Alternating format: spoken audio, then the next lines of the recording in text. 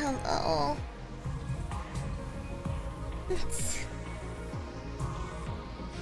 Hello, everybody. Hello, hello, hello. Good morning. I may have taken a nap. And I just woke up. I made too much food this morning and I think it like made me die. I was cooking. I don't know why, but I forgot I had some leftover noodles, or what is it, like leftover spaghetti, or I guess it's like fettuccine noodles or whatever. I was like, oh, I gotta make use of the last of this before it goes bad, you know? So I decided to make some basil pesto spaghetti. So I just made some, but it was a little bit more than I expected. But I was like, you know what? I'm gonna eat it all. So I ate all the noodles and I was like, yeah. And then I was like, whoa, I'm way too full. I'm very stuffed. And then I lay down on my bed and just like threw on some random video, and then I knocked out for like an hour or two.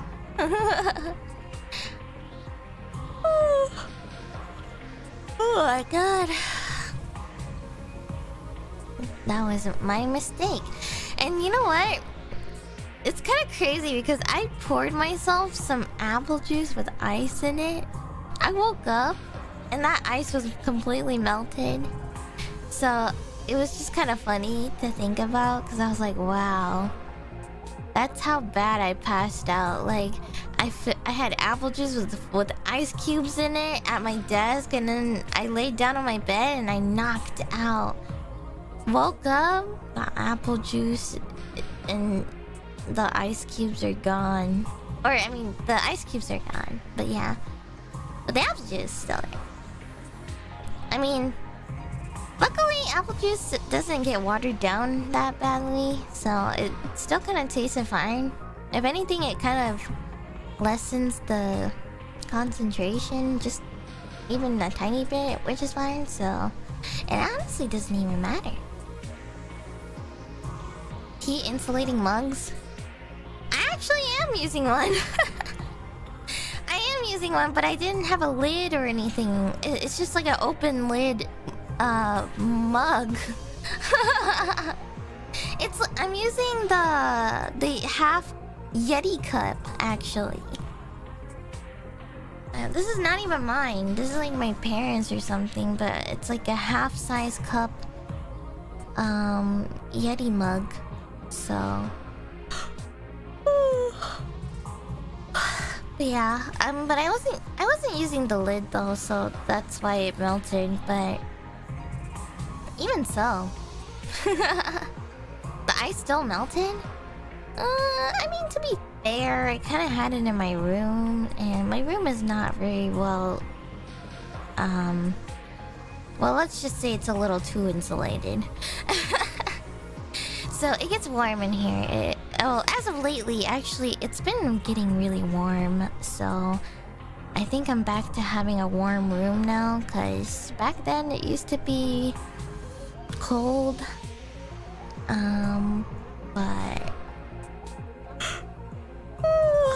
But actually, it's been getting really warm, guys. Like outside, it's been, I wouldn't say too hot or anything, but it's getting warmer than usual. So yeah, it's been kinda getting a little hot in here. So anytime I play games or heavy games now, it's like coming back to me now. Which is a bad sign, because that means Summer is coming and I don't want summer weather to come. I prefer it to be cold and chilly. That's like the ideal. Actually, even like last night, I think for me it was pretty ideal. Just a little bit chilly, a little windy, you know? Cold breeze blowing in your air just a little. It's not even like that bad. You could just wear a hoodie, you know?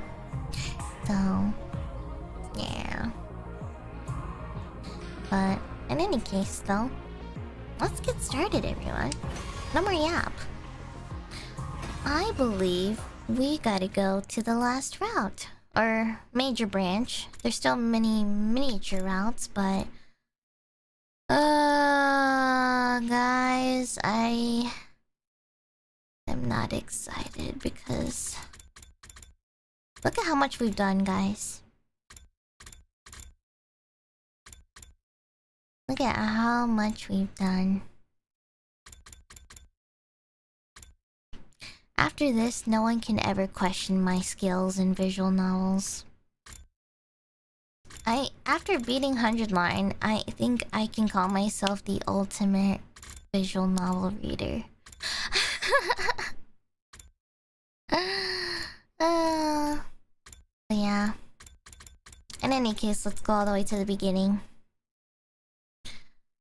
Alright. Here. So, we just completed the one where... we decide which school to save. And now, to the very last beginning route. We will now split up into a lot of different ones for the rest. So... yeah. We're gonna go here. So for this decision, we must not reveal our secret of being a time traveler. Or timeline jumper, I guess. Or, I don't know. I mean, I guess we went back in time, so... yeah. Umineko? That's the one game I still have yet to try. I wish I could stream it. I really wish I could. But I think there's like a certain point where I have to stop. And, I don't want to do that. So... and... to be honest, I don't really read visual novels if it's not for stream. Or like, it's hard to get through a visual novel offline by myself and all, but... yeah. But it's a bit rough because most visual novels it's really hard to stream most visual novels because that's just how they make money. So, you know, that's kind of the whole thing, or like the whole overall rule of it. So, yeah. So very likely I'm not able to really yeah. Higurashi.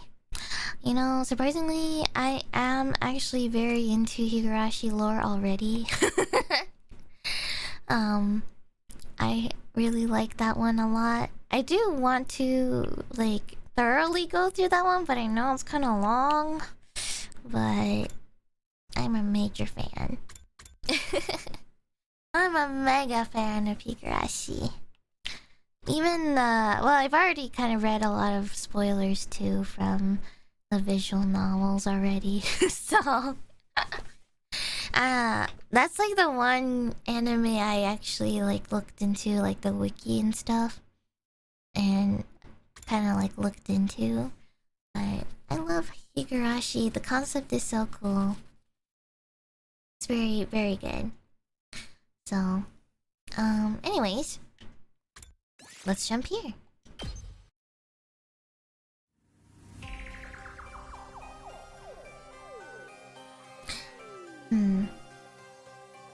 You will probably like Umineko? Yeah, I know. That's why I'm interested in Umineko. Because I know that it's from the same author. That's actually how I found out about Umineko in the first place. So, I'm excited. Hopefully one day I have the motivation to actually sit through Umineko. I mean, I guess the downside is not being able to stream it all, but like maybe the positives is that if I do have motivation to try it out, I can actually just like read it at my own pace, you know, I don't have to read out loud or anything. So I can actually really just like skim through it better. Or like, not skim, but like, you know what I mean? I don't have to read it out loud, I can just read in my head, so... Okay, so... Okay, so... Let's get back into 100 line now. And sorry if my voice acting is not good, because it's been a while, it's been 2 weeks.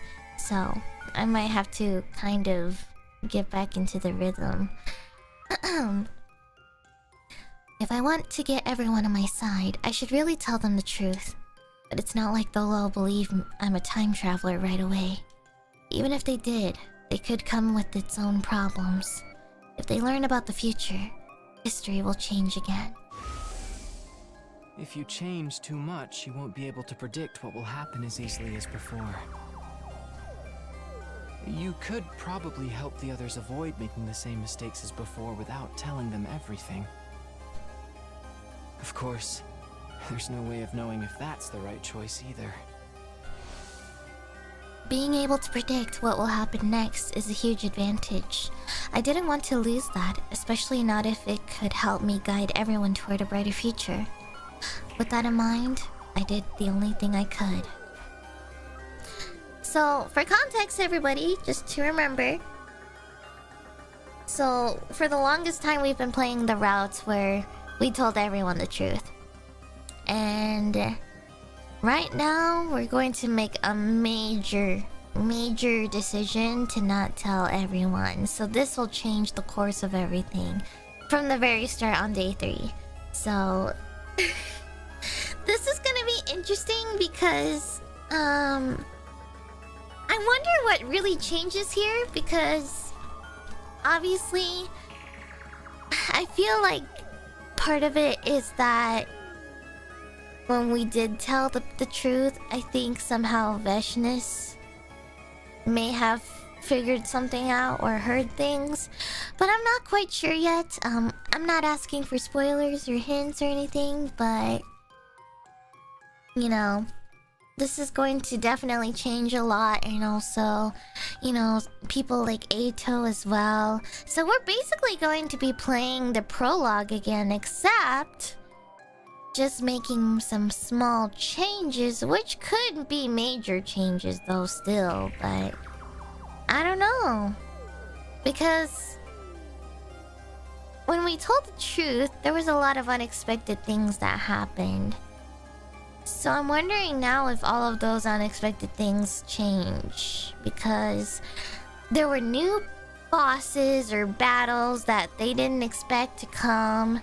And, you know, they didn't expect Veshness, they didn't expect Dalshan. So I'm wondering if it's possible we will not see them, maybe. But I don't want to confirm or have anyone, you know, say any spoilers or anything. But yeah.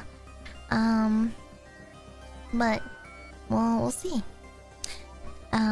Yeah, then, just again, guys, no spoilers, no hinting, no confirmations for this route.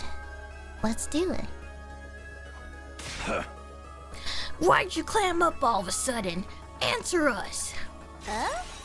How'd you know Ato was a traitor? Well, I lied to them. Last night, I went to Ato's room to talk to him about what we were going to do here. And I just happened to see his diary left open on his desk. He'd written out his whole plan on it.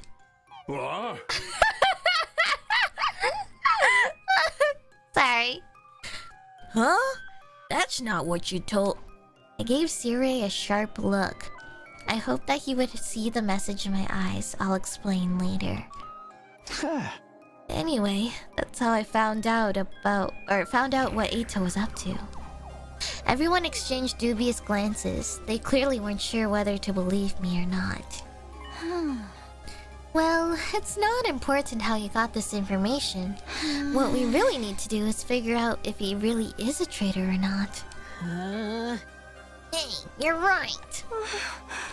Let's go hear what Eito has to say about it. Oh god. I agree with my dear sister. The others nodded in agreement, and they all started filing out of the war room. Oh god. What? Don't you guys believe me? Sirei ran off after them, leaving just me and Hiroko. For some reason, she was looking at me with an odd, confused expression. Why? Oh! She muttered that single solitary word to herself, then left. Did she say why? Why what? Oh, whatever.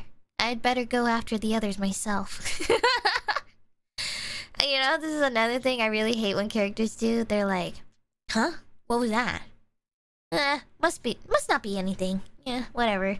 I better go. I hate when they do that in visual novels, man. They're like, huh? Why'd she do that?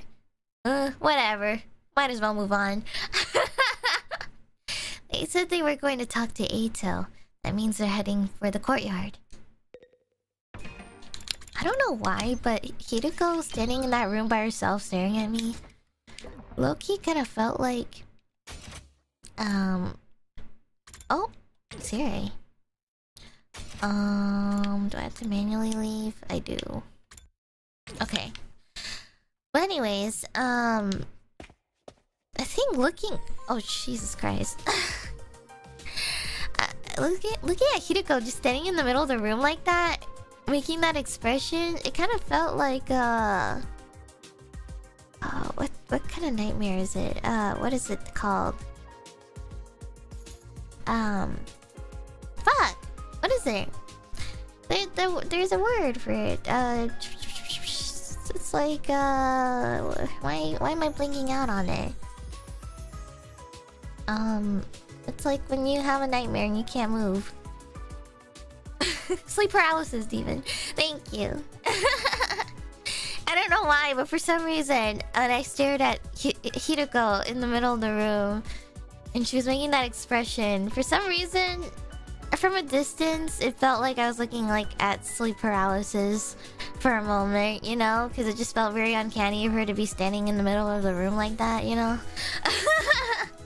I mean, I know it's not dark and everything, and normally when you do have sleep paralysis, it's like usually dark and almost near pitch black, or it's hard to see, or it's blurry, but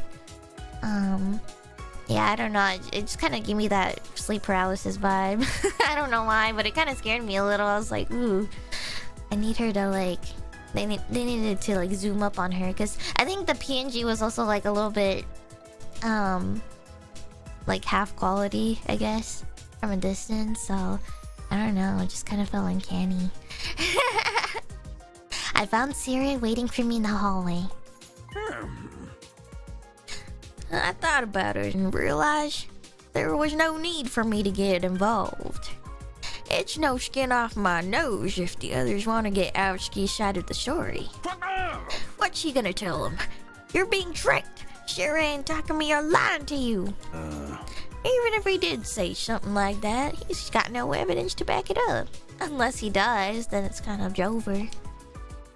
I, on the other hand, have footage of his sudden change in demeanor and everything he said last night. Let them talk to him if they want. You and I have other things to discuss. Let me guess.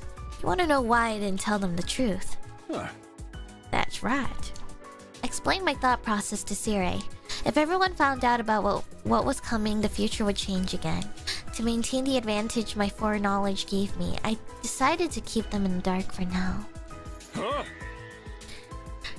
Didn't you come back because you wanted to change the future, though? Yeah, but to a future where all of us survive. If I can't do that, there's no point in any of this. I want to be the light that guides us toward that future. I see. In other words, your ultimate objective is for everyone to watch the final attack together with smiles on their faces, yes? Not exactly. I really couldn't care less about the final attack. But he had the part about everyone being there right, so I just kept quiet and nodded. I like it. Your interest and mine match up perfectly. So what do you say we work together? I'll keep it a secret from the others that you came from the future. If it'll help the Special Defense Unit function more efficiently, I'm more than happy to practice a little deception. As if he's not already. Thanks. I appreciate it. One more thing. How much do you know about our mission here exactly? And so I told Siri how things went down during my original 100 days at the academy. So Takumi doesn't know yet. He doesn't know what the truth is about everything. So obviously he's not gonna know much other than the little bits and pieces they learned from the prologue. Starting with what happened when I went to the second academy and met Nigo and the other team members. Then the revelations that followed: World Death, Cryptoglobin, the Exodus Project, and the artificial satellite. And of course, the fact that the boy made of undying flames we'd spoken with last night was what, or rather, who was in the defense room. I told him more or less everything I knew. The only thing I left out was what I learned about Nozomi. The secrets she'd shared that first time we were between her and me. Ah, I see. And is that all? Is that all? You mean there's more? What? No, of course not. You've already learned a crazy amount of stuff. That's enough, isn't it? Actually, there was still something that was bothering me. Right. That's what you think the truth is. You got it all wrong, though. Anyway, I'd better get going. I'll pretend like we never had this conversation. All sneaky like. Sneaky, incognito, reliable, ethical, inside man. That's me. Siri hurried away, looking more suspicious than sneaky. Do I really not know the whole truth yet? Was Eito right? Well, even if he was, it's no use asking him now. So, I actually don't remember, or if I don't think we've ever figured this part out ever yet, but Eito somehow knew the truth from the prologue, and I don't know if we've ever really resolved that yet. So maybe this is the route where we do find out. I don't know. Because I'm pretty sure from all of the other routes so far, I don't think it explains how he knows. I believe. I don't remember. It's like, I'm trying to think from before day 3. There's only one explanation I can think of, but I don't know. Because we haven't played the beginning of the game for a while. So I'm trying to think what else could have happened at the start, you know? And I'm thinking the only other possibility is either Eito's also a time traveler like Takumi as well. It's the only explanation I have, but I don't know. Well, even if he was, it's no use asking him now. This version of him has only been here for 3 days. He doesn't know all the things he told me in the defense room back then.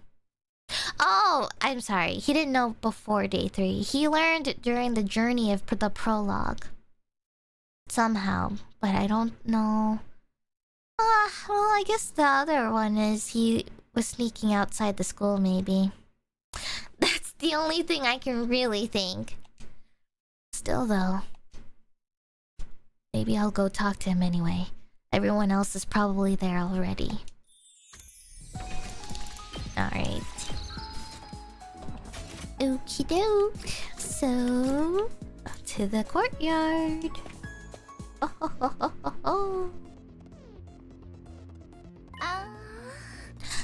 Oh, hey Takumi.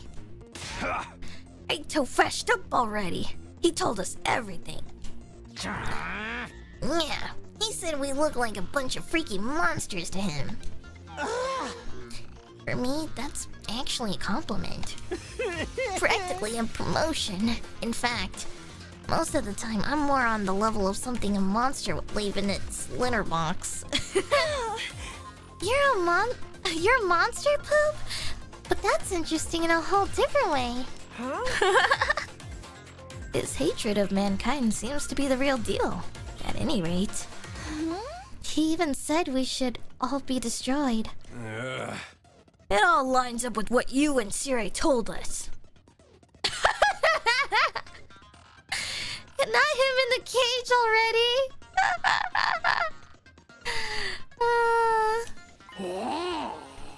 What are we gonna do with him now? Chuck him in a barrel of used needles and see what he catches? What do you think we should do, Hideko? Oh yes, you've been awfully quiet today, Miss Shizuhara. Something on your mind? No, not really. Hideko's eyes darted toward me, almost like she was watching to see how I'd handle all this. Okay, so...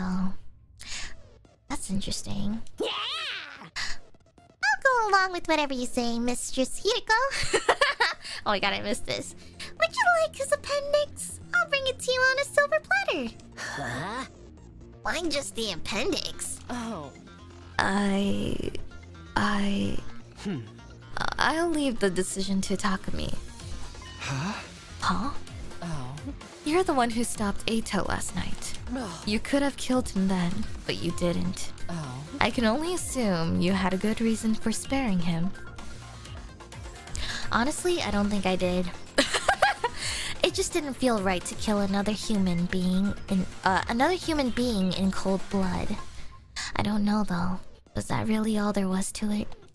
I know an insignificant pile of monster poop like me has no right to weigh in on this. But I think we should let Eito live too. He seems really smart, so if we play our cards right, he might be useful to us. We gotta respect life too. Even soup stock carries the soul of the veggies used to make it. Huh?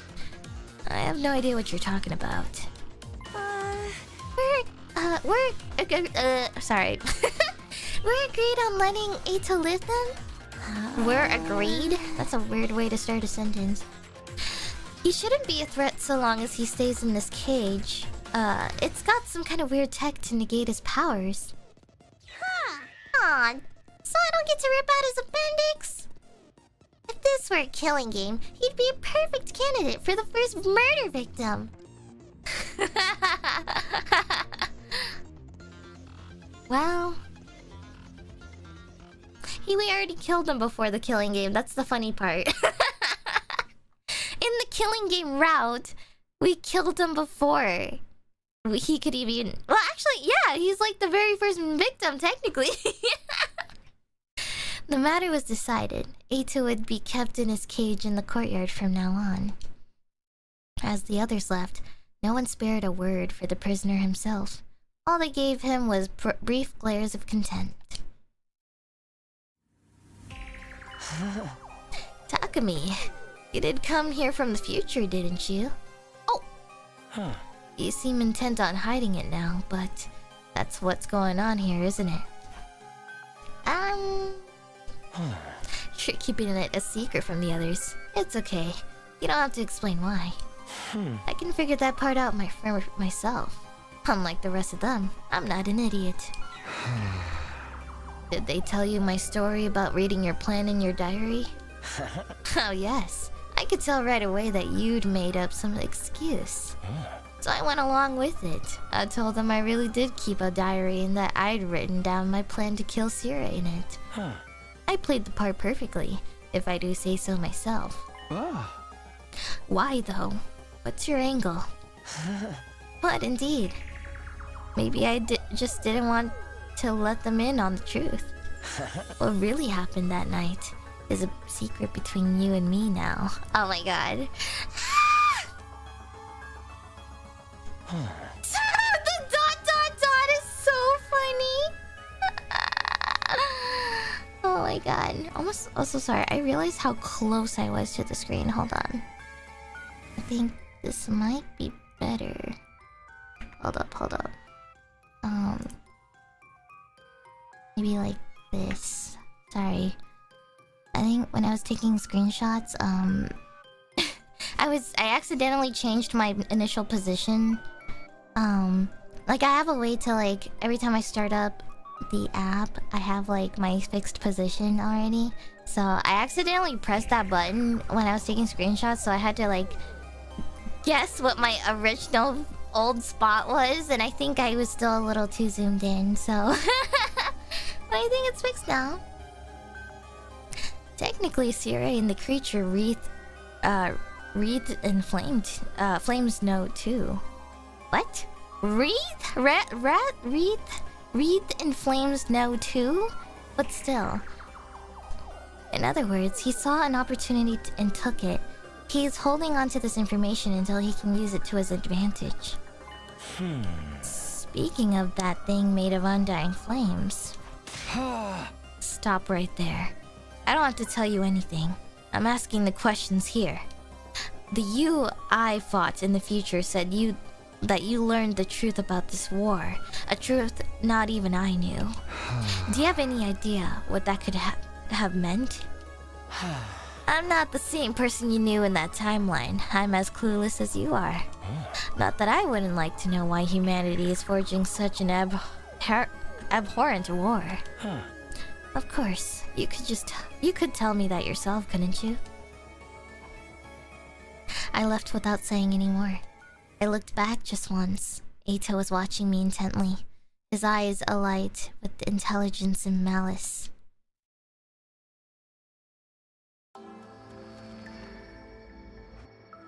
That afternoon, after lunch, we made our way to the war room and speak to Sire. Never did get a chance to get you to spill the beans about the truth this morning. You are going to tell us, aren't you? When we asked yesterday, you said it wasn't something you could decide on your own. Yeah. Which means there's someone above you calling the shots, right?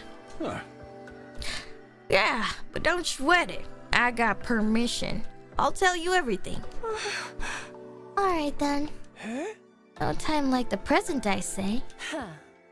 Go ahead and tell us what's going on here. Siri nodded and began his explanation. None of it was new information to me, though. It was the same stuff I had learned during the first 100 days. World Death, Cryptoglobin, the Exodus Project, the artificial satellite, the boy made of undying flames in his physical body in the defense room, the existence of the Second Academy and the 5 other fighters there. It all felt so familiar. There was nothing there to surprise or unnerve me. Everybody else was just as shocked as I expected, though. When it was all done, they stood there dumbfounded, trying in vain to take it all in. By the time Siri had finished his explanation, the whole day had passed us by. What exactly does all that mean for us? Weren't you listening? We're about to hold a killing game, duh! Nobody said anything about that. In other words, we need to defend the school for the next 97 days. When we do that, the missiles that the baby has been charging up will be launched. One final attack to wipe out all remaining life. Including the invaders. And that'll stop world death once and for all. It's basically like winning a killing game on a worldwide MMO scale. But we ain't gonna get caught up in it ourselves. Right before the attack, we'll board an escape pod.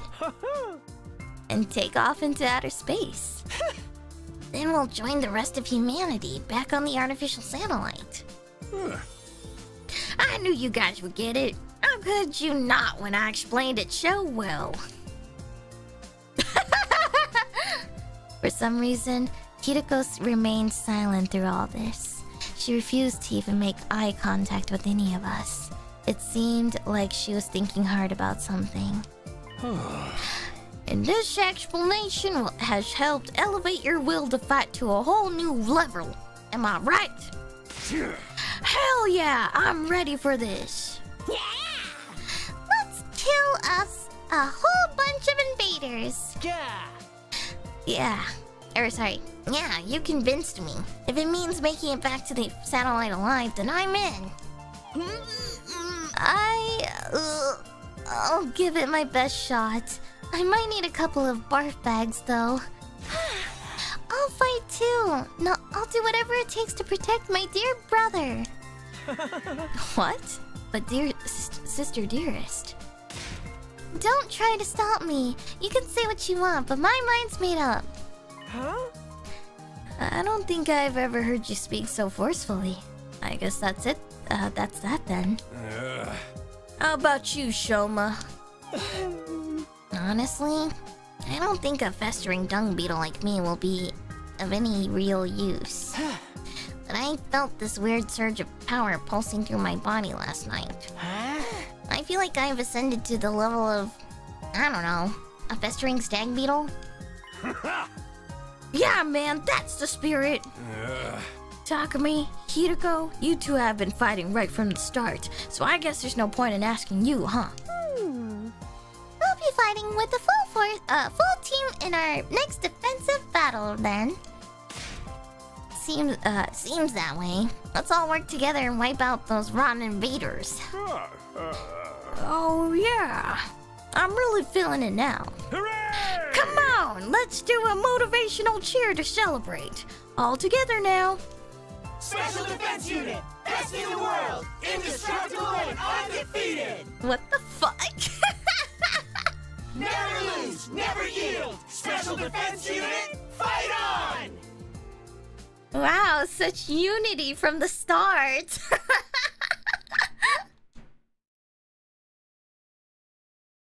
Unfortunately, or perhaps fortunately, I didn't get caught up in the pep rally mood Siri had going on. In my last timeline, Gaku, Tsubasa, Shoma, and the twins hadn't made up their minds to fight until much later. Had hearing the truth really motivated them that much? Or did their sudden boost in power have more to do with it, like in Shoma's case?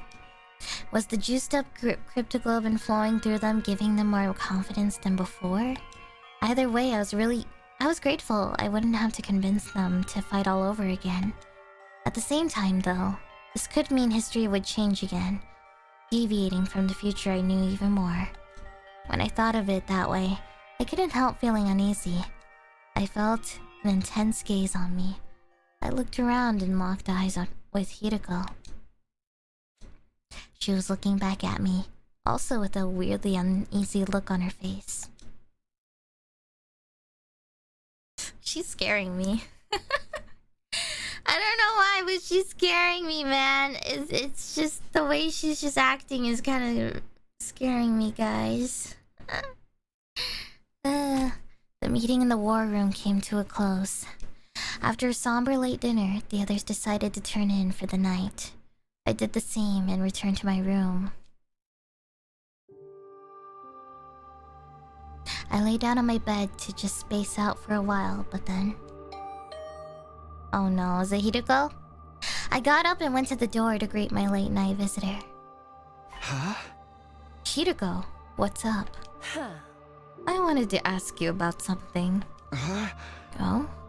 What is it? Oh. After we spoke to Eito in the courtyard, I went back to his room. Oh. I searched it from end to end, but I didn't find any diary. Oh! You've been lying to us, haven't you? Oh, what? Me? Lie? I don't know what you're talking about. You're from the future. You traveled back in time somehow and ended up here. That's how you really knew what Eito was up to. Am I wrong? Being confronted with the truth so abruptly threw me for a loop. My face tensed up and my palms began to sweat. How could you possibly know that? I realized too late that I shouldn't have said that. It was practically admitting she was right. Hideko must have realized it too, although in her case, she seemed to relax a little. I thought so. Well, that's all I wanted to know. I'll be going now. Hey, come back. Tell me what this is all about. I knew you were acting weird today, ever since yesterday when I lied to the others, actually.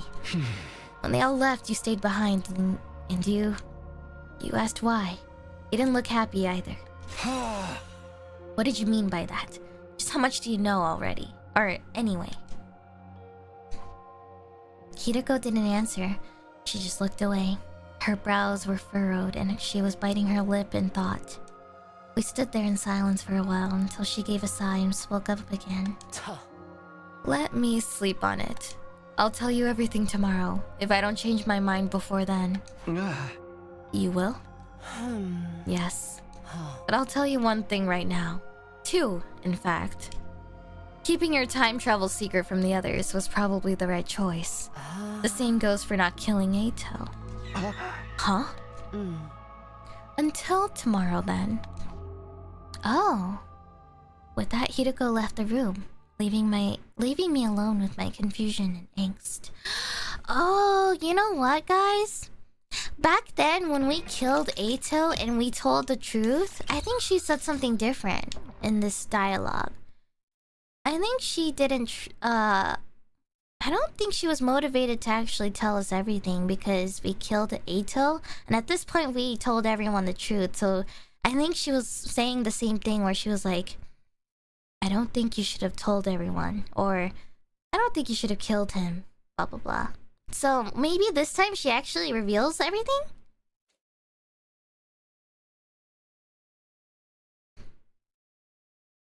Maybe she actually tells her secrets. I don't think she ever actually told us. I think Hideko... What the fuck? Oh. I think Hideko still hasn't really told us everything about her. I believe. We still never figured out what Hideko actually has seen, I believe. We knew she was a time traveler for a while, but she never actually told us or gave us any details of her own journeys. So... it's like, I'm not really sure what she remembers, but I'm curious to know what this version of Hideko has to say.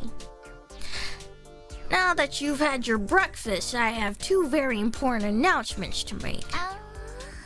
Announcements? Woohoo! First of all, I've decided to give you the run of the school. Every classroom is now unlocked. I'd originally planned to open them up little by little, but I was really touched by your show of determination yesterday. Consider this your reward. Awesome! Dibs on first try in the canteen room. Whatever that is, we don't have one here. What about the second announcement? In other words, to make you a more efficient fighting unit, you need a team leader. The invaders have commanders, so we should have one too. And the position goes to... Seriously? You want me to be the leader? Ew. Nobody said anything yet. Yeah, besides, it's Shimeno. Huh? Me? You exposed the traitor in our midst and saved your commanding officer from a terrible fate. You've also demonstrated your ability to rally others behind you. Your personality makes you a perfect candidate too. What do you guys think? Any objections? I think it's a good idea. Yeah, I'm fine with it. I'll cast my vote for Takumi too. Although in my case, it's probably only worth 0.0000001% of a normal vote. It's always the Red Ranger that leads the team in those hero shows. Takumi's got red hair, so he should do fine. Oh my gosh. Oh yeah, that's actually kind of true though. Takumi does have red hair. He is the Red Power Ranger. Oh my god, that's so funny. My dear sister and I dress in red too, but Mr. Samino is probably the better choice. I had a vision that this would happen. Takumi will lead us all toward a brighter future. Fine. If that's how you all feel, I'll step down and let Takumi take over. I'm more the cool outsider type anyway. How about you, Shizuhara? Hideko took a moment to think about it before answering. Oh. I have no reason to oppose this decision. Good enough for me. Takumi Shimino, I hereby confer upon you the position of captain of the Special Defense Unit. I expect you to help your team members grow and lead them all towards a spectacular victory. What was I supposed to say? Thanks but no thanks? I don't think anyone would have let me weasel out of it like that. Instead, I resigned myself to the inevitable and nodded. Yeah, okay. I'll do my best. I mumbled a half-assed acceptance. Everyone said things like, "Nice to meet you, Captain," or "Don't let us down, Captain." I think they were just teasing me, though. After a few slaps on the back, they filed out of the cafeteria. Last to leave was Hideko. I hurried over to her before she could get out of the door. Hideko, wait. What is it? What do you think it is? We're supposed to talk. You told me you'd tell me what you've been hiding today. I don't remember making any such promise. What? I said I'd tell you everything if I didn't change my mind. I thought about it all last night, and unfortunately for you, I did change my mind. You've got to be kidding me. I have never kid anyone in my entire life. Hideko pushed her glasses up the bridge of her nose for emphasis. She looked tired out somehow. I thought you were on my side. Your side? You didn't object when Sire made me captain. That doesn't mean I approve of you. I just thought that if you were leading the team, it would make things easier for me. Much better to have a figurehead in place so no one will bother me. A figurehead? In other words, you're a puppet leader. You could have just taken the position yourself. I'm really not the type to take the lead. Besides, I've seen this play out before. What are you talking about? Forget about what I said last night. Just move forward and do whatever you believe is best. With that, Hideko turned and left. The clacking of her heels echoed through the cafeteria, down the halls, and eventually faded away completely.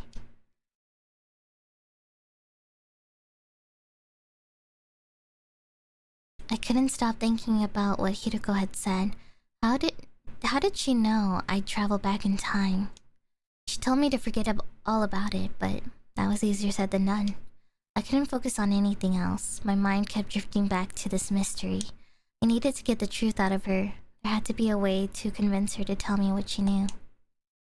Having decided that, I wandered all around the school looking for her. By the time I actually found her, the sun had already started to sink below the western horizon. Oh! I found Hideko in the war room. Siri was there too. They hadn't noticed me, but seemed to be talking about something serious. I hid behind a nearby pillar, hoping I could listen in on them. In the end, I couldn't hear a thing. If those two were talking in secret, it must be about something important. What were they keeping from me? I was getting more and more curious. I cupped my hand around my ear, but all I could hear was my pulse and the electronic buzzing of the nearby machinery. Damn it. Cursing wouldn't help, I knew that. All I could do was watch them as they carried on their mysterious conversation. I must have stood there like that for a pretty long time. Eventually, Sire handed Hideko something. It was small and fit into the palm of her hand. Is that the bomb remote? I couldn't make out what it was from where I was standing. Did she get some kind of allowance from him? No, it couldn't be. Whatever it was, Hiroko slipped it into her clothes and left the war room. Siri followed suit a little while after. I'm pretty sure he handed her the remote bomb control. But it could be either Takumi or it could be Ato. Is what I'm assuming or thinking. Because I guess if like... if anything goes wrong, she can just blow us up. So maybe she either volunteered to... or like, I don't know. I mean, that's just my guess. My theory. All that time and I still didn't find out anything useful. What could Hiroko have been talking to Siri about? And what was that thing he gave her? I should go after her. I still have so many questions that need answering. It was past 11 p.m. by the time I headed back to the roof. I was still reluctant to give up and go to bed though, so I decided to knock on Hiroko's door instead. But when I got there...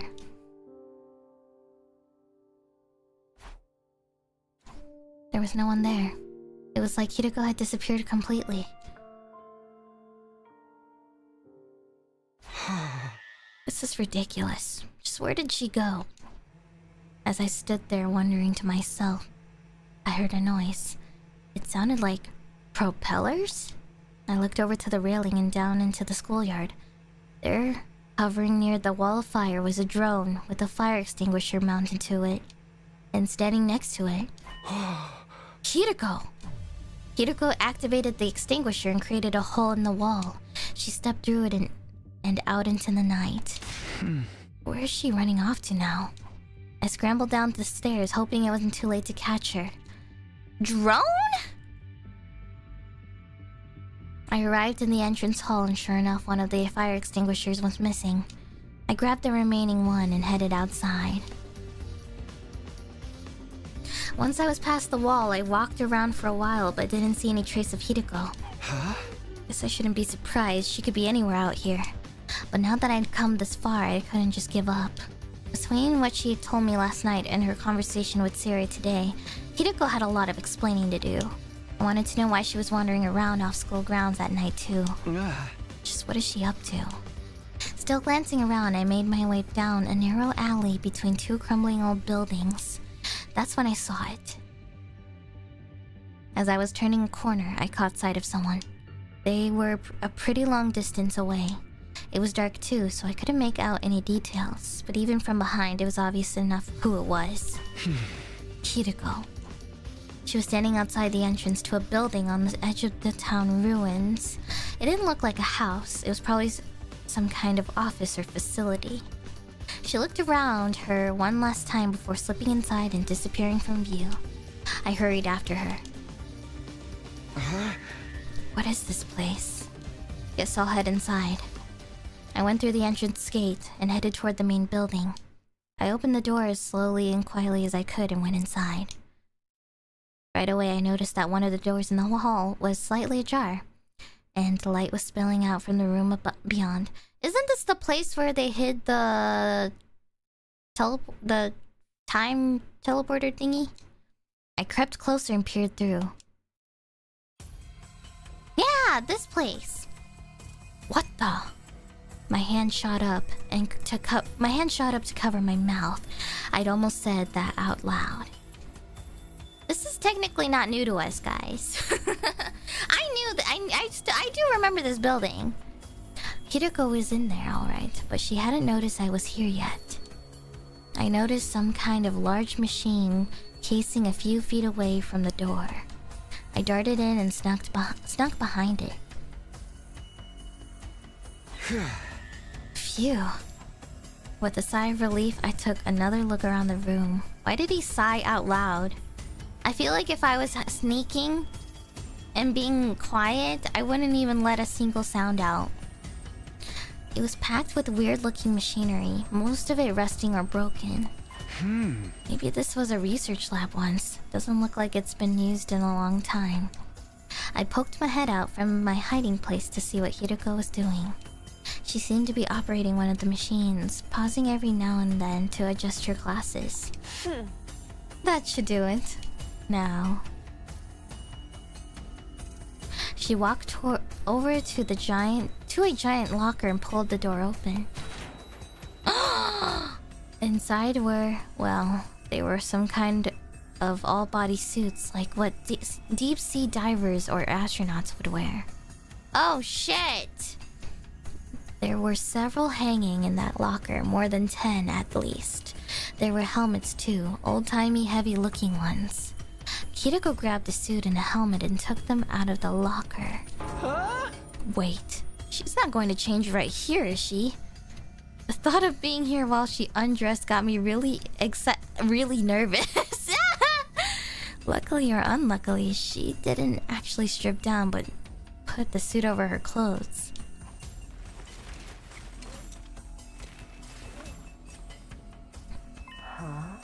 There, ready to go.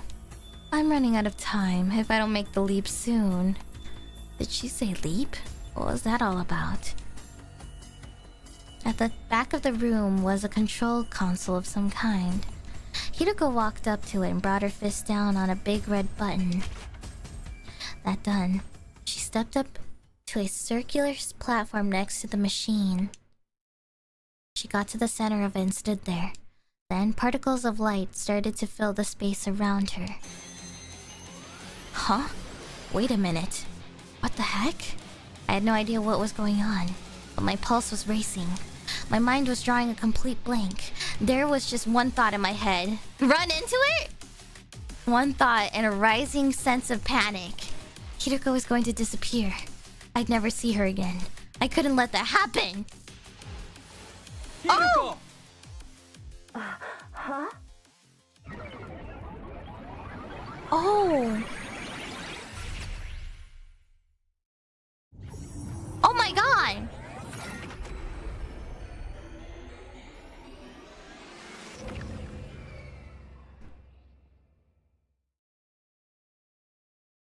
What the fuck?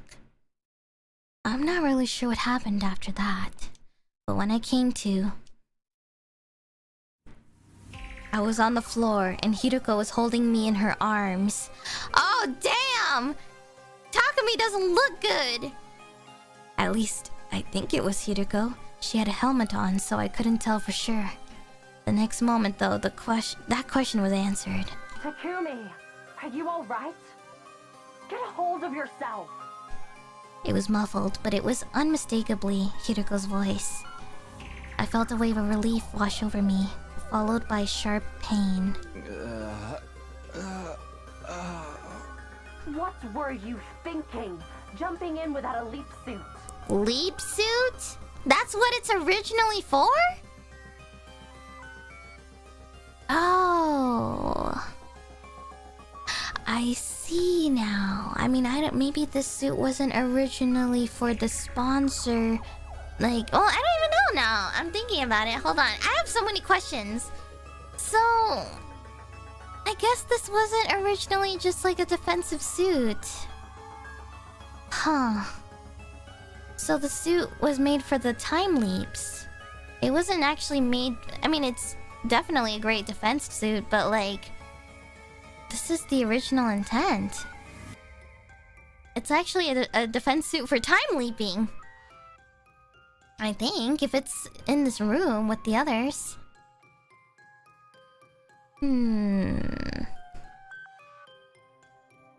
Interesting. And I do remember there was a time where, what was it? Eito had a suit as well, I believe, but there's still many questions though. I wonder why there was like multiple sponsors in that moment, because I think some people used the time machine and went to other parts. So I wonder if Hiroko was using this and maybe she had intent to... I don't know what her intent is, but my theory is that she wanted to go kill someone in a different timeline maybe, so she's wearing the suit to cover her identity. That's my only guess. My only guess is she went to jump to a different timeline so she could kill somebody in that timeline to prevent something or whatever the case, you know? But I don't know. I don't want any confirmations or anything, or hints or potential possibilities if you already know the outcome. Leap suit? Is that what the thing you're wearing is called? Yes. If you perform a parallel leap without one of these, it puts an incredible amount of strain on your body. What's a parallel leap? She didn't answer, and because of that helmet, I couldn't see what kind of expression she had on her face. What are you doing here? I followed you. I had some questions for you, about 100 of them at least. Although now it's more like 200. At least your head wasn't seriously damaged. How's the rest of your body? It feels numb. I don't think I can move. I feel really cold and nauseous too. If you're going to throw up, do it after I leave. Leave? Where are you going? Back to the academy. You're going back already? Why? I don't have time to explain. It's already past midnight. Midnight? What day is it now then? Day 5, technically. Late night, day 4, or early morning, day 5? What does it matter? Are you trying to waste my time? I have to go. You stay here and rest. I mean it. Don't you dare move from this spot. We are probably not going to stay in the spot. Hideko stepped away from me and made her way to a nearby locker. Not the locker she'd taken the leap suit from, a different one. She opened the door, revealing 2 drones, both fitted with fire extinguishers. Huh? 2? That didn't seem right. If Hideko used one of them to leave the school, where did the other one come from? I'd left the extinguisher I used outside, leaning against a wall. It couldn't have ended up here somehow, could it? While I was still trying to make sense of everything, Hideko grabbed one of the machines and rushed out of the door, still wearing her leap suit. After lying there for a while, the feeling started coming back to my legs. Pretty soon I was able to move around again and got to my feet. I'm still in the same place I was before, right? It looks the same anyway. It happened when I dove into the circle of light after Hideko. And how long did I black out for? It didn't feel like a very long time, a minute at most. What could have happened during that minute? No use thinking about it now. I should go after Hideko. I went to the locker and took out the other extinguisher drone. The paint hadn't completely faded yet, but I pushed through it and made my way outside. Uh-oh. I knew where Hideko was going. She told me herself, back to the academy. I still didn't get why, though. Hideko had left the school in the dead of night, went to a weird research lab, and then went right back to the school again. What was she doing? What was it all for? I kept pondering these questions as I made my way through the ruins. Eventually, I came in sight of familiar territory. Last Defense Academy, standing there just like I'd left it.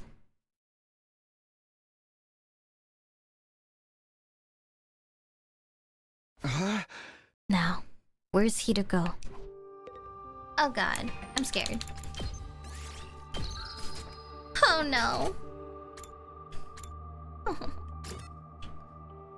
The morgue? Okay.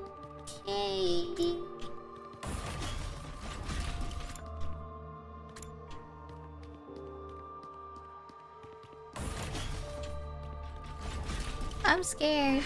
Oh. Huh? Isn't this classroom usually locked? It looks like it can be. Looks like I can get inside now. Huh? What is that?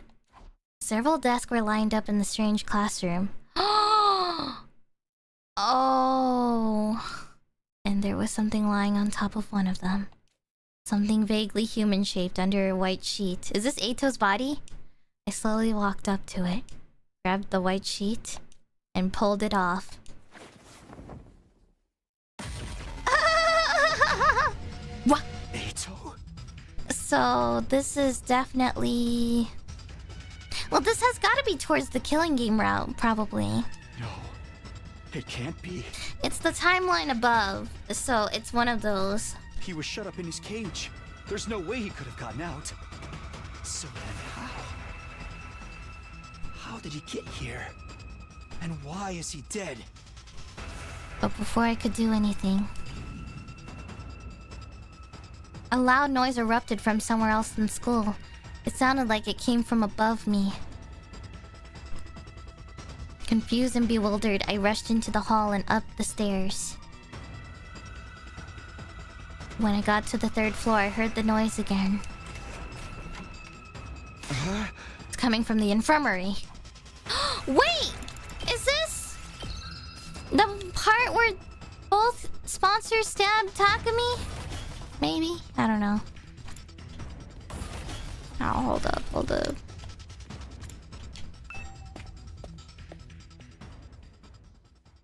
Somebody was collapsed in one corner of the room. Oh, sorry. That was the other room, sorry.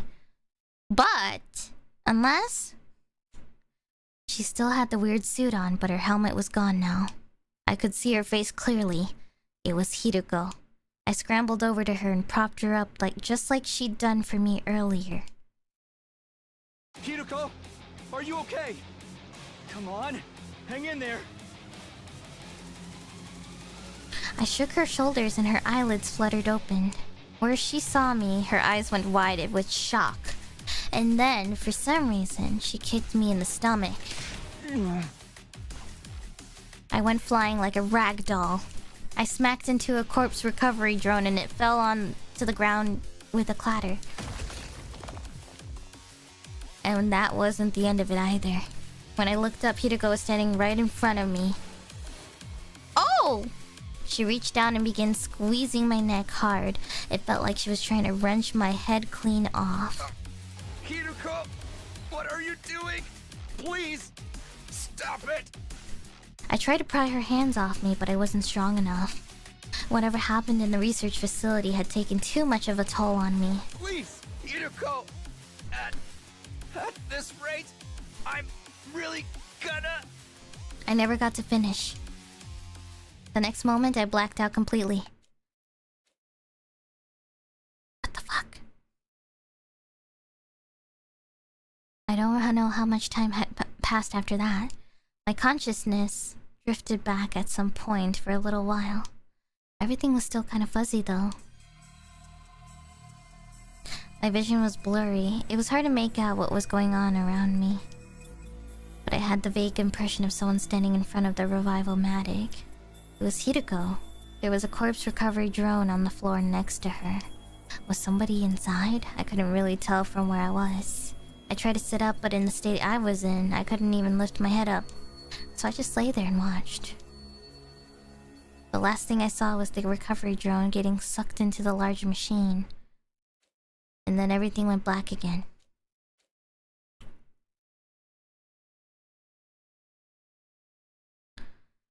The next time I woke up, it was a lot more sudden and more violent. I was on my feet, forced to stand with my arms held behind my back. Don't tell me. Was that all just an act? People do tell me I have a talent for inhabiting a character. You sure fooled me. It's me. I was Hiruko all along. Yeah, I know. I looked over at the revival-matic. It was empty, and the drone from before was gone. I only wish this was just a play. Then maybe we could rewrite the script so I wouldn't make such a terrible mistake. A mistake? I couldn't save him. I had no idea what Hiruko was talking about, but it felt like it would be a bad idea to press her on it. Her voice was small and fragile in a way I hadn't heard before. Well, we're done here. Let's get going. Huh? We're going back. Back to where we belong.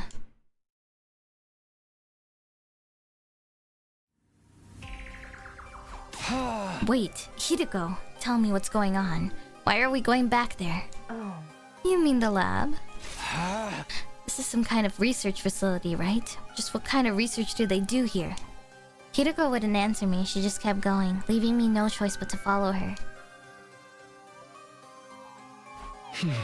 Kiriko, please, tell me what's going on, I'm so lost. It's bad enough that we're in this weird lab, but also I saw a body back at the school. A body? Yeah, it was Eito. I saw him with my own 2 eyes. He was in the classroom on the 2nd floor. He'd been drained. He was just a dried up husk. I see. Is that all? Aren't you shocked by that? Not especially. Seriously? Kiriko turned away, shutting down any further conversation. She began flipping switches and turning dials on different pieces of machinery around the room.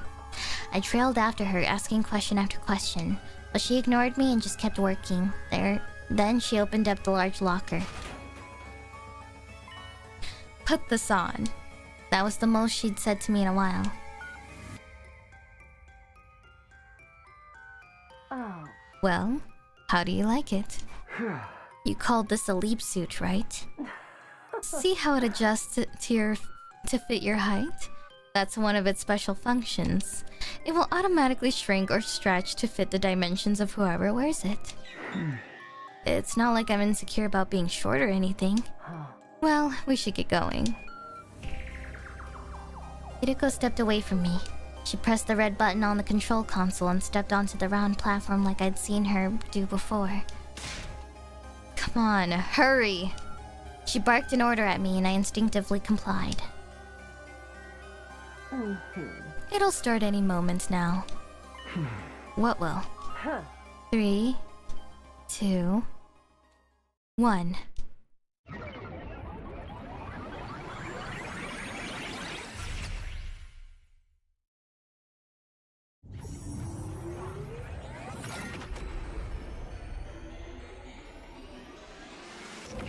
You know, in Zero Escape, they call this shifting.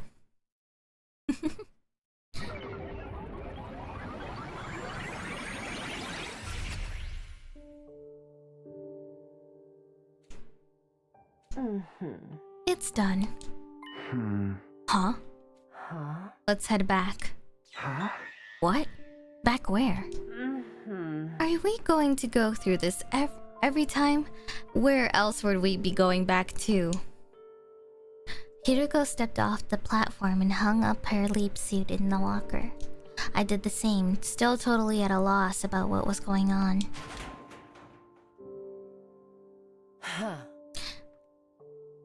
Don't tell anyone what you've seen here today. You understand what will happen if you do, don't you?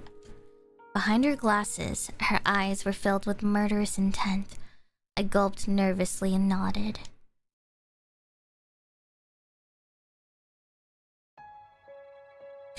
It was around 4 a.m. when we got back to the school, and still dark.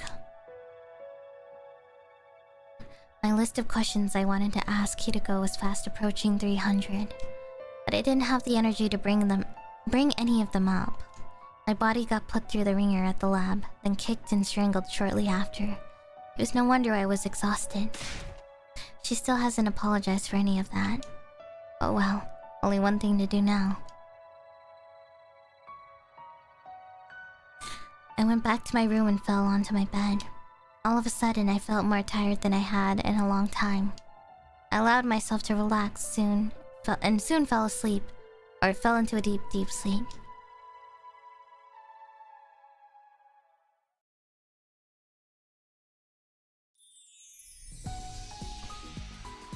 I woke up and went outside, realizing I must have slept away most of the day. I didn't feel so tired or beaten up anymore, but my head was still as fuzzy as ever. Not so much from fatigue as the 300 or so questions swirling around in my mind. For now, I decided to focus on just one of them, and I knew which one. Eito.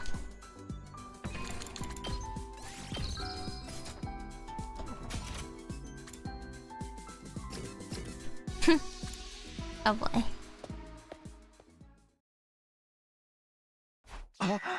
Huh? Eito, you're... What's the matter, Takumi? You look like you've seen a ghost. Not that I've ever seen a ghost myself, or seen how you look when you've seen one. When you think about it, isn't that expression a little problematic? I mean, it's hardly showing proper respect toward the dead. You're alive. In response to my comment, Eito put his hands on the bar of his cage and pushed against them. Last time I checked, yes. If I were a ghost, I'd had phased out of here a long time ago. What's going on here? I saw his body just last night, didn't I? Hey, yo, Takumi, are you being for real right now? What do you mean he's still alive? You can't be playing dumb, man. I hate this. Takumi, what the hell? Seriously, Takumi, what's wrong? Did you come across a corpse that looked like me or something? For someone who has done time travel, Takumi is clueless as fuck. You know, this also is another thing I hate. Actually, too, in like movies or shows or like visual novel reading and stuff. I hate when they've gone through a major event and they act dumb afterwards. Like this, you know? He just went through that whole like timeline jump sequence and everything, and now he's still acting like he never did it. Like, let's be for real, man. He's quick on the uptake as always. I barely said anything and he's figured it out already. You might not believe it, but I know how to keep a secret. I still haven't told anyone about you coming from the future. If you need someone to talk to confidentially, I'm always here. Come on, tell me what happened. Don't tell anyone what you've seen here today. You understand what will happen if you do, don't you? I knew better than to take that risk. I left without saying another word. Oh, but you just did, Takumi. You literally spoke out loud. You literally almost slipped. That night, the others ate a sumptuous dinner in the cafeteria before heading back to their rooms. I struggled to force down a few spoonfuls of rice porridge. I put it aside and stopped TooKyo before she could leave. TooKyo, have you got a minute?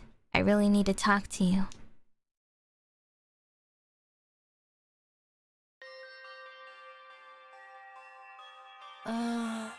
This is that classroom that's always locked. Yeah, I asked Siri to unlock it for us. Why did you bring me here? This is where I found it. This is where I saw Eito's body last night. He'd had all the blood drained out of him. Someone must have absorbed his cryptoglobin. But then when I checked again today, the body wasn't here. But that's not the weirdest part. Eito's still alive. He's in his cage like normal. I even spoke to him. And I got to thinking, and this has something to do with that weird lab, doesn't it? Oh my god. You mentioned something called a parallel leap before, so this guy hasn't figured it out yet. Okay. That's what we did when we used that machine, right? I still don't really get it, but I get the feeling that's why so much just doesn't seem to add up. I see. So he didn't know what was going on that entire time. He thought it was still just... He thought that was happening still at the old original timeline, I guess. So he was like being dumb. I guess that makes sense now. Hinako was silent. It wasn't all that surprising. The way she'd been acting, I didn't expect her to tell me everything just like that. But I wasn't giving up. Instead, I ushered her into another room.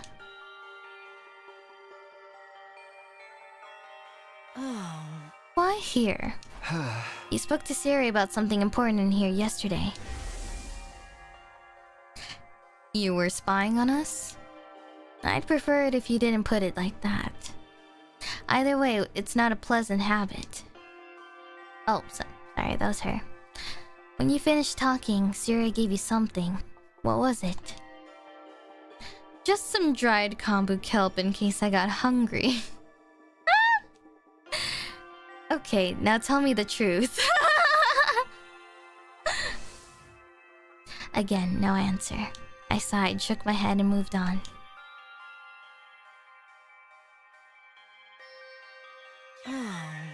Quite the little tour of the school you're taking me on. Huh? This will be our last stop. Last night, I rushed in here and found you passed out in the corner. I had no idea what had happened, and things only got more confusing from there.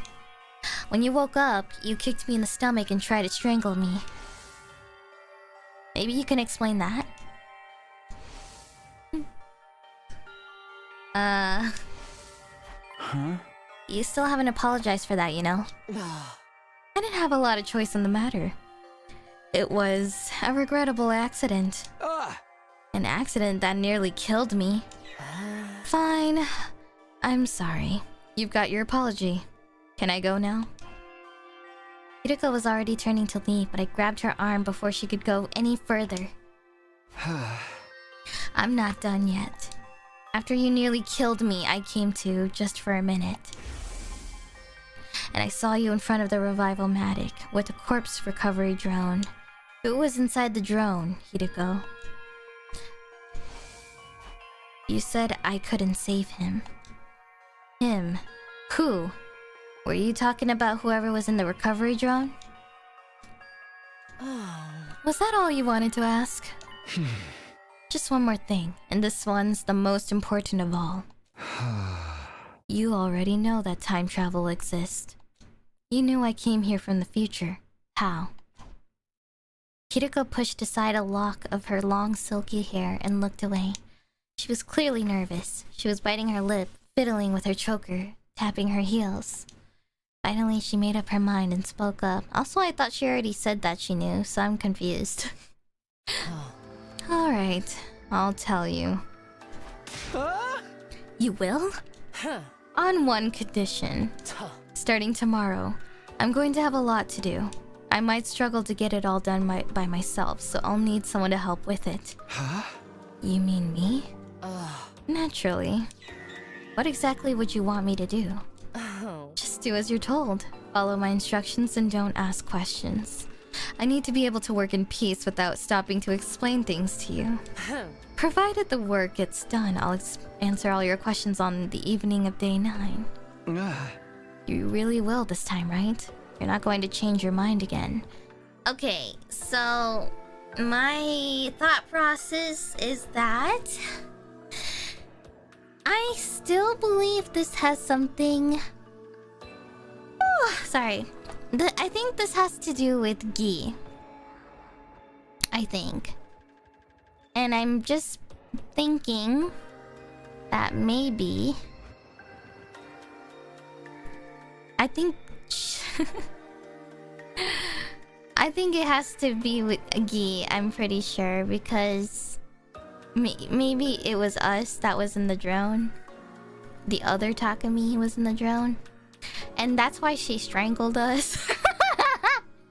She strangled us because she probably thought we were Gi. So she immediately like took action. She just fucking, you know, she woke up, she opened her eyes and she thought like Gi was like gonna fucking attack her. So she started strangling and attacking him and all that. So then he was like, what the fuck, man? And then yeah, I mean that would make sense, right? She came back to basically stop Gi in that timeline. I guess that would make sense. That's why and that's why the whole sponsor thing happened. I think the two people that like the two sponsors that stabbed Takumi in the chamber room or whatever, it has to be them two, right? Surely they went to stop him because she's probably going to be like, alright, Takumi, here's the plan. We're gonna be the sponsors and we're gonna go find Takumi in the other timeline. And then we're gonna go and stab him with a syringe. And we're going to basically try to get Gi out of him. And then we'll put him back to where he belongs in the timeline, but like, I don't know. This is just me thinking out loud. You don't have to confirm or anything, because that is kind of just me thinking out loud, but yeah.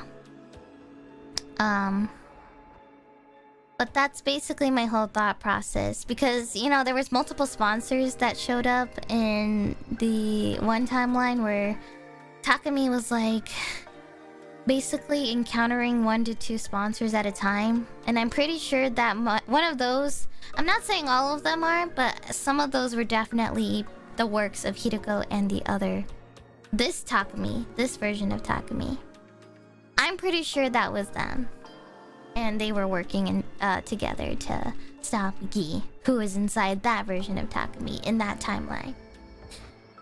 So you really will this time, right? You're not going to change your mind again. I give you my word. Just so as long as you hold up your end of the bargain. Hideko looked me dead in the eye. I met her gaze without flinching. Okay, you've got yourself a deal.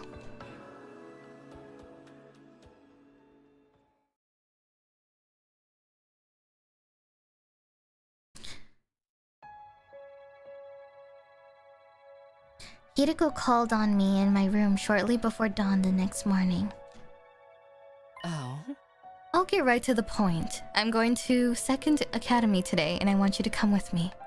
I'm sure you understand why we're going. Huh?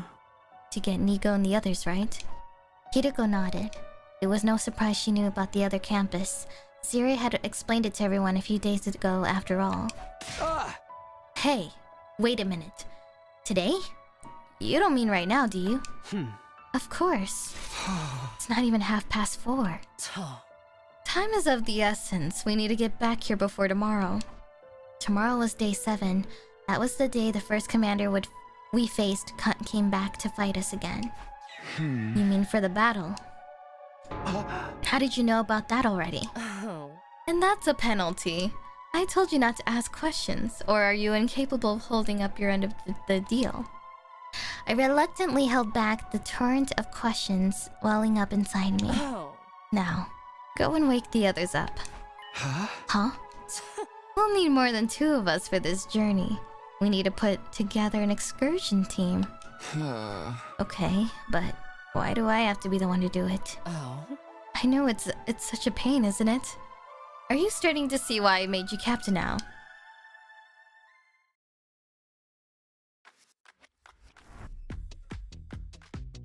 I decided to run things by Siri before getting the others involved.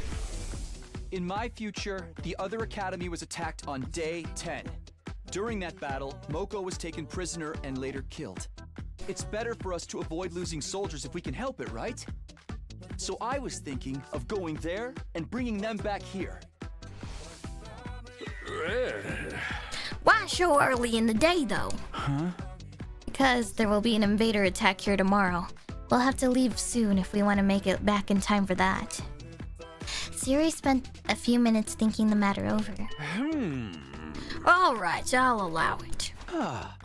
Thanks. There's just one thing worrying me, though. When the attack does come, everyone's probably going to ask how I knew about it. I've already decided not to tell them about the time travel, so... Don't sweat it. I'll come up with something. Oh no. Oh god, I'm nervous. Oh man. Also, give me 1 second. I kind of want to take off my shirt.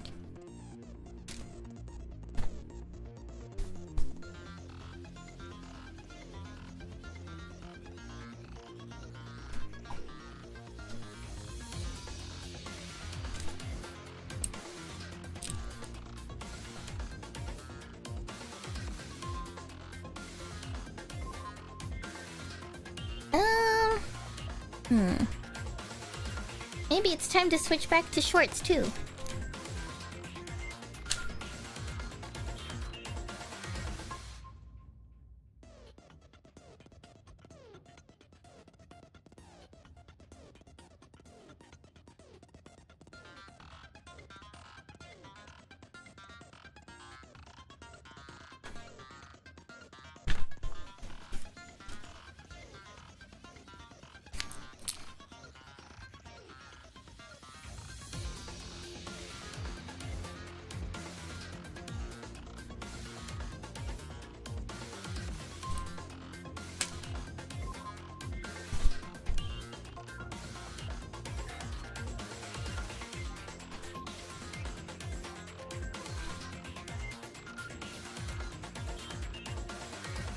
Okay. Sorry. It kind of got warm.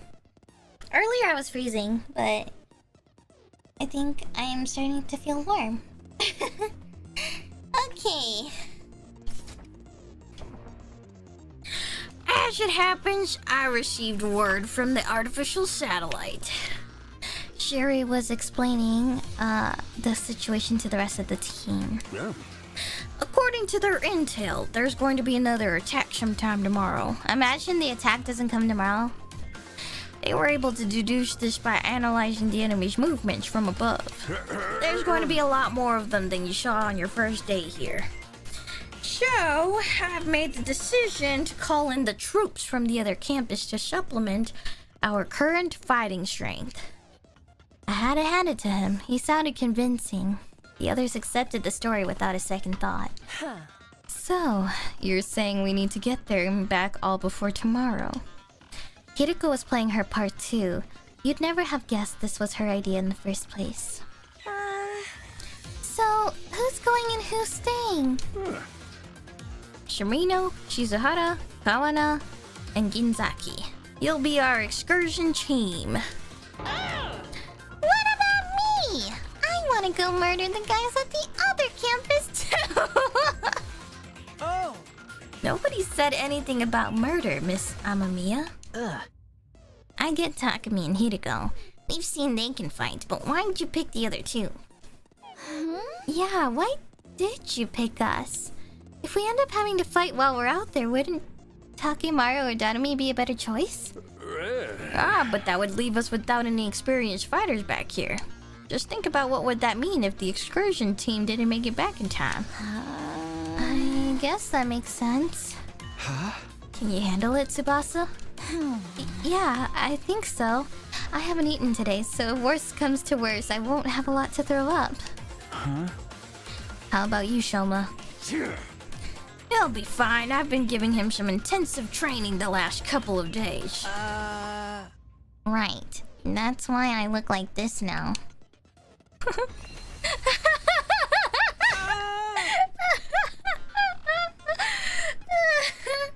had a feeling that was coming.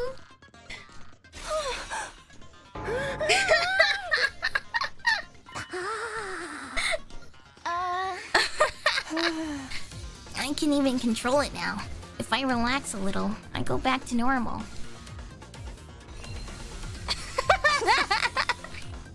Sorry, you must have found that pretty revolting, huh? Nobody spoke. We were all still in shock. God, I missed this. Well, that's not all of us. Shoma himself was fine, and Takemaru, since he had been the one training him and also. For some reason, Hiriko wasn't fazed by Shoma's transformation either. Almost as if she'd seen it before. Anyway, you don't have to worry about me. I'll do my best to be useful in my own trashy way. Do you guys remember when I mentioned feeling a surge of power before? You all felt that too, right? We all nodded. I get the feeling we can do great things with this power. The flow of time is by nature one of the absolute truths of the world. There's no way that flow can be reversed. Breaking that rule and warping time to your own ends is bound to have consequences. By going back in time, I'd broken that absolute law. And the resonance effect that made everyone stronger was already having consequences I hadn't counted on. Let's be on our way. We can't afford to waste time. Alright, good luck up there. Y'all take care now!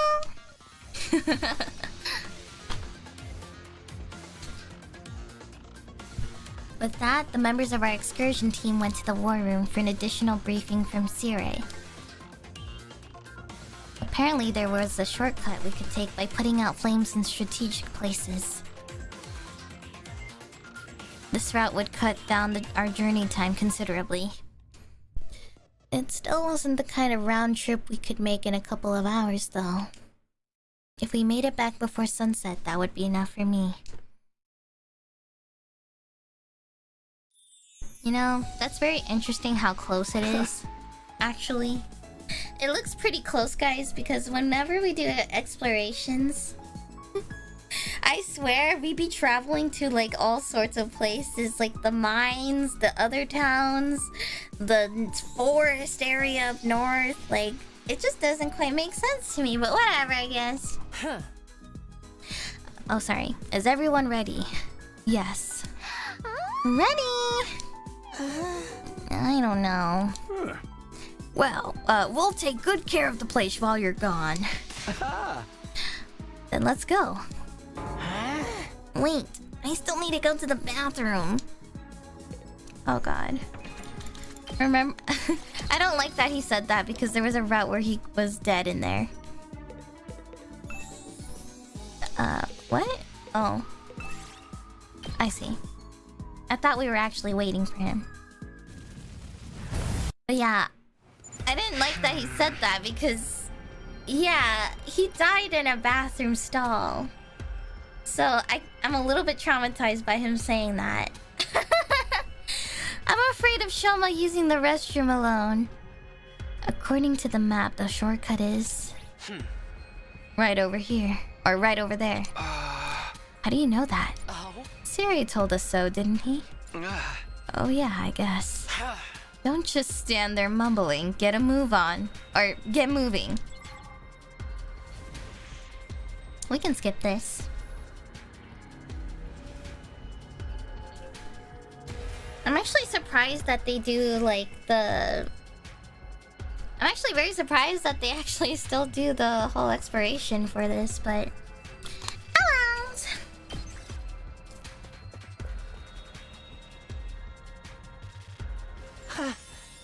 Ew, we finally made it. So that second to last defense academy? Oh, so that's... Sorry. That's it. No doubt about it. You're talking like you've been here before. I thought I told you not to ask questions. Do you want another penalty? Penalty?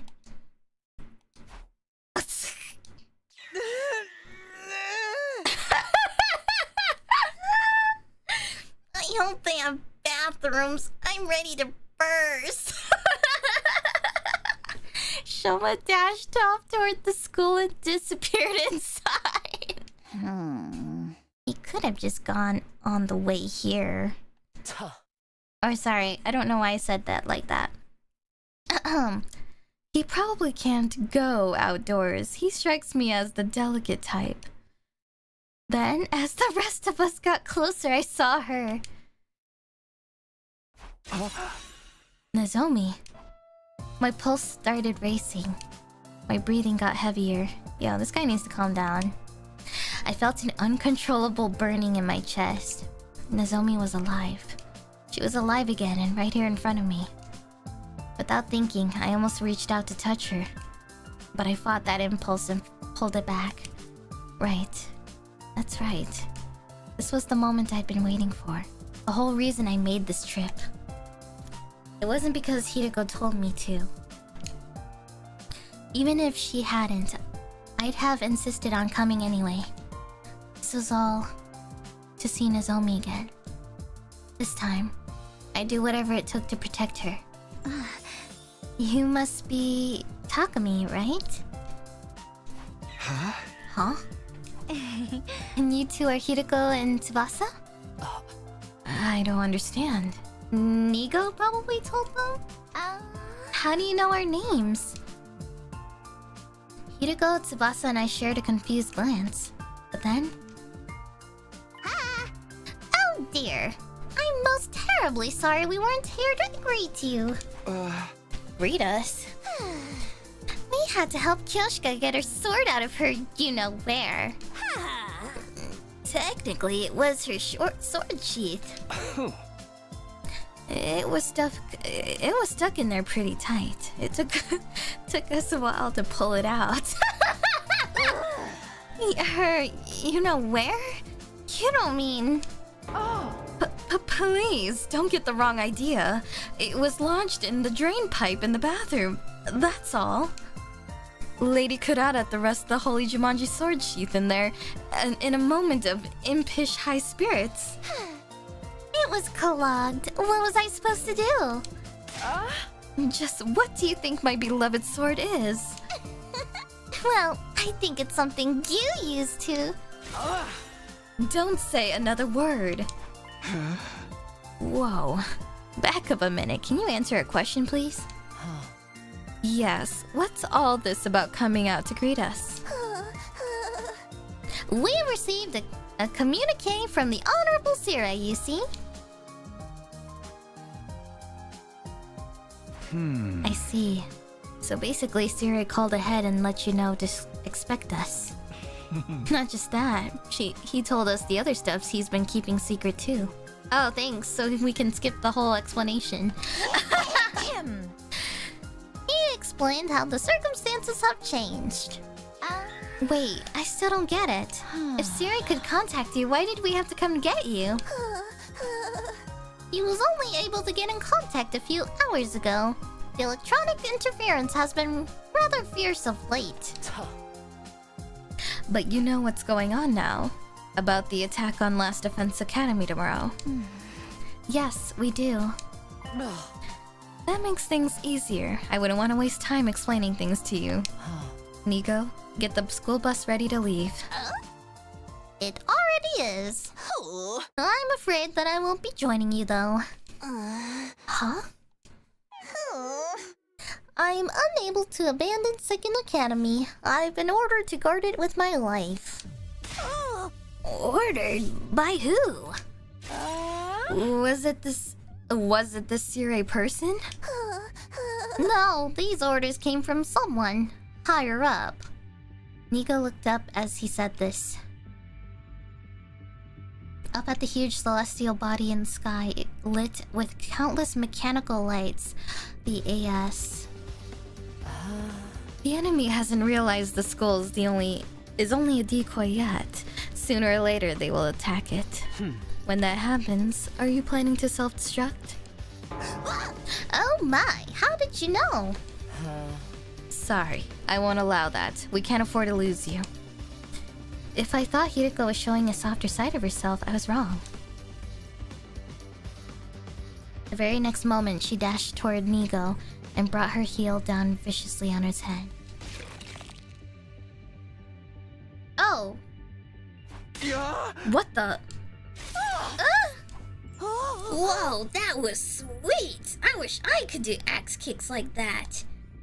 Nigo fell to the ground with a thud, still scattering sparks from the top of his head.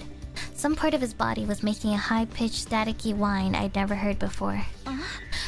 Why did you do that? Good grief, and I thought I was the killer of this group. Don't worry, an attack like that won't destroy him. I just forced him to shut down for a while. Everyone stood rooted to the spot, stunned in silence. It felt like we were doing that a lot today. As usual, Hiriko was totally unconcerned about what anyone thought of her. Now, let's get moving. She picked Nigo up like he was a piece of hand luggage and began carrying him toward the parking lot where the school bus was waiting. And then, with all of us safely on board the school bus, we left Second Academy behind without another word.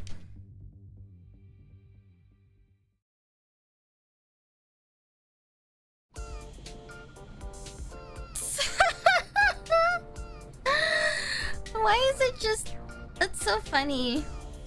All of the other school is like... Or like the second school is just on that row... That side of the rows, and then there's just Takumi and Hiriko on the other side.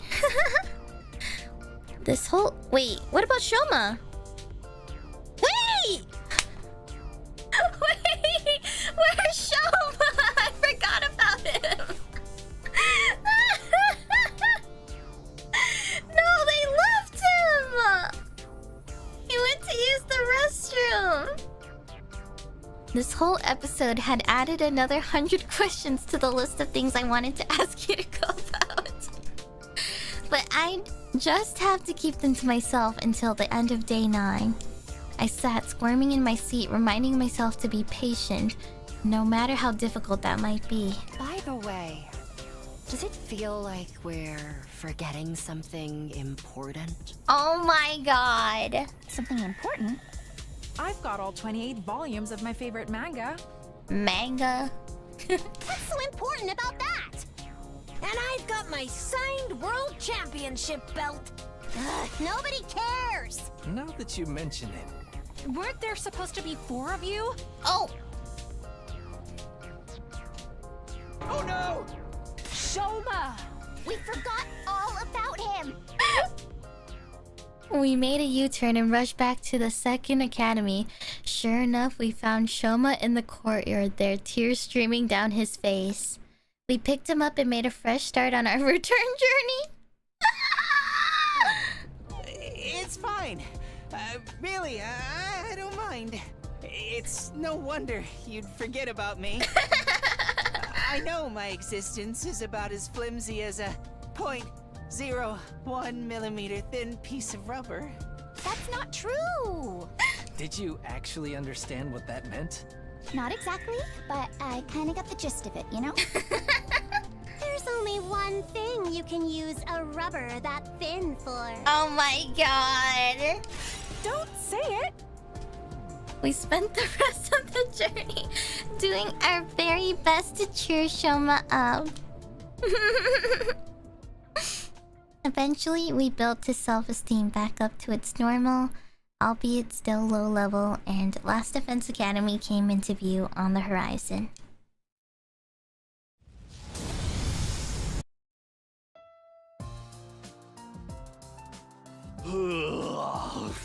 You all made it back. That's a relief. Hi, were you worried about us? No, I was just... Never mind, it ain't important. He's been pacing around the school in a tizzy the whole day. That's just part of my training routine. Today's leg day, that's all. So, those guys with you are... The faceless NPC squad? Hello there. My name is Nozomi Kirifuchi. No. I'm Moko Mojiro, the apocalyptic maiden of destruction. Kiyoshika Magadori, at your service. Sorry, I don't know why, but every time I say Kiyoshika's name, or even just like say anything in Kiyoshika's lines, I like suddenly convert to like saying like any sort of Japanese word very English. And it's kind of funny because I'm like, I can't get rid of it because that's just how she says it, and it kills me sometimes, you know. Because like I would say Kiyoshika Magadori, but then I feel like when she reads it out loud or says it, she just says Magadori all the time, so it like ingrained in my head the entire time, you know. First time absolutely everyone is alive? Yeah, actually. Bow your heads, peasants. I am Kurara O Suzuki, the great and powerful. And I'm Yugamu Omokage, teenage assassin, hopeless romantic, and all-around nice guy. I forgot that this is his introduction. They're all totally distinct characters. Maybe a little too distinct. I mean, everyone in this whole cast is distinct from each other. Which is what I love about these type of games, though. I don't like characters that are too similar to each other or have very little character personality, because that's what really turns me away from a game. Very, very... like, a lot, actually. Like, there's a reason why I love Danganronpa and all these types of games that are very similar to Danganronpa, because they make very distinct characters that you can easily tell apart from each other. But when you play like a generic normal character, or like, you know, just a bunch of normies characters stuff, I get a little less interested. So you gotta introduce yourselves too, or it won't look boring next to them. That's alright, Nico already told us all about you. Nico is that little critter in the red beret, yes? I am second to last Defense Academy's. You're basically Siri's underling, right? He filled in on you, your guys from the second campus already. Anyway, let's get started. What are the rules for this killing game, Siri? What the fuck? Why is he eating? There's no killing game. We have a battle coming up tomorrow. Now that the introductions are over, should we rest up until then? Oh, we should rest until then, I mean. So you guys are really gonna fight with us? You know it! We'd scarce come all this way just to deny you now. The team from the other academy had discussed their resolve on the way over. After Nico told them all about World Death, Cryptogloben, the Exodus Project, and the artificial satellite, they were in no doubt about what they had to do. From here on, we just protect the baby in the defense room until day 100, right?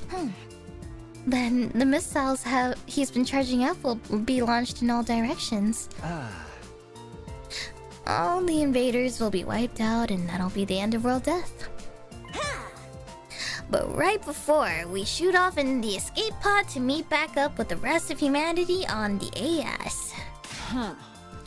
What possible reason could we have for refusing to help? We make it through these 100 days and everyone's stories end happily. We're with you all the way. Thanks, guys. Glad to have you on board. Wow, everyone's so nice to each other. Our team welcomed the new arrivals with open arms.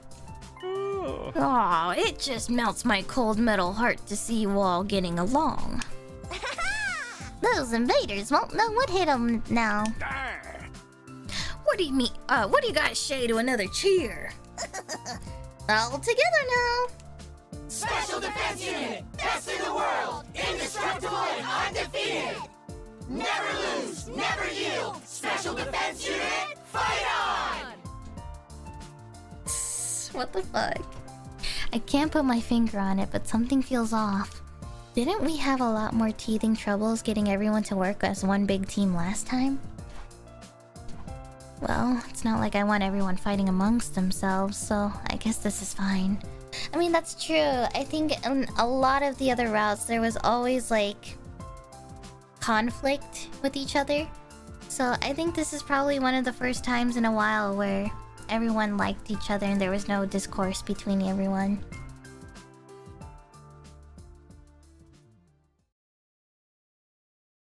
It almost feels like this is how it should have gone. With night drawing on, everyone went back to their rooms, including the new members who had new rooms assigned to them.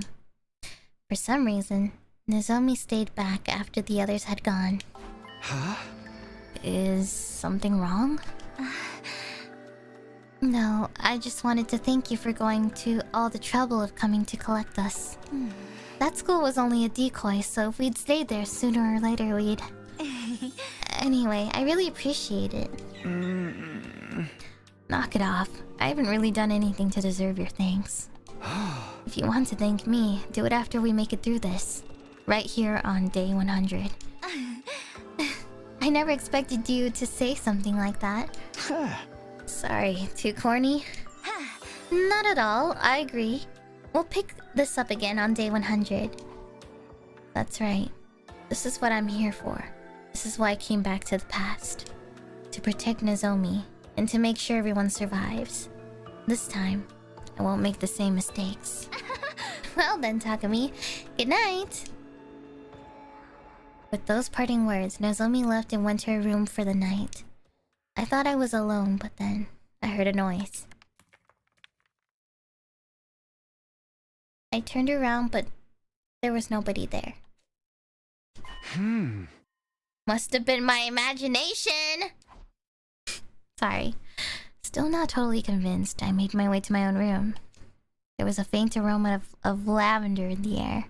A scent that felt weirdly familiar.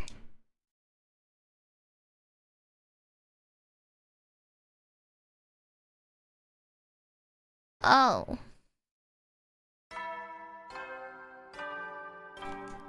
Oh no. Up and Atom troops, time! Get ready for your 7th day! Oh no. Alright, so when are those disgusting freaks gonna show up? I'm already here. I wasn't talking about you. You mean the invaders, right? Siri, do you know when they'll be coming? Well, Soon. Hiroko seemed to know everything already. I was on the verge of asking her about it, but she silenced me with a sharp glare. How do you know, Hiroko? Siri Nigo told me already. yeah, that's it. Indeed, she asked us shortly before you all got here. We'll be fighting the same commander that escaped on day 1, isn't that right? Exactly. Gosh, you're such a good listener, Shizahara. Since you already have experience fighting him, we have a strategic advantage.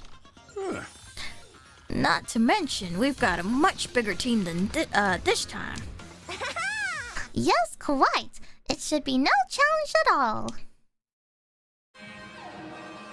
Intruder. Eek, they're really here. I told you, didn't I? Okay. Alright, Takumi, go ahead. Huh? You're our captain, aren't you? Don't you have anything to say to your team before they head out into battle? Oh, right, is everyone ready? You bet! Yeah, let's do this. What's up, Gaku? Why are you shaking so much? Shut up! I'm just cold, that's all. I decided to go commando today.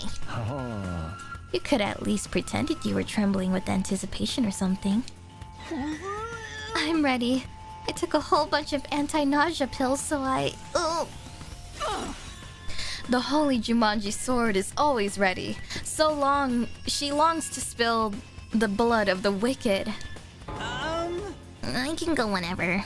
I'm such a nothing character, I'll probably get wiped up right away anyway. Don't be such a pessimist. You've got the apocalyptic maiden of destruction looking out for you now. And this cruel prince of the underworld is ready to protect his dear sister at any cost. You're all really going to let me fight too? Or you're really... sorry. You've made your feelings abundantly clear. I know I couldn't stop you even if I tried. Yeah, boy! I'm ready to wash all this blood off my hands with even more blood! Let's all work together out there. Humanity's counting on us. This isn't just for them, but for ourselves too. We fight for our future. Oh my, this camaraderie is so touching, so moving. Not bad, I suppose. Okay, Shimino, you're in charge. Leave it to me. Come on, guys, let's do this. Alright.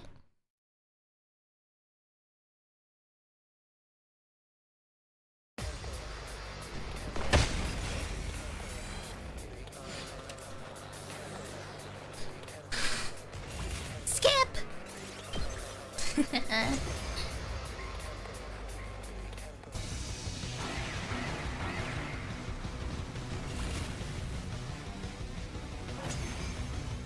Don't you just love skipping? Huh? Who is that? Oh. On the edge of the battlefield, watching us fight was a figure I didn't recognize. Is that the commander you guys fought before? No, that's not him. Yeah, that guy was a straight-up giant. Maybe he's gonna transform and get big again? No, that's not it. I've never seen that person during the whole of my previous 100 days. I have no idea who they are, but they're not a commander. That's for sure. Don't get distracted, Takumi. That's not who you should be focusing on now. Huh? Over there? Who's this? Another party crasher? Ah, that's him, guys. Yes. That's the commander we faced on our first day here.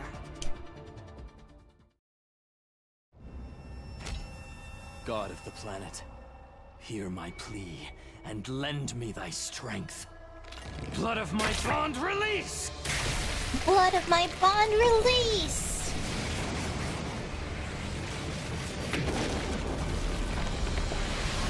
This was Delsha's son, right?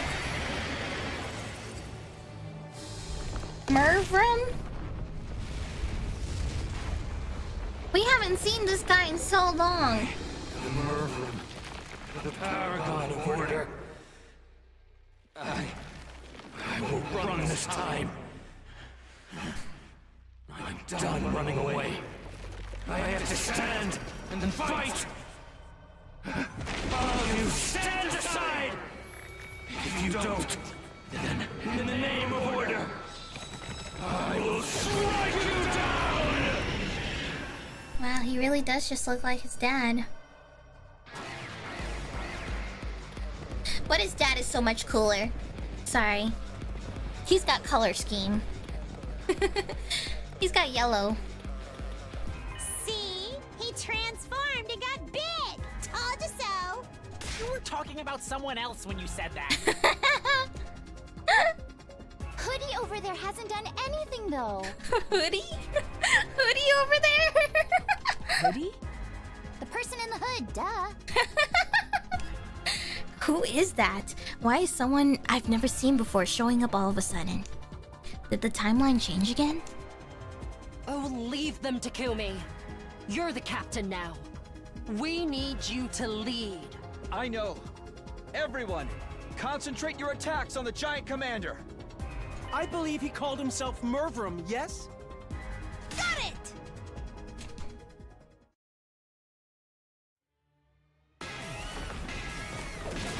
I will run!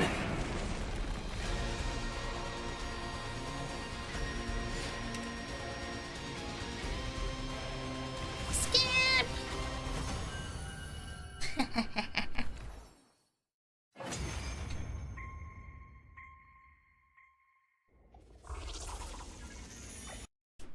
Is it actually over this time? Did we win? Yeah. I think so. Wow! Go us! Excuse me while I go rip out that Mervrum guy's appendix. Why just the appendix? What happened to Hoodie? Everyone's calling him Hoodie. Or her, I mean. I looked around. The mysterious figure had disappeared at some point during the battle. Who was that anyway? Mayhap a simple wanderer? What do we do with this guy? He ain't dead yet. Takemaru pointed to where Mervrum lay on the ground, heavily injured but still breathing. Ew. I think he's trying to say something. Let me take a look. I don't know, Yugamu. Yugamu knelt over the fallen commander. After a quick but surprisingly thorough examination, he spoke up again. His vocal cords have been crushed. Someone must have hit him right in the throat. Oh yeah, those throat chops can really do a number on you. Believe me, I know. He's not going to be able to talk then? No, sorry. Even if he could, it's not like we can understand their language. Well? Yes, we can. When he first showed up, he told us his name and stuff, remember? I am Mervrum, the Paragon of Order. In the name of order, I will strike you down. Yeah, he literally said that, Takumi. Were you even listening? He was the one who got struck down, though. Epic fail! Yeah, so what do we do now? Ew, I can't. I'm sorry. I don't like gurgling noises, especially when it's like, you know, that they probably got stabbed in the throat and all. I don't like the sound effects. It like tickles my own throat hearing it. Did you call me? Nobody even mentioned you. Okay, Kyoshka, holy shit. But you're all in need of guidance, right? You want to know what to do with Mervrum? Well, yeah. The answer's easy. Just put him out of his misery. Do what? Do we finally get to spare him for once? Finish him off and take his hemo-anima for yourself! If you guys want to win this war, you'll need to do everything you can to increase your power. This is for your own good, not to mention the good of humanity! Go on, you know it makes sense. Give him what for, Mr. Sumino? Ew! Sorry. I can't. Ugh. I'm for finishing him off too. I'll let you decide who does it, Takumi. We get to make a decision? Just do as you're told. Follow my instructions and don't ask questions. Oh my god, do we get to spare him? Provided the work gets done, I'll answer all your questions. On the evening of day 9. What day are we on? Make your choice. As our captain, this is your responsibility. Saying no wasn't an option. I nodded and prepared myself for what came next. Day 7, 6? Okay. I avoided saying it. Oh, so we don't get to. Damn it. No!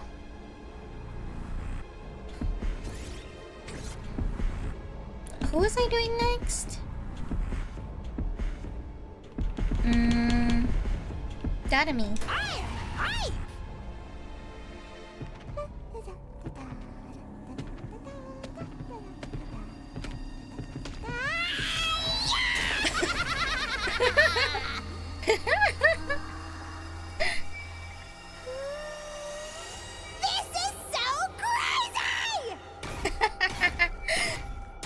Oh my god.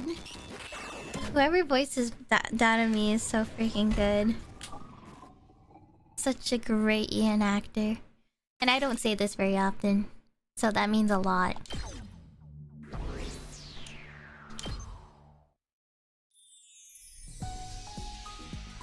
Somehow we all made it through the battle in one piece.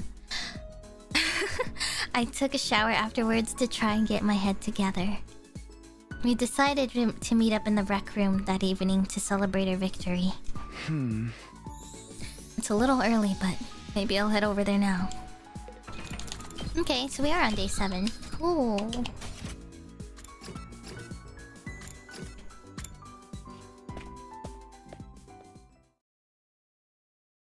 Only 3 other people were in the rec room when I got there. Hideko, Sire, and Nico. They were deep in conversation, but they stopped abruptly the moment I came into the room. Oh, hey there, Shimino. Kind of early, aren't you? Quite so. Nobody else is here yet. They couldn't have handled that less smoothly. I could see them sweating all over. What were you guys talking about just now? Just some light small talk. Yeah, you know, discussing our latest golf scores. Sharing tips for the best way to carve a totem pole. Before I could press them, the others arrived and the mood was suddenly a lot more lively. I feel like we've never been in the rec room before with all of us. Oh, Takumi, Hideko, you're here already? Huh? Sire and Nigo too. I've been thinking about this for a while, but Sire and Nigo are pretty cute, aren't they? Yeah, they look like big old fennel bulbs. I could just eat them up. Fennel bulbs are cute. Not cute exactly, but still pretty fennel-tastic. What the fuck? Why did everyone laugh? What was that audible laugh just then? What?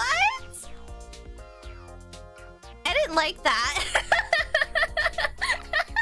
Everyone's laughter echoed through the room. The conversation hadn't been completely derailed, but it didn't look like I'd be able to get back to it anytime soon. I'm sorry. That was the most unnatural laugh, like group laugh I've ever heard. And not to mention it was really short too, so they were all just like Like, all together. I stayed quiet and looked over at Hiriko. She was watching everything with a strangely sorrowful look on her face.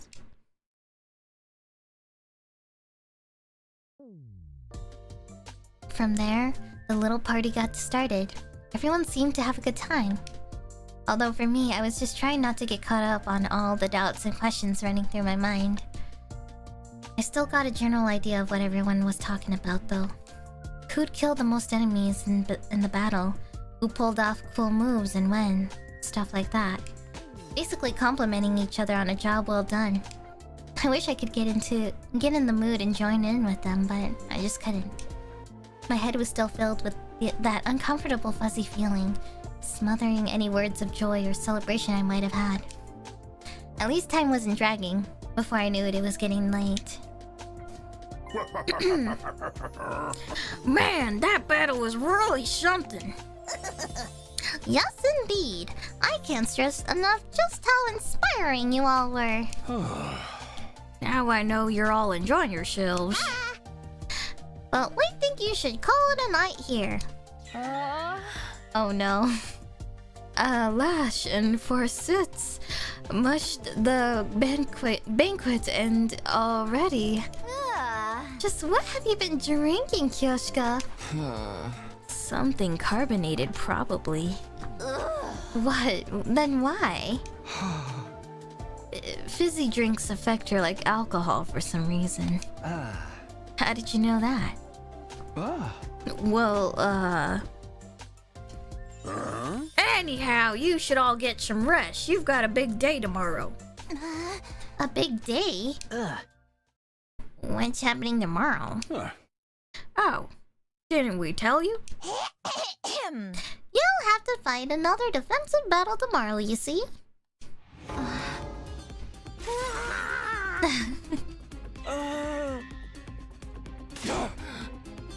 Why the hell didn't you bring that up sooner? Yeah, that can't be right. It doesn't make sense. Really? Why not? Isn't it obvious? Tomorrow is only day 8.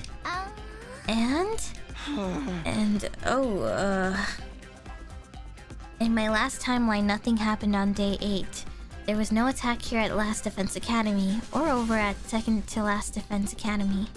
We shouldn't have to fight another battle until day 17, so why? Sire, Nigo, are you sure this information is accurate? No doubt about it. We had another tip-off from the eggheads on the artificial satellite. Aerial observations and all that, don't you know? You're lying. You're making it up. Nothing like this happened last time. The last time? Bro, Takumi, are you freaking kidding me? Calm down, Takumi. I think all the fatigue is getting to you. Kiriko had been talking to those two when I came in. Was she in on this too, or maybe? That's how things stand. Just do tomorrow like you did today, and you'll be fine. That's alright. I know you'll all do an admirable job. Well, I guess it wasn't too bad today. We'll probably do okay again tomorrow. Damn right we will. Heck, I feel like I could take them all by myself. Count me in. I'm always down for killing stuff. If we work together, I know we can do this. Let's show those jabbers who the real main event is around here. I guess we've no choice. If this party is over, then on to the after party.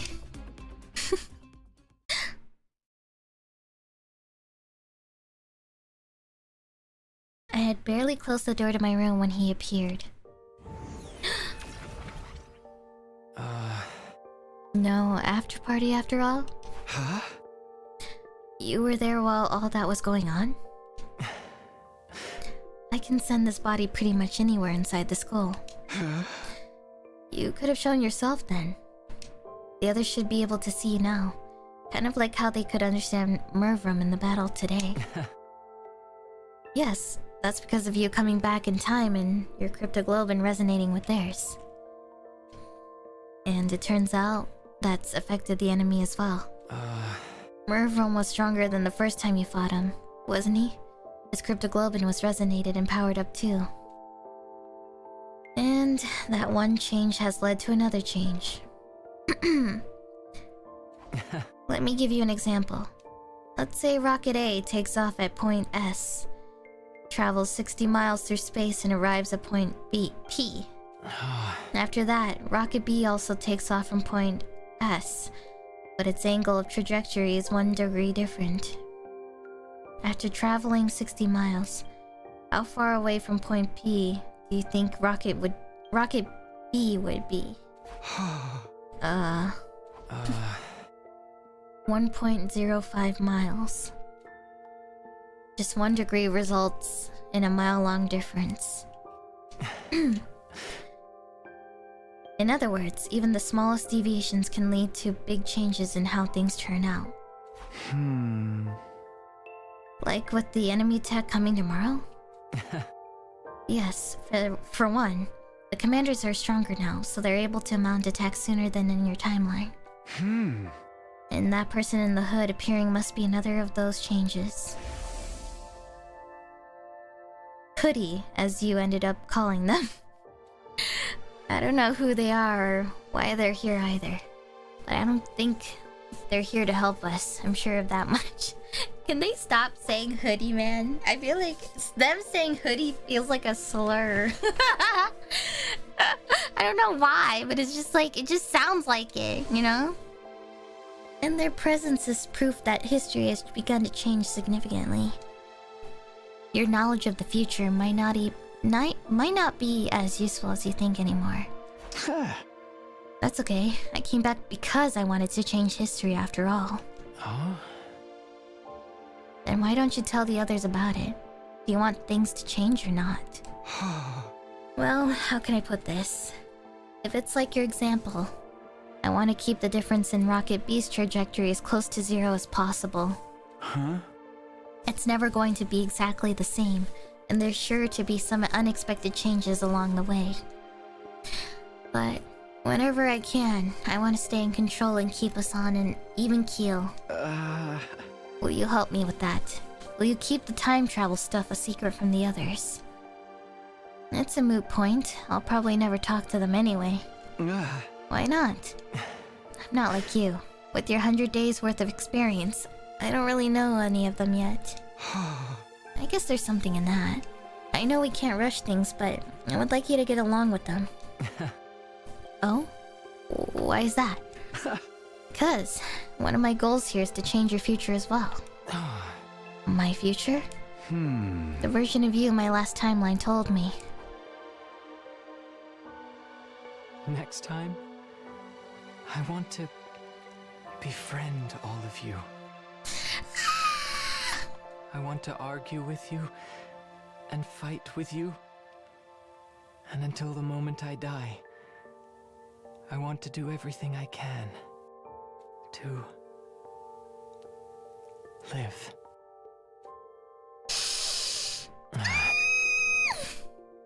I said that, huh? Is that the right choice, though? Huh? If I befriend all of you, it will make things harder for you later. My happiness and yours can't exist at the same time. Come on, don't say that. I should be going. Even appearing like this uses up energy.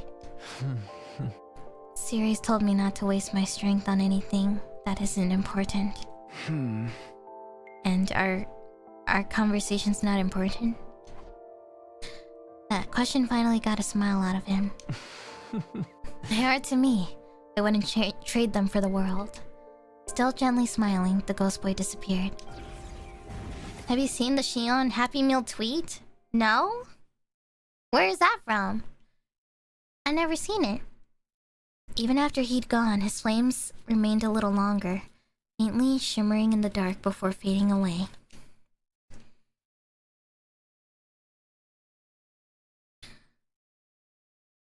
Also, thank you, Shiki, for the dono earlier. I forgot to say this. First time absolutely everyone is alive? Yeah! Oh. No freaking way! Give me one good reason we should agree to this. I keep telling you, we need every extra bit of firepower we can get. The argument began in the cafeteria that morning after breakfast. Sire and Nico were nowhere to be seen. Apparently they were shut up in the war room, nailing down the strategy for the battle today. Releasing Ato, though. Isn't that going too far? You guys are new around here, so I don't think you realize just how much Mr. Aoki despises humanity. You'd understand if you heard it from him yourself. Actually, we spoke to him already. We all went to talk to him in his cage earlier this morning. It was our first time meeting Sir Ato. Until now, we'd only heard about him. What can I say? We were curious about what kind of guy he really was. Yeah, so what happened? Well, he did say we looked like hideous monsters. Seriously, that's no way to speak to a lady. Back in my federation, I was considered one of the more attractive wrestlers. I still have all my own teeth and everything. He also spoke passionately of his own disdain for the evil lurking in the hearts of mankind. And he said humanity deserves to be totally wiped out. How can you even think about working with someone like that? Because he also said he wanted to fight alongside us. Say what? It's true. I find you all absolutely repulsive. But that doesn't change the fact that you're the only friends I've got.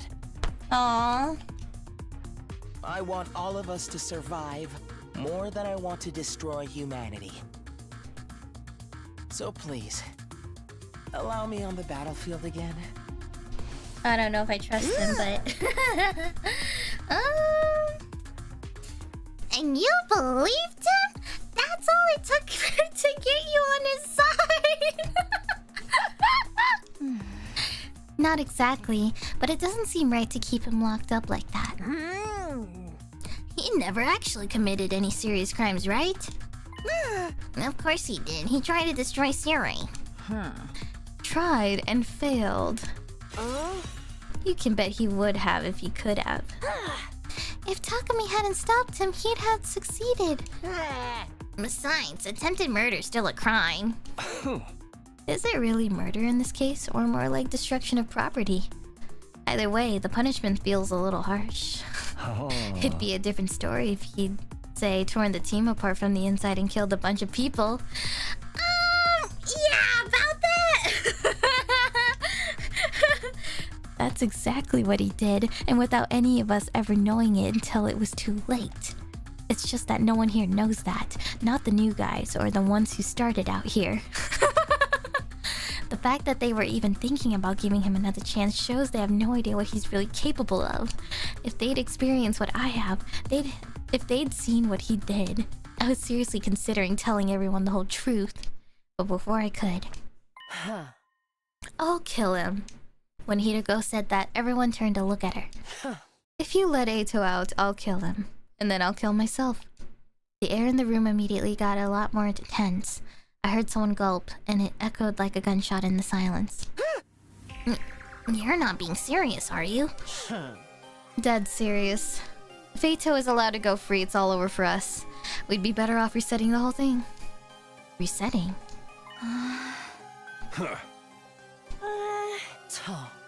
My point is, we won't gain anything by freeing Ato. Quite the contrary, we'll actually lose at least one member of the team. Because you'll kill yourself if we let him out. No one dared to say anything. Hideko is exuding an ice-cold pressure that cowed us into silence. Of course, it's not my decision to make. We should really leave this to the captain. Hey, yeah, you haven't said anything in a while, Takumi. Is something the matter? And just like that, everyone's eyes were on me. I wasn't about to get intimidated, though. Even if Hideko hadn't spoken out, my mind was already made up a long time ago. The answer is no. We're not letting Ato out. You can all say what you want. But I won't allow it. Not now, not ever. The members of the team who started out here all looked relieved when they heard me say that. The ones who came from the other academy looked a little disappointed but didn't argue. Huh? Well, if you feel that strongly about it, I guess that's true. Or that's that.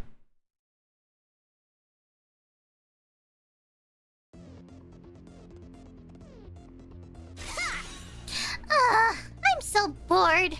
Bored. Bored. How long are they going to make us wait? Oh. Did you say gourd at one point? It will be nice soon. Sheesh, aren't they ever gonna get here? For real, I'm starting to get sleepy. Don't be so harsh, guys. I'm sure the enemy has a good reason for taking so long.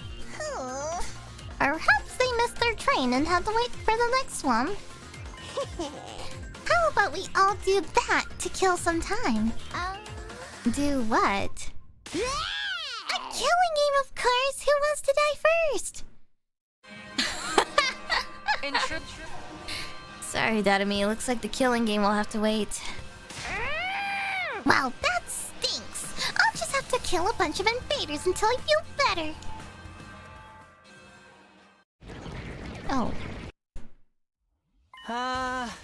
So, Siri, what do we do? Huh? Weren't you and Ego supposed to be nailing down a strategy all this time? Oh, sure. We nailed one down all right. Nailed it good. Yes, indeed. We could have started a carpentry business with the amount of nailing we did. Great. What is it? Yeah, what's the plan? Itch. What else could it be? To let Shimino here figure it out. That's your big strategy? Our school likes to encourage independent thinking and student autonomy. You've got to learn things for yourself sometimes. The best teacher is first-hand experience, after all. You just didn't think of anything yourselves, did you? My dear boy, we thought of plenty. Yeah! We even had a plan that involved stealing the Supreme Commander's panty. What? You three, this is no time to be standing around running your mouths. Oh, she's quite right. Get it together, Shimino! I decide it was no use arguing with them now. Wait, is everybody ready? Yo, they gotta stop doing this. They gotta stop doing that. It's scaring me. But let's do this. Special defense unit, move out.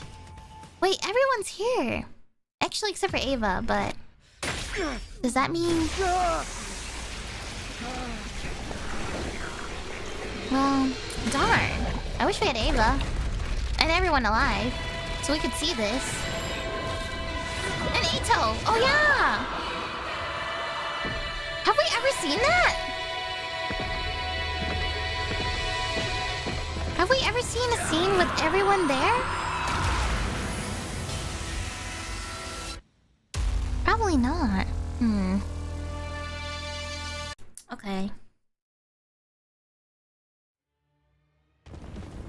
Oh, it's this one.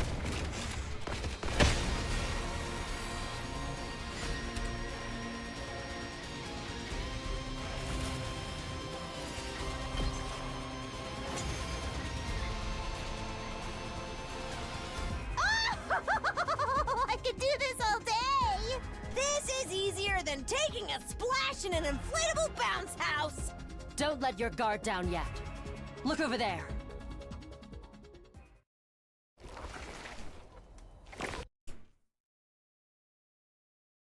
Oh. It's Hoodie! They're back again. It's Hoodie. Ignore them. We got invaders to kill. Focus on the commander. On Pakron. We can deal with the other one later. Two arms!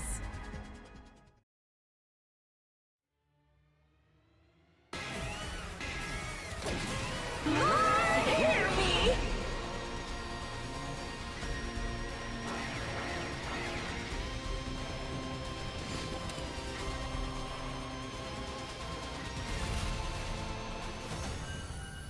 Ichi.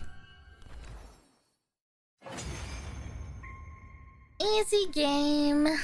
Another bloodbath. We really did a number on these guys. All thanks to my galactic bazooka, of course. Are we naming our attacks now? More importantly, what do we do about them? Ima pointed to where the figure we dubbed Hoodie stood. They began walking towards us with slow deliberation. Then they pulled back their hood, revealing... That's the Supreme Commander! What? Sirei told us earlier. This is who's leading the invader army. Yep. Her? That's the big boss? I'll thank you not to refer to me by such a vulgar term. The Supreme Commander brought her hand up to her mask.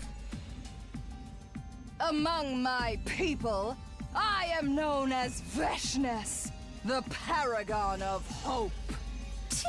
Well, I still say I'm cuter. No one said anything about her being cute. So you can understand us now, too?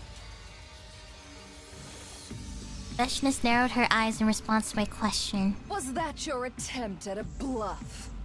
Or do you really not know? The hell are you talking about? She was silent for a moment. It seemed like she was thinking about something. Finally, she spoke again. I see. Some days ago, my warriors and I experienced a sudden surge of power. That was also when we became able to understand your language. I came here to find out what caused it, but it seems you don't know either. Everyone cast troubled glances at each other, only Hideko reacted differently. It was subtle, but for a moment it looked like her mouth twisted into a satisfied smile.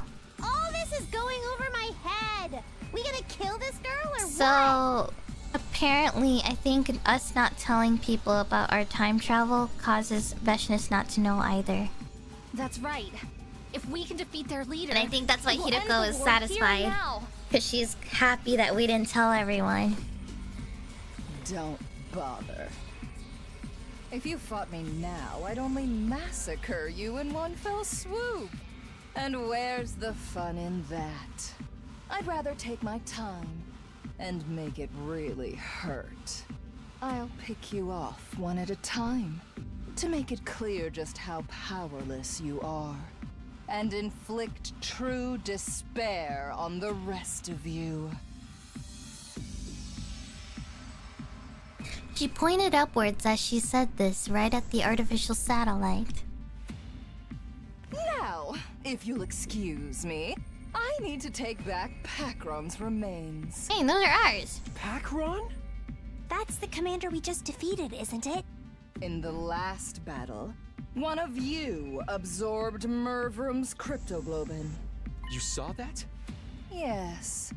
I wanted to see your vile, barbaric nature in action.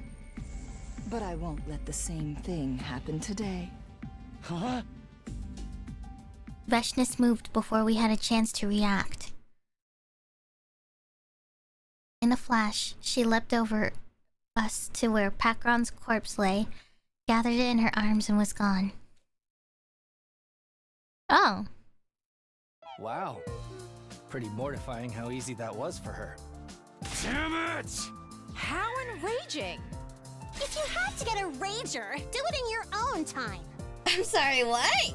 Well, even if she got away, it's not all bad. Yeah, we still won the battle. We can be happy about that, can't we?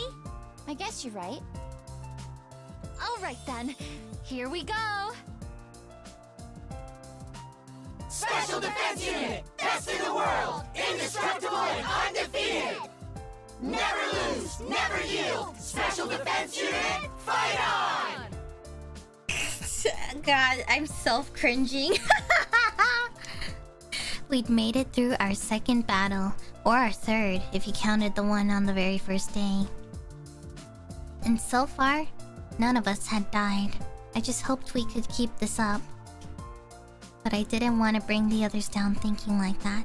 After everything we'd been through the last couple of days, they deserve to enjoy their victory. God. They sound so fake when they chant together. It's so weird to hear them unified. Nice work, everybody. Another spectacular victory. Keep this up and you'll have the war won in no time. Huh. And the victory party? That's what last night was for. We can't have you cutting loose every time. This is a military academy, not a rowdy college dorm. I mean, it kind of feels like one, honestly. Alas, I was looking forward to more revelry. When's the next attack due anyway? I believe... Day 15. At least that's what Siri Nigo told me before. Right. Of course we did. Thanks for the reminder, Shizara. Just so, we received a report from the AS to that effect. I was surprised, but I didn't panic. I was past that now. There was no attack on day 15 the last time around. The same went for today on day 8. At least that gives us some time to rest. From day 8 to day 15, that's... rounded up to the nearest 10, carry the 1. 6 days from now. Ha! It's 7 days. 15 minus 8. What's so hard about that?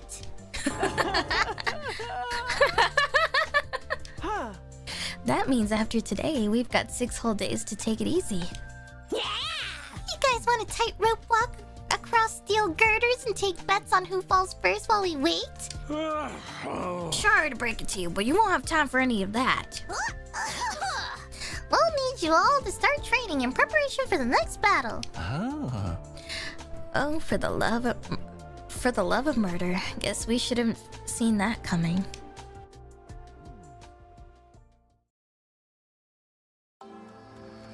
After the battle, we took our time over a late dinner, and we went back to our rooms. I stayed out on the roof though I was thinking about Hideko. Starting tomorrow, I'm going to have a lot to do. Yeah, I was gonna say, when were we gonna get to this? Just do as you're told. Follow my instructions and don't ask questions.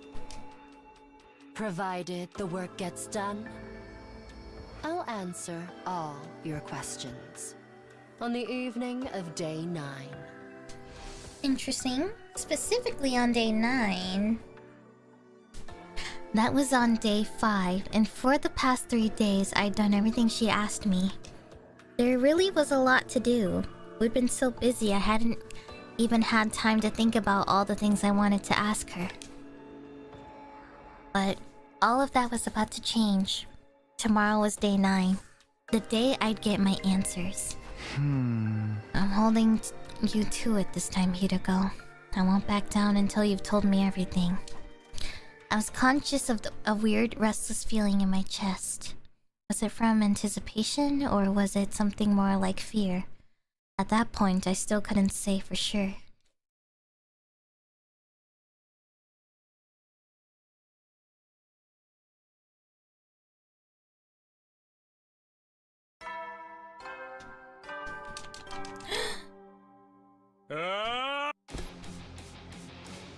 What? Takumi, come quick, it's Ito. He... A little after breakfast, Shoma came charging into my room in a panic. Ito, what did he do now? He's not in his cage, he's gone. He's escaped. What? I was on my feet before I knew it. I followed Shoma, we both rushed outside together. Where is everyone else? You're the first one I told. Takemaru knows too, though. He and I were doing our morning training in the courtyard. That's when we noticed the cage was empty. Alright, you go tell the others about this. I'll look for Ito. Okay. Shoma nodded and hurried away.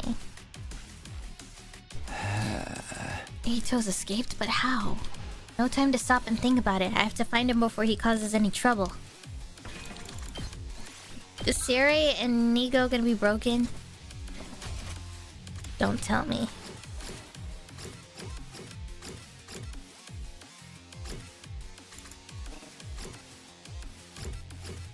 Okay, wait.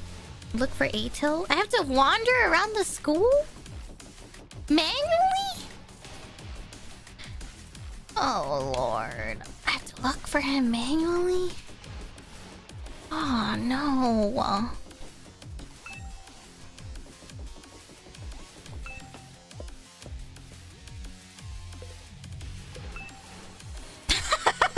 Sorry, just had to make sure.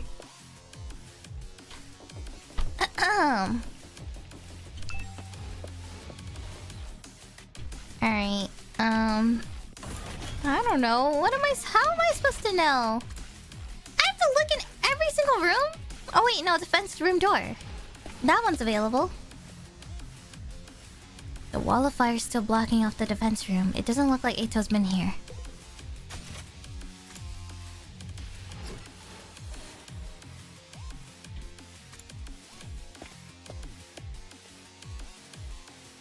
Shoma was right. The cages are completely empty. There's no one here.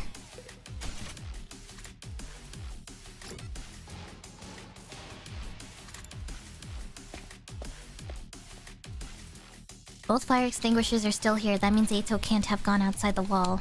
He's still here on the school grounds somewhere. I just have to find him.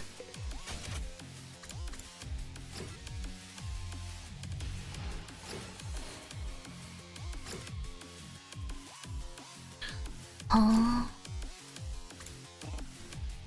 I have to go look for him manually. Okay. Oh no, I'm scared. I'm scared. I'm scared. I'm scared. Manually?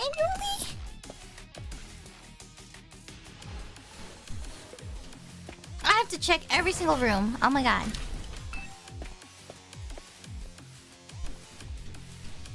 I'm scared. I feel like he's gonna jump scare me.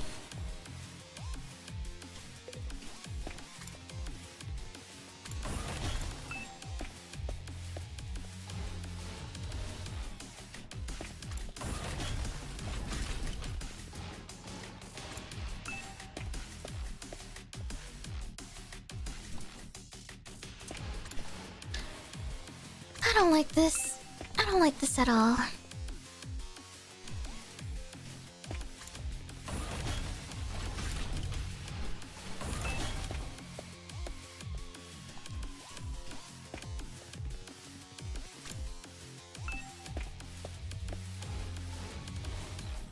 Oh my god, really? I think that's all the rooms, right? No? Why is there so many rooms? Why? Why? Why is there so many rooms? Why is there so many goddamn rooms?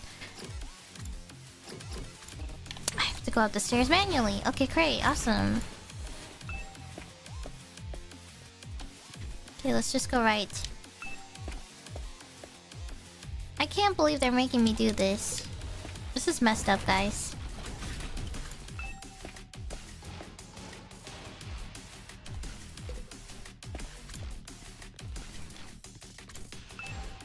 I think I already looked here, but you never know.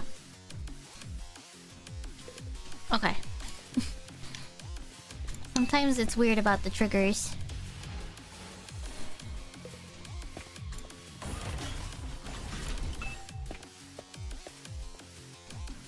I'm scared. What if he jump scares me? I don't want.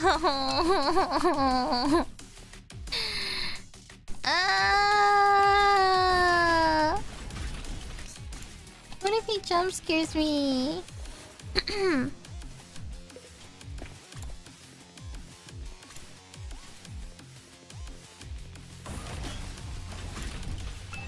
South.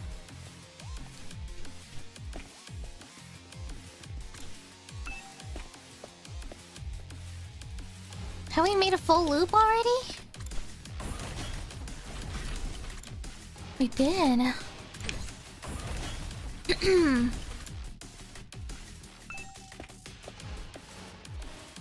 Alright.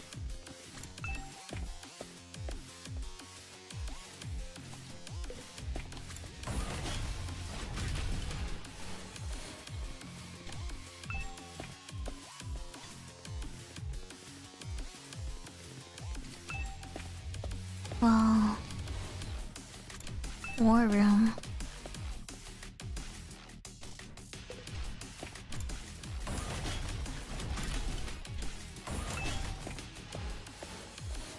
No sign.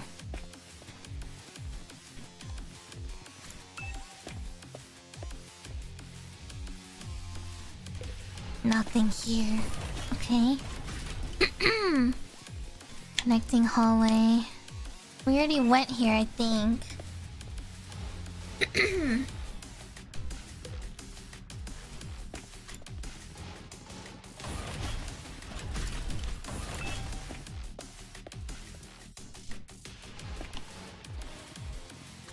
Leisure lounge.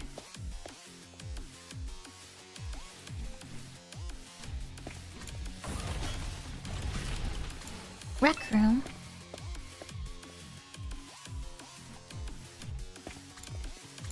Infirmary. Finally, I stepped into a room and there he was. Wow, so it was in the infirmary. Okay. I'd found Ato, but that didn't mean I could relax. Don't make me ask again, bastard.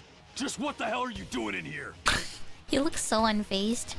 You've asked me that plenty of times already, and I keep telling you I got curious about something.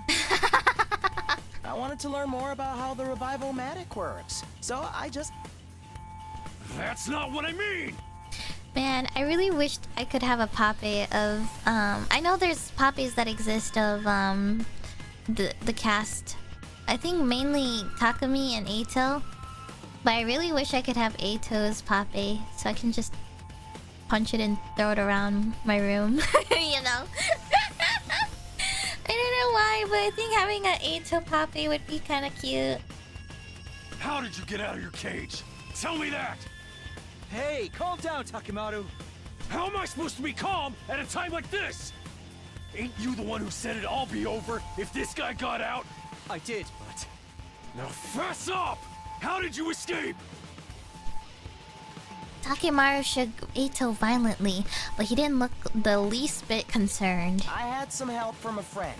Let's just call them K. They unlocked my cage for me. K? What? Well, who was it? Who's K? No, I'm afraid I can't tell you. I could never betray a friend's confidence like that. Then I'll just have to force it out of you. Takemaru, no! Takemaru already had his fist raised high. I tried to grab his arm and pulled him away from Ito. It didn't exactly work out.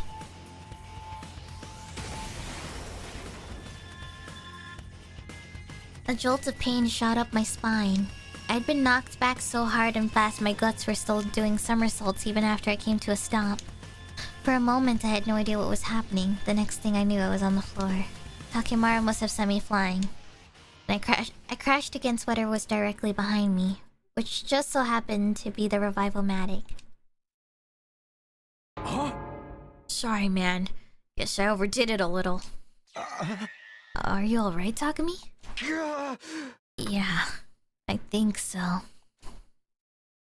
Fighting through the pain, I got to my feet, then I turned around to look at the machine.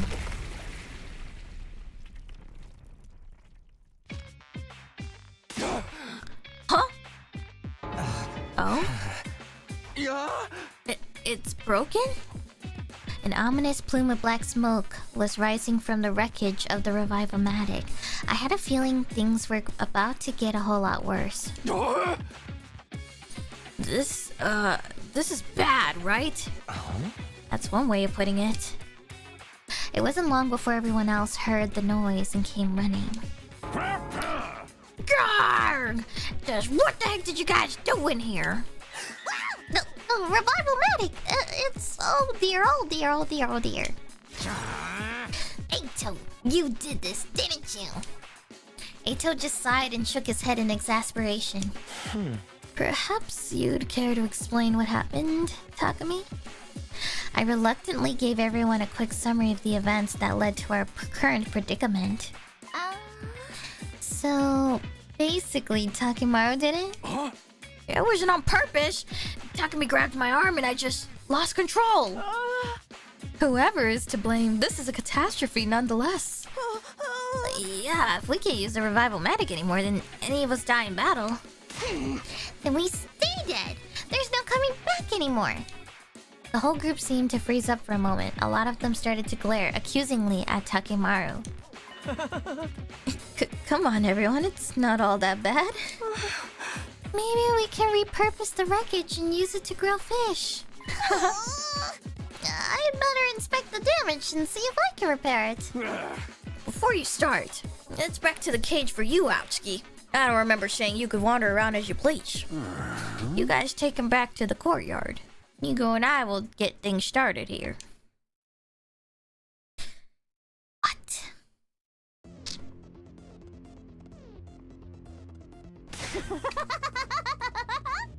Okay, now that we found Ato, it's time for his execution. Ooh, allow me. Hold on, nobody said anything about killing him. We're just locking him up, right? Let's just get on with it. Huh? Everyone, wait a minute. Shilmar broke off from the group and ran over to Ato's cage. After inspecting the door, he turned back up to us. This cage, it's still locked. Huh? A moment later, Kiriko groaned and hunched over, her face twisted in pain. What's wrong? Just as suddenly, she raised her head again and screamed out a warning. No. Not that cage. We have to put him somewhere else. Huh? Well, why? I can't explain it. Just trust me. This is all so sudden. Yeah, you gotta at least give us a reason. Everyone looked confused and a little uncomfortable. But that atmosphere soon dissipated when there was another scream, this time from Kako. Blam, blam, blarm! I see it all now! What? Seriously, what the hell is going on? That was the sound of Kako's detective senses going off. I assume you've made another brilliant deduction, sister dearest. Ito, you said that Kay opened your cage for you, right? That's right. So then, why is the door still locked? Well... Did Kay lock it again? No, that wouldn't make sense. The cage would have been empty. There'd be no point in locking it. There's only one key to this cage anyway, and that key is... I've got it. Siri gave it to me when we left the infirmary. So how did Kay open the cage in the first place? If Siri had the key up until now, there's no way anyone else could have opened it. In other words, there never was any Kay. Ato escaped from the cage all on his own. Everyone gasped and looked at Ato. In response, he just smiled. I see. That's an impressive theory, but even assuming it's true, how exactly did I get out all on my own? Oh, well... You must have... I don't have a clue. What a pity. Shall I tell you the answer then? Your first guess was actually the right one. After I left the cage, Kay locked it up again. I'm calling BS. That does sound pretty illogical. Perhaps, but consider the alternative. What's so logical about the idea of me breaking out on my own without even damaging the case? Our cage. Okay, then tell us who Kay is. I've already told you I can't. How about we torture it out of him? Ooh, sounds fun. There's no point in doing that. If my dear sister's theory is correct, there is no K. So obviously he can't tell us who they are. Oh, right. Party pooper. Either way, we should assume Kako is right. In that case, we'll have to find somewhere else to lock Ato up. If he can just break out of these cages on his own, anything could happen. Where are we gonna put him then? Oh, I have an idea. Where? Oh! How about in here? There's a lock on the door and no windows, so he won't be able to escape. And it's a room we never use ourselves. This suits me fine. It's bigger than my last place, and there's even a bed. I just hope the rent isn't too steep. Yeah, laugh it up. And so we decided to hold Eito in the room with no name. It's got these weird capsule-like machines. I guess we'll call it the capsule room for now. I don't know. I don't really like that they're putting him in there. Leaving our prisoner inside, the rest of us stepped out of the capsule room. I'd got the key from Sire when we told him our plan. I made sure the door was locked up tight. Once I was satisfied there was no way Eito could get it open, we all left. There was no point hanging around there anymore. I feel like that place is more sus than the cages. I had a lot on my mind. Eito, the broken revival-matic, this mysterious K person, and whether or not they really existed. And day 100 was still a long, long way off. I'd have to strengthen my bonds with the others if we were going to become a real team before then. Iruko said she'd tell me everything today. Tonight, actually. That means I still have some time to kill. Maybe I'll go hang out with someone for a while. Oh! Free time. What a long-ass day 9 morning. Holy shit.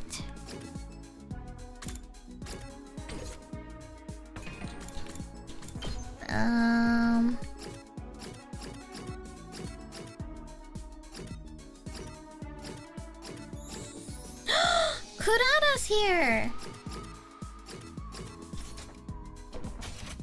I can buy her gifts!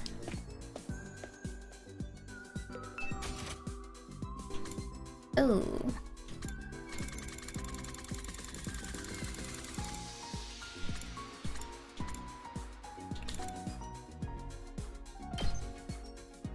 Probably the limousine? Maybe? A lavish limousine for noble guest. And this might be Kurada. We're just gonna craft a whole limousine. How did you know something like this would please me? Are you that in love with me?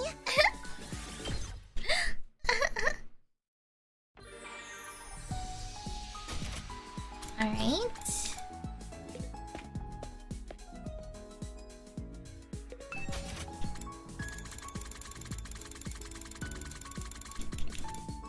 Oh shit, we can't craft it anymore. Okay,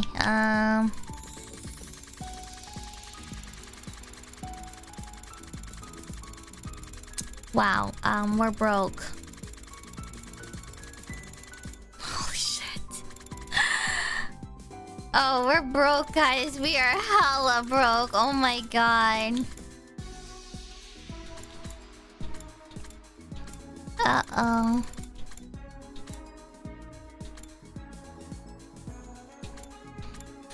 Well, I guess, I don't know.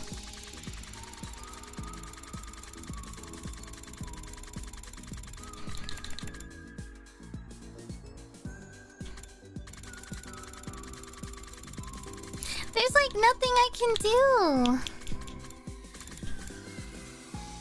And also, I don't even know who likes these other ones, to be honest. Nobody likes these other ones. I mean, like, as far as like who else would want these? It's just the only other person I want to give it to is Yugamu and Shoma right now, but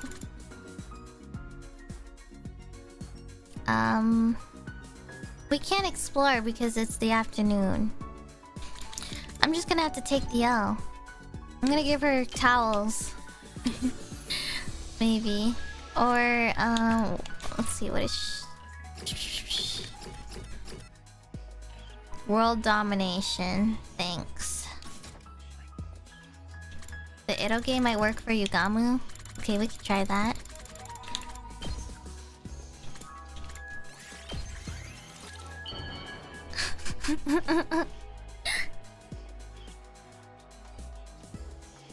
It's not bad, but not good either. Yikes. That wasn't good.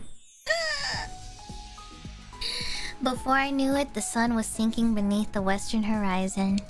The night of day 9. This is when Hideko promised to answer all my questions. I better go find her. She better not be dead. I swear to God.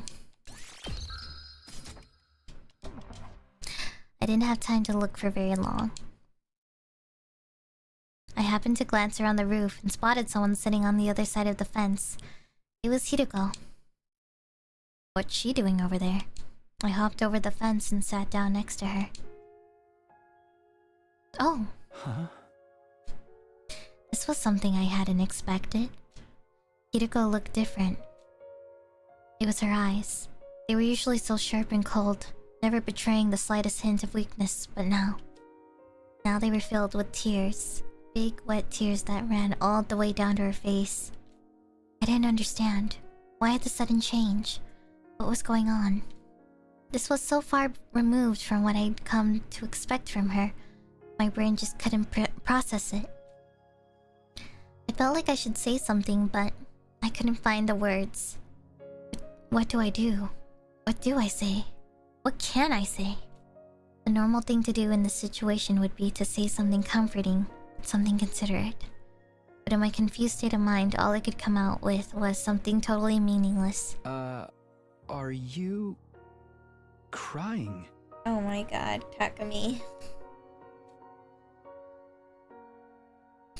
Hideko took off her glasses and wiped her eyes. She took several deep breaths before answering.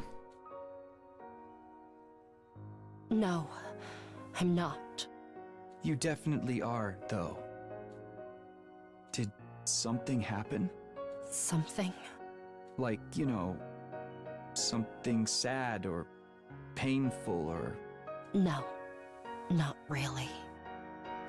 So then, why are you... Why do you have to be so dense? I told you, I'm not crying. And if I was, it would be incredibly insensitive of you to keep pestering me about it. Even middle school kids have enough delicacy not to walk up to a crying person and ask, "Are you crying?" She had me there. I didn't want to say anything that might make this worse, so I just clammed up. Did you hear about the Revivomatic? No. It was damaged pretty badly. Sire and Nigo have made some repairs, so we should be alright. We can at least revive each other again. But it's not completely fixed yet. They said one part of it is still badly damaged. Huh. Hideko's eyes were still fixed on the scenery that stretched out in front of us. She didn't look away when she spoke again. The way they light up the night like this... they're really quite beautiful. The undying flames? Yes. The same flames that will raise this world to the ground in another 90 days. The wall of fire flickered in the distance, as if it were already burning away the night sky. The way the flames moved, you could imagine they were dancing with joy, or writhing with agony. What are you doing here, anyway? Do you really have to ask? She avoided my gaze and turned back to the horizon. A cold breeze blew, ruffling her hair. It's the night of day 9. You promised to tell me everything if I made it this far. I've done everything you asked. Followed all your instructions without question. So now it's your turn. It's time for you to keep your promise. There was a long silence while I waited for a reply. Every time the wind blew through Hideko's hair, it released a gentle sweet aroma into the air. It was calming, comforting. I'd smelled it somewhere before recently, but I couldn't quite place it. Was this scent lavender? Just as I started to recognize it, Hideko spoke up again. No. It's not over yet. Why not? My instructions. I have one last order for you to carry out. What is it? Even now, she still wouldn't look at me, which made her request little more than a whisper. even more surprising. Kiss me. What? I'm sorry, what?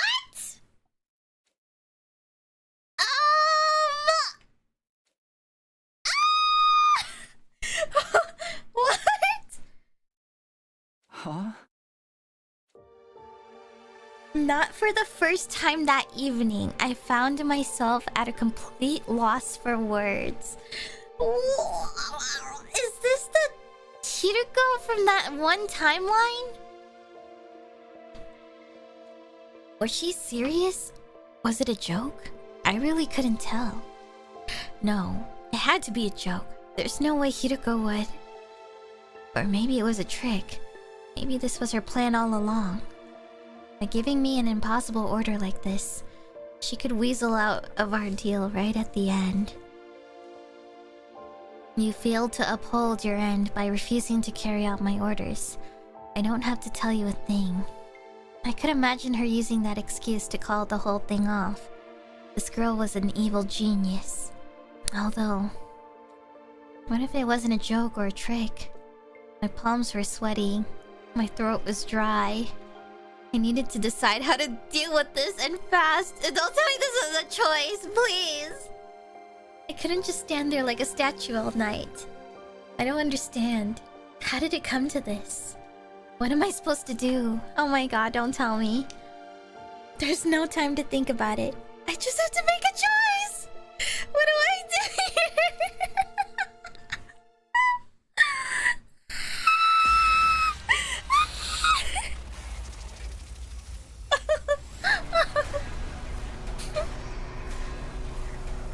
Oh my god. Kiss Hiruko. No way.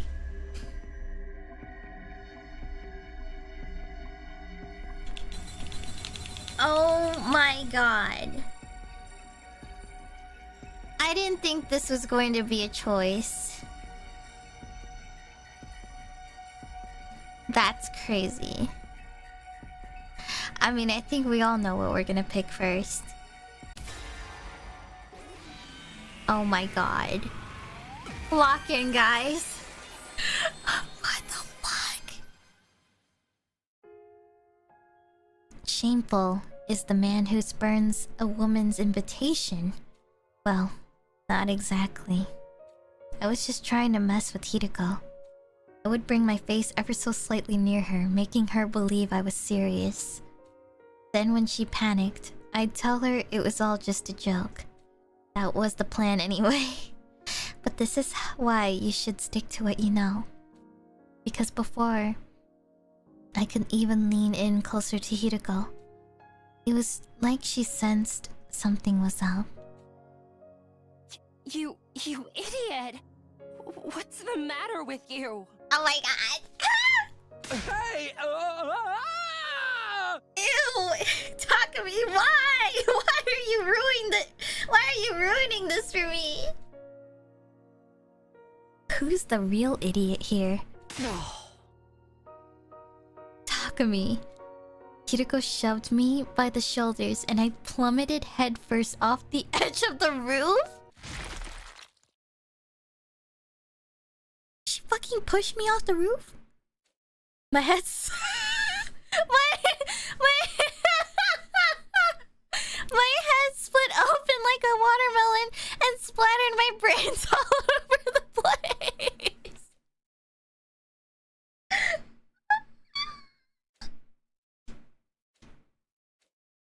I had a dream. A dream about kissing. Not with Hiroko. Not with Karuha or even Nozomi. The floor. What? With Kurata? What? Wait, what? I'm sorry. Huh? Oh, with Kyoshika. And with Tsubasa? Hello? But why? For some reason, I felt the sense of guilt. Guilt? Toward who?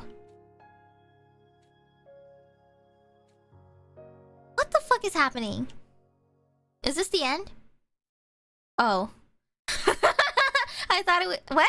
Huh? Huh? Why am I sleeping? I opened my eyes and saw a familiar ceiling. The ceiling of my room inside Last Defense Academy. But why was I sleeping? All I remember is that I made up my mind to live all 100 days here again. I remembered stopping Eito from killing Sirei. I remember deciding not to tell everyone about the time travel. After that, it all gets blurry. How did I get back to my room? Hey! Oh, Takumi, you're finally awake. Moko, couldn't you at least ring the doorbell? Wait, what are you doing here? Duh, I'm here to eat you. Just jokes. We've been taking shifts to look after you. Today just happens to be my turn. Look after me? Is there something wrong with me?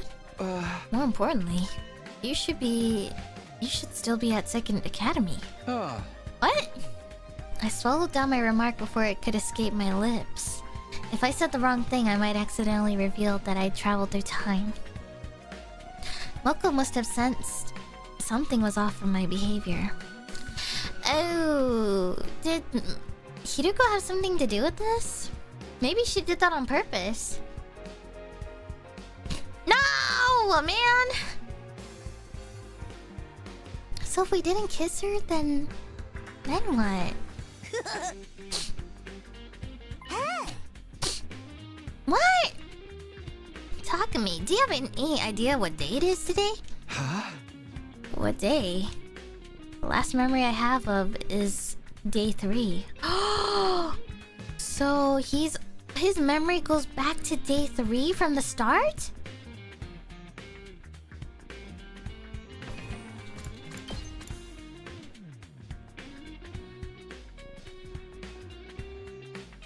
Oh man. What the fuck? Day 4. I see. Well, as long as you're alive and well, that's all that matters.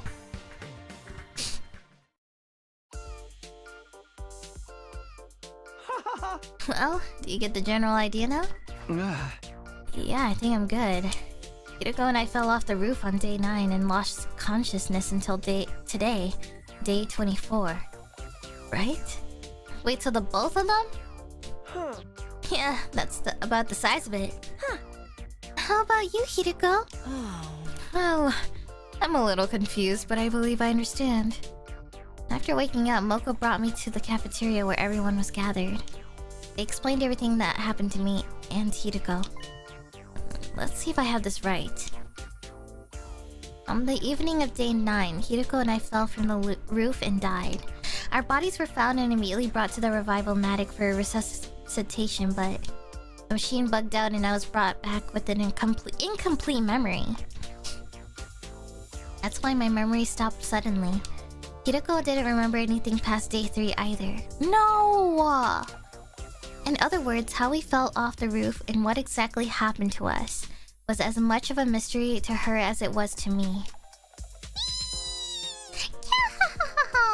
Maybe the two of you shacked up for the days you were missing and threw yourselves off the roof in a lover's suicide? Come on, we'd never do that. It's so nonsensical that it's not even worth refuting. Anyway, Takumi, do you really not remember? I told you. Everything after the middle of day 3 is gone. Why do you keep asking anyway? Do you... No, I don't remember a thing. That's why I'm asking you, so I can find out what happened. Wouldn't it be interesting if one of you was lying? Oh, well, I mean, that's kind of what I suspected. Come on, take off your tinfoil hat. I can assure you that both of them are telling the truth. Huh? How the hell can you be so sure? Because of the problem with the revival-matic. When we brought Shamino and Shizuhara back, the most recent available backup was from the afternoon of day 3. Show their lack of memory is scientifically proven. Scientifically? There's absolutely no chance of one of them is lying or keeping the truth to themselves. Huh? That doesn't make sense. We got together with you guys on day 6, didn't we? So shouldn't their memory cut off before our team introduced ourselves? Hey! How did Takumi know who I was when he woke up? Hey! Well, it was because of my memory of the previous 100 days, but I couldn't come out and say that. I decided I wouldn't tell everyone about the time travel. That's a good point. Maybe there's some memory fragment still lingering in my brain. Well, that's fair enough. Anyway, it looks like we're not going to have any fun mystery here. What a total drag. Well, I know you're still totally confused, so I guess we should finish explaining everything. Our friends filled us in on the events from the afternoon of day 3 to our deaths on day 9. Then they told us everything that happened up until today, day 24. I had some lingering questions, but they were too trivial to bring up. After all, according to Moko, we hadn't had any casualties while the two of us were knocked out. Teehee, we really put in the effort. While you guys were out, we swore we wouldn't lose anyone. Wow, maybe we should have just stayed unconscious so the battles would keep going so well. Oh. Speak for yourself. Come on, this was our first time with the whole gang in ages. Be nice. I don't want to hear that from Ima. Ima's right, although I understand if you can't be nice to disgusting old Choma.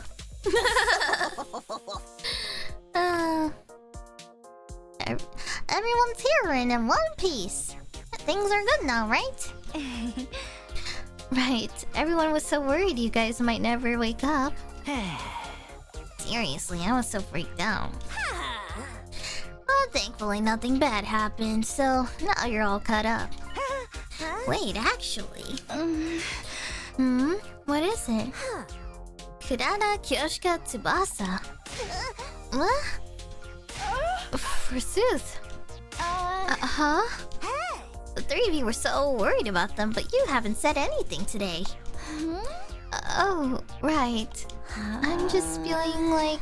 Wow, great to have them back. I am simply filled with emotion. I'm not nervous or anything. What, did they all have the same dream? I wasn't worried at all, mind you.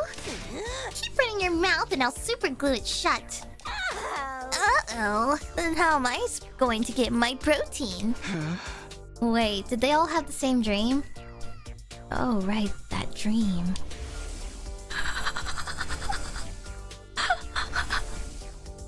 Wait. What was that all about anyway? It involved the 3 girls Moko just called out for being especially concerned about us. Is this the harem route? Like, true harem? That's probably just a coincidence, right? I'm scared.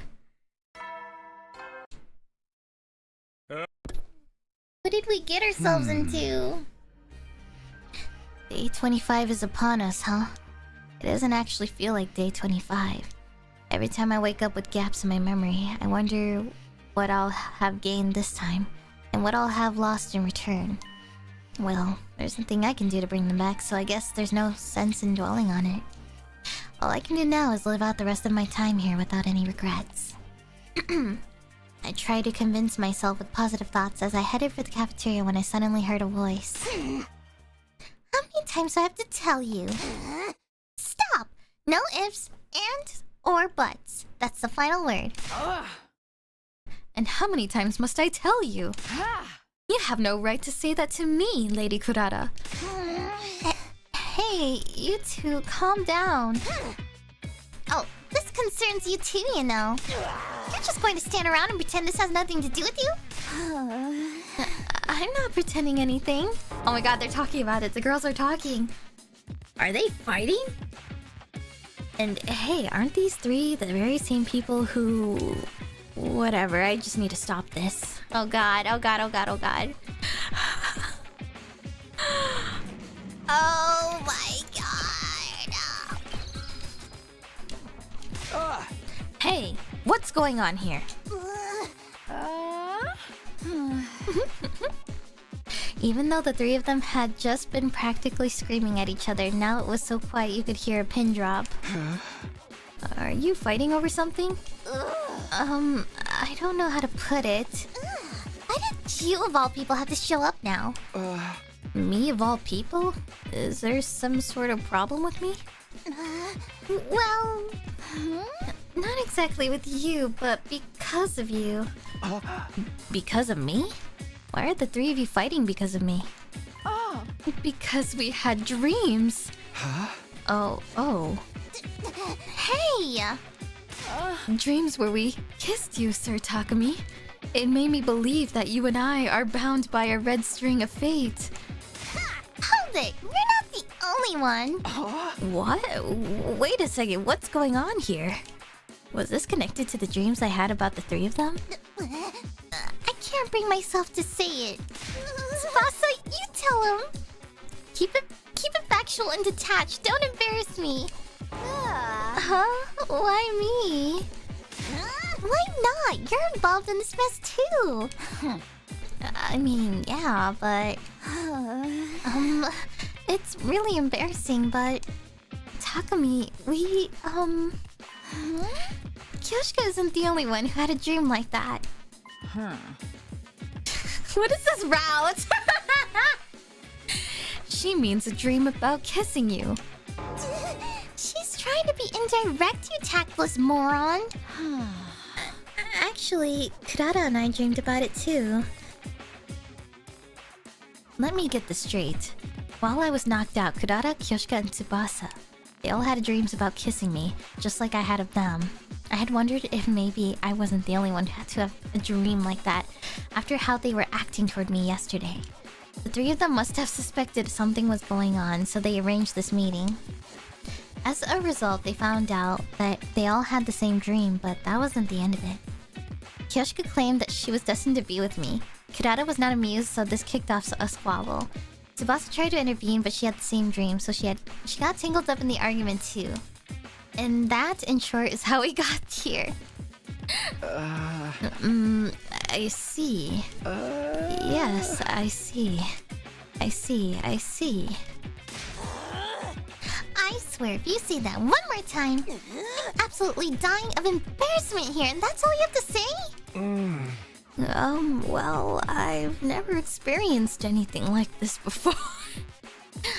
He's never spoken to a woman like before. Can't you tell, girls? He's never spoken to a woman before. Any more obvious facts you want to state? Even a child could tell you've never had girls so much as bat an eye at you your whole life. A child wouldn't know anything about my love life. More importantly, did you have a dream about kissing me, Sir Takumi? Then we're bound by fate. It's as simple as that. Well...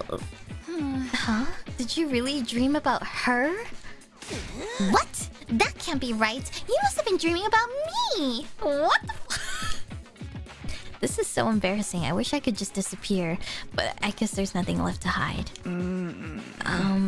Well... I had a dream about kissing all three of you. What? All three? So, are all three of us bound by fate? Is this a harem ending?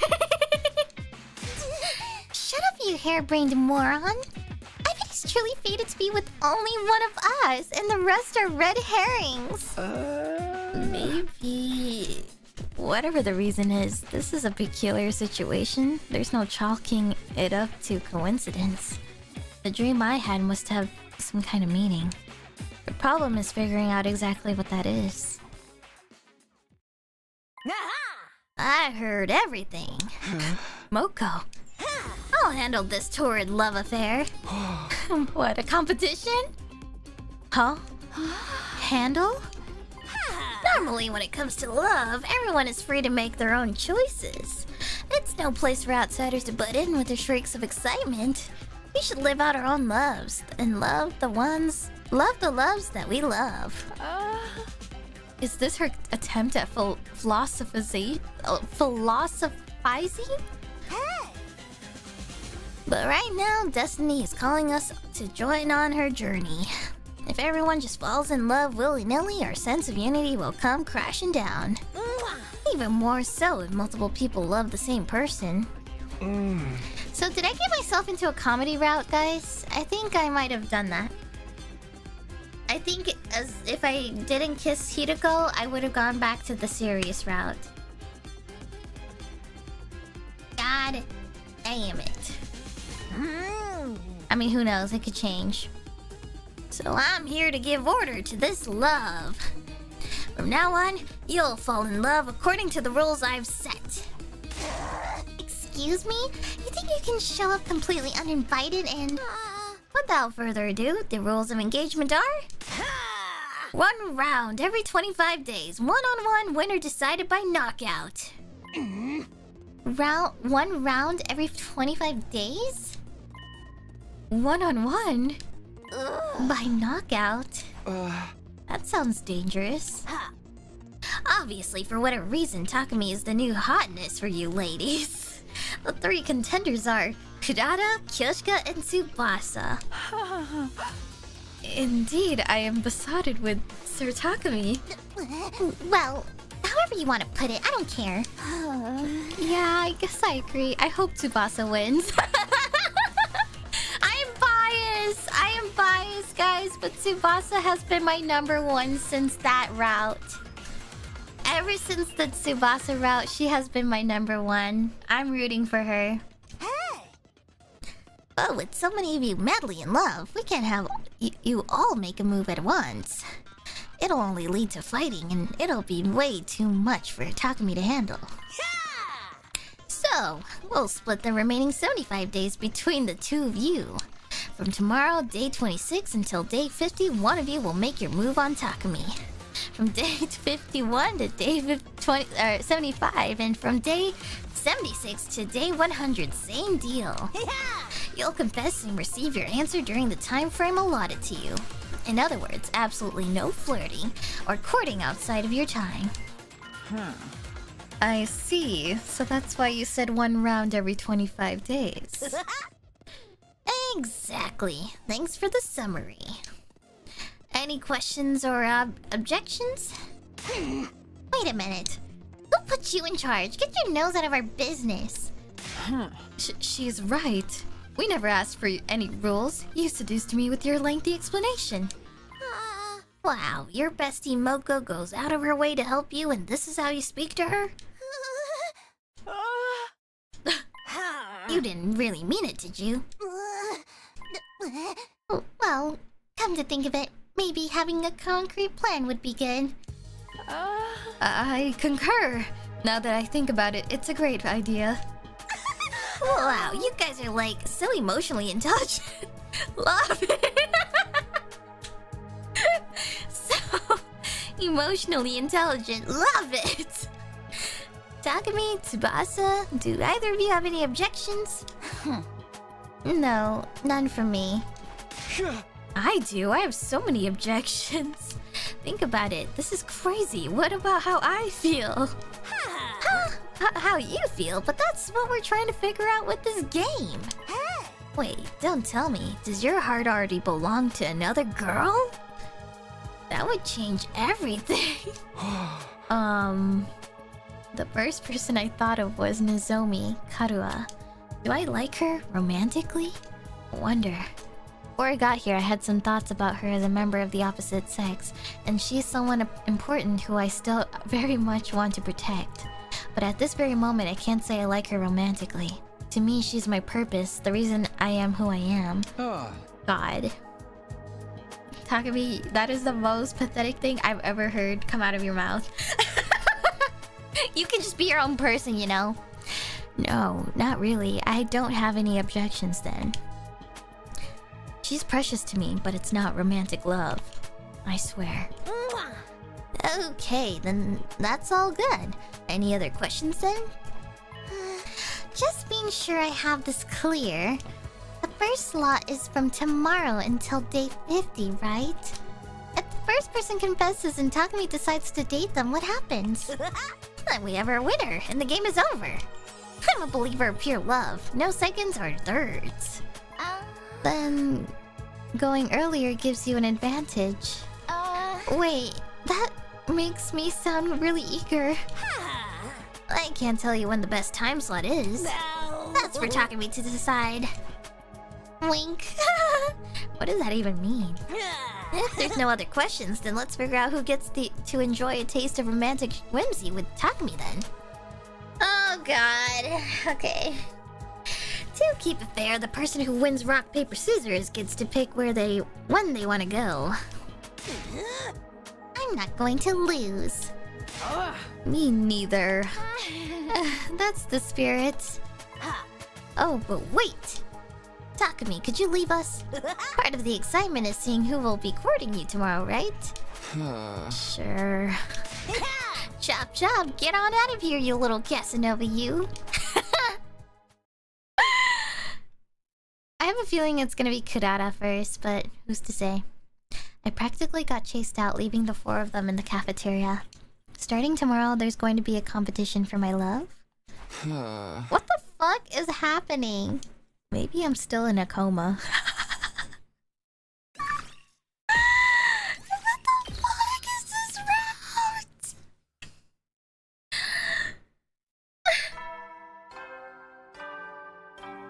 What the fuck?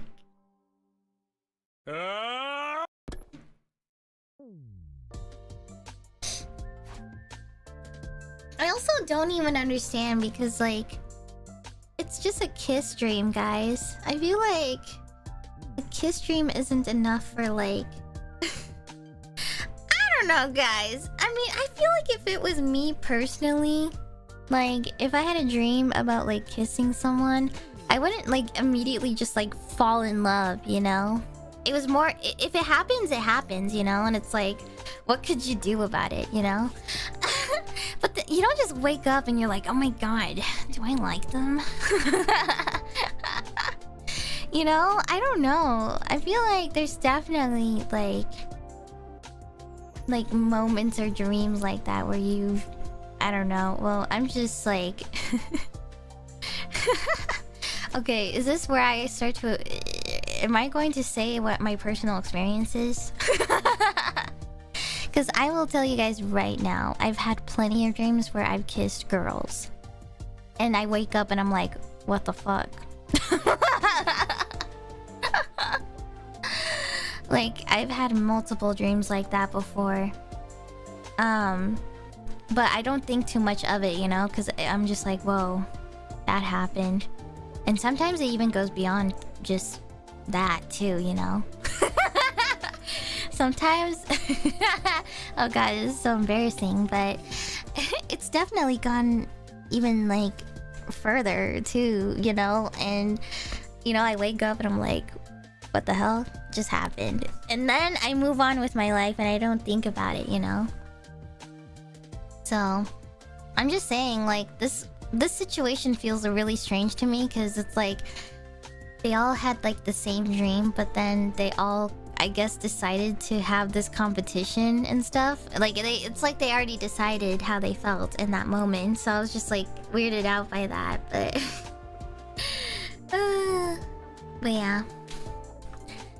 Well, according to yesterday's discussion, starting today until day 50, I'm going to be romancing either Kurata, Kyoshika, or Tsubasa. Romancing? I can't even begin to imagine what that's going to be like. Oh no. Speak of the devil. I nervously opened the door to see. I knew it. I knew it was Kurata. I called it. Pardon the wait. Here I am. Sure. Hey, snap out of it. You should offer a lady a cup of black tea. I don't have anything that's nice here. Huh? Wait, if you're here, does that mean... Yes. After you left the cafeteria yesterday, it was decided that I would be the top batter. Well, you must be thrilled. Of course. So, what do we do now? don't you worry. I've spent some time thinking on it. Ta-da! We're going to use this to have a movie date at home. Is that a projector? Yes, I made it with the Gift-O-Matic. We can't go out on an actual date anywhere whether we are in love or not. So I think this is a great idea given the circumstances. Huh? I see. She's right. This might be as good as it gets for date ideas at the school. But do you have any movies to watch? We can't use streaming here, so... Of course I do. I came ready. Or rather, that stupid Sire brought some movie files here with him. Huh? Why would Sire bring these with him? He said he brought them in the event we were overcome with boredom.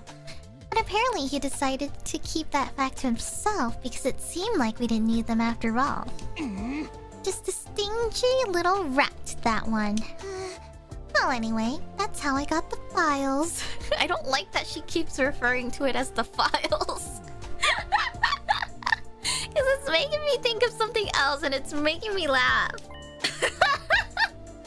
Let's start our movie date already. From now on, each of the girls will take turns making a move on me. I was a little apprehensive about the whole idea at first, but... I love movies. I was so excited to have some much needed fun that I forgot all about any nervousness. I pulled down the blinds so we could use it as a screen and set the projector in a decent spot. Okay, now we're all set. Well, what are we watching? Just wait and see. I'll get it started soon enough. Kurata pressed the play button. Her selection was what you'd call a tearjerker love story. Oh my god. Two high schoolers meet by chance and end up together. The two of them vow to be together forever, but the girl was suddenly overcome with a serious illness. Without a donor, she was on death's door. The two of them tried to stay positive as they fought against desperate fate. But the two of them ended up being related by blood? So it was discovered the boy could donate the organ she needed? Just when you think you'll get your bittersweet happy ending, the girl refuses to accept him as a donor? Because accepting an organ from him would mean admitting they were blood relatives. In other words, the two of them wouldn't be able to get married. That was the basic plot anyway, or well, spoilers for the entire thing. And he's crying. Wait, are you crying? I don't like movies that are designed to make you cry, but I guess it's been so long since the last time I got to enjoy a good movie. Well, as long as you had fun. Kurata was unmoved. Actually, she seemed displeased. Was that not your kind of thing, Kurata? Honestly, I didn't enjoy it one bit. I would have had more fun cleaning my shower drain than watching this garbage. It wasn't that bad. No, I'm not even exaggerating. From start to finish, these nasty commoners were completely shameless. It was vile. Commoners? Listen, it's a known fact that humans belong to their own classes. Do you even think that Kurata Osuzuki, the descendant of the renowned Osuzuki family, would ever be moved by a common love story of common people? The chances meeting of commoners, the birth dates of commoners, the terminal illnesses of commoners, the organs of commoners, and the marriages of commoners, it's all beneath me. As much of a romantic as I might be, I can't possibly empathize or get immersed in the romance between two apes. What? I hear what you're saying, but... Huh? What do you mean, but? I just mean... You know... You like me, right? What? But by your standards, I'm just a commoner, not one of the O Suzuki family like you. It kinda seems like it would be impossible for a noble like you to want to be with a commoner like me. I see. You seem to have misunderstood the situation in a very interesting way. What do you mean? I don't know if I like you yet. Got it? Huh? But you fought with Kyoshika and Tsubasa and joined this game to romance me because you like me, right? More accurately speaking, because I might like you. It's true that I had a dream that we kissed, but that doesn't mean I like you. Of course, I've been thinking about you, but I can't say for sure I fully like you. But just because I'm not sure doesn't mean I can't let that reckless numbskull Kyoshika do as she pleases. I can't let things reach a point where they can't be undone. Can't be undone? Jeez Louise, you're slow. I'm telling you, I would not enjoy seeing you and Kyoshika together just because I made a miscalculation. I see. So, I've decided to win you over while I figure out my own feelings. That's why I agreed to Moko's silly rules. Do you finally understand now? Huh? Yeah, loud and clear. Well, I know you won't stand a chance against the charms of a blue-blooded lady, so be careful not to get all twisted up over me. Even if you like me, there's no guarantee I'll like you back after all.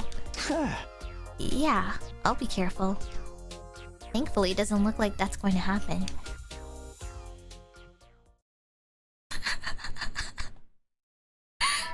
What the fuck?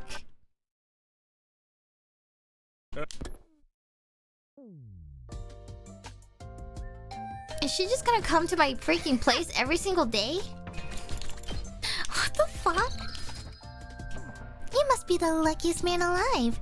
You have a fair maiden like me knocking on your door every day. So, what are we doing today? Huh?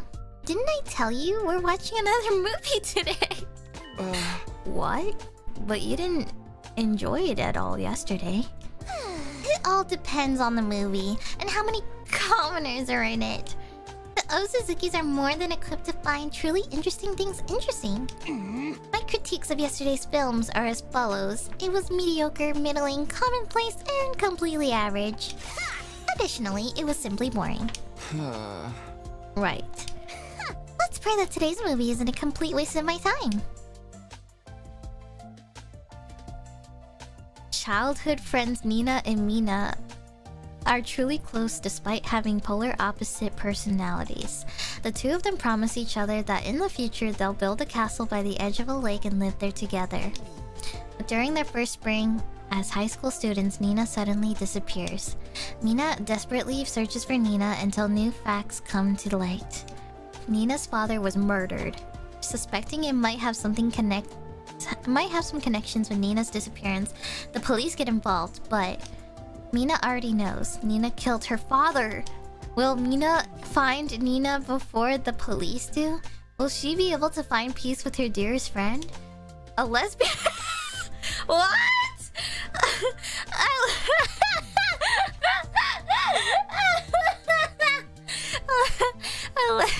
A lesbian? What? Wait. What is happening? What? A lesbian romance mystery where two girls experience the extremes of love and hate, while the secrets behind the slaying of Nina's father are unraveled. And that concludes my summary of Kurata's movie choice. What the fuck? Well, it was better than yesterday's disaster of a film. Was it? That's good to hear. Coming from sharp-tongued Kurata, that must mean it was actually interesting. Even though I wasn't the one who asked her out, I was relieved to hear she enjoyed herself this time. This reminds me. Don't you like Nozomi? Huh? Why would you ask that out of nowhere? It's not out of nowhere. The movie got me thinking. The second heroine had a similar vibe to Nozomi, didn't she? Really? I don't think so. But why do you think I like Nozomi? There's just something about the way you look at her that makes me suspect expect it. Like, when you look at her, your eyes always momentarily look a little sad. Or maybe just clouded with lust because you want her voluptuous body all to yourself one day. What? Definitely not the second thing. Oh, so then it's the first thing. No?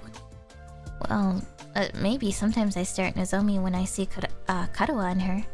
But it's not because I like her. Anyway, what about you, Karada? Have you ever been in love before?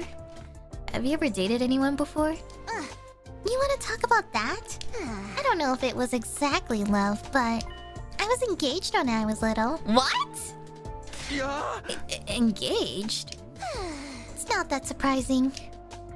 In fact, it's incredibly natural that a descendant of the Osuzukis would be engaged. But I've never met any suitor more than once because they're never worthy of me. Huh? What do you mean?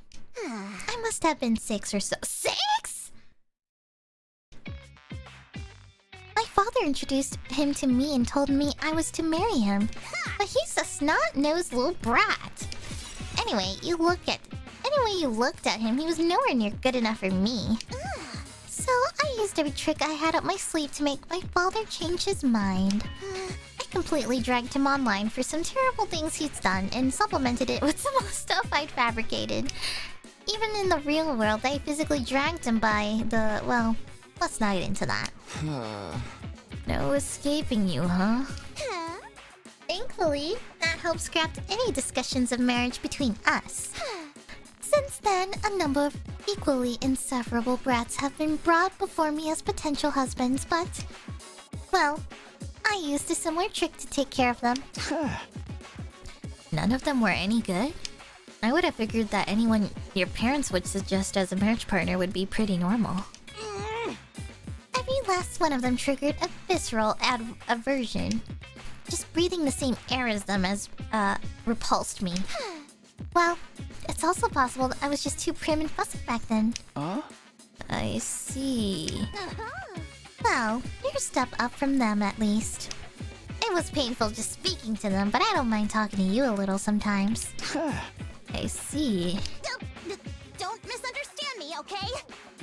I still don't know if I like you or not. I'll kill you if you twist my words, and don't you forget it. Yeah, I'll be careful. She's such a tsundere.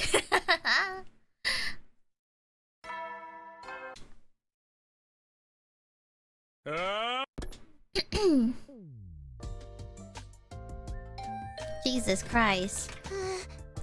Time for another movie. Girl, there's more to just watching movies, man. I figured, but... man, no small talk at all today, huh? It's got its charm, doesn't it? Enjoying a movie within seconds of seeing each other. Hey! No, it doesn't, and saying it like that totally kills any possible charm. Oh, sit down before you pop a blood vessel. Huh? I'm sorry, what? What? What are they watching? Lick. Slurp smack.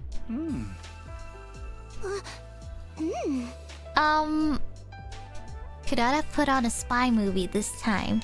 The protagonist, a rookie spy, goes on his first mission to secure information on a military project being developed by some company. But as the mission goes on, it's clear that the head of the organization the protagonist belongs to is colluding with the head of that company. Or something like that. Honestly, it's all in one ear and out the other. Besides, lick. Slurp smack.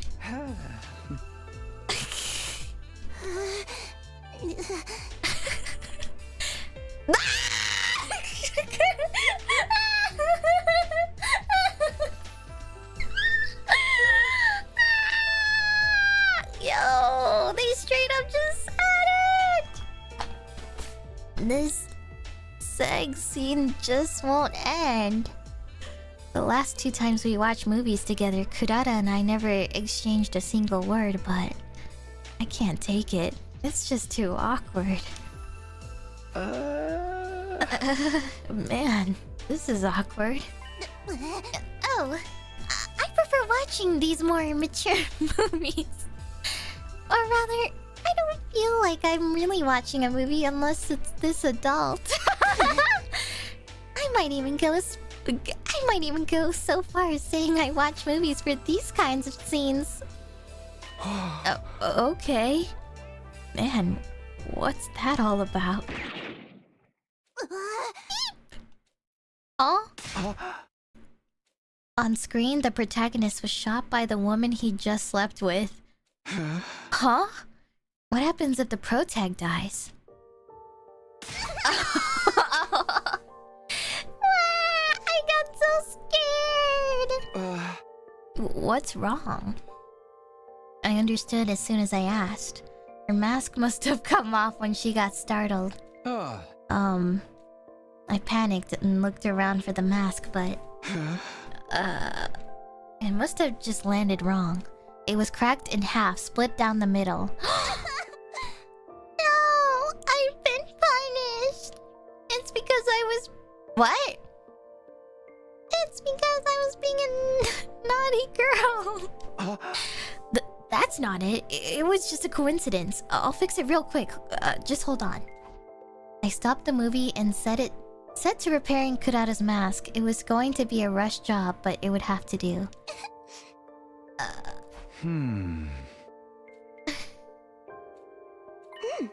Hey, Takumi? Huh? What is it? You know how I told you I wasn't sure if I liked you or not? That was a lie. Oh! I like you so much, I can't fool myself anymore. Oh! Honestly, you've been on my mind ever since I had that dream. Oh! Oh, I don't want anyone to take you away. But I know I'm not cute enough. Oh no, she can't be pulling this on me. No!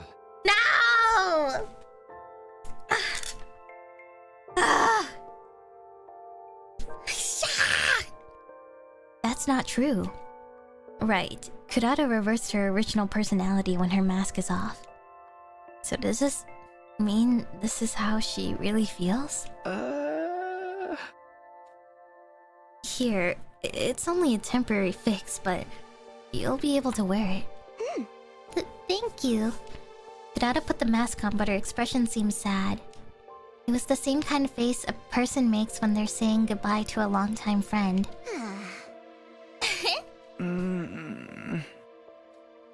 Her personality changes when she takes off the mask, but it's not as if it erases the memories of what happens when she has it on. She definitely remembers what she was just saying moments ago. I'll be leaving for now. Yeah. See you tomorrow. It was more awkward than even the raunchiest of movies.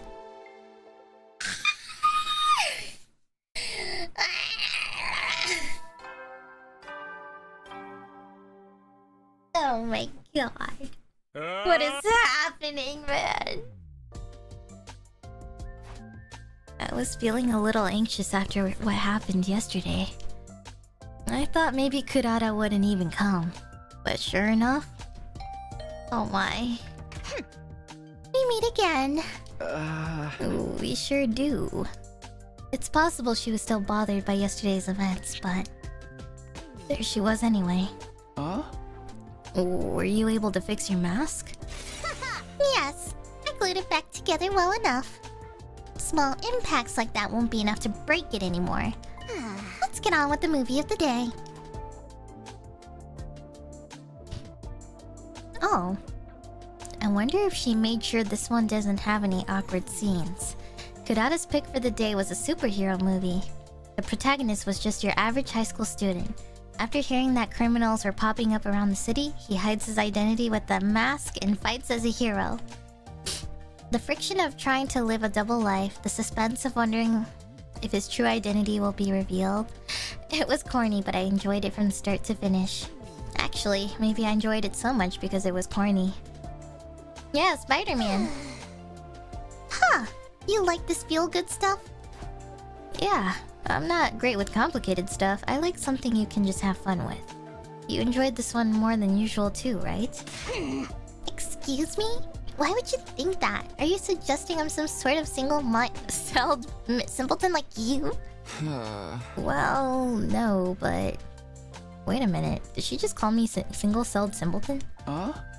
You wear a mask just like the protagonist. I figured it felt even more personal to you than it did to me. I see. So that's what you mean. It's true. The scene where his mask makes his scalp itchy hit a little too close to home. I was tearing up. Okay. She would focus on that. Huh? If I remember right, you wear the mask to project the confidence expected of an Osuzuki. It lets you adopt a persona to hide your insecurities, right? Well, yes, but who told you that? Oh, crap. That was something I heard about in my last timeline.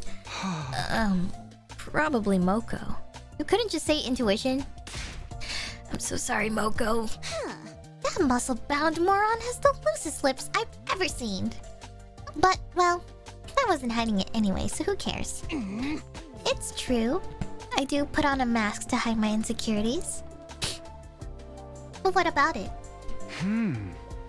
Oh. I was just thinking. It must be hard to push that down inside of you.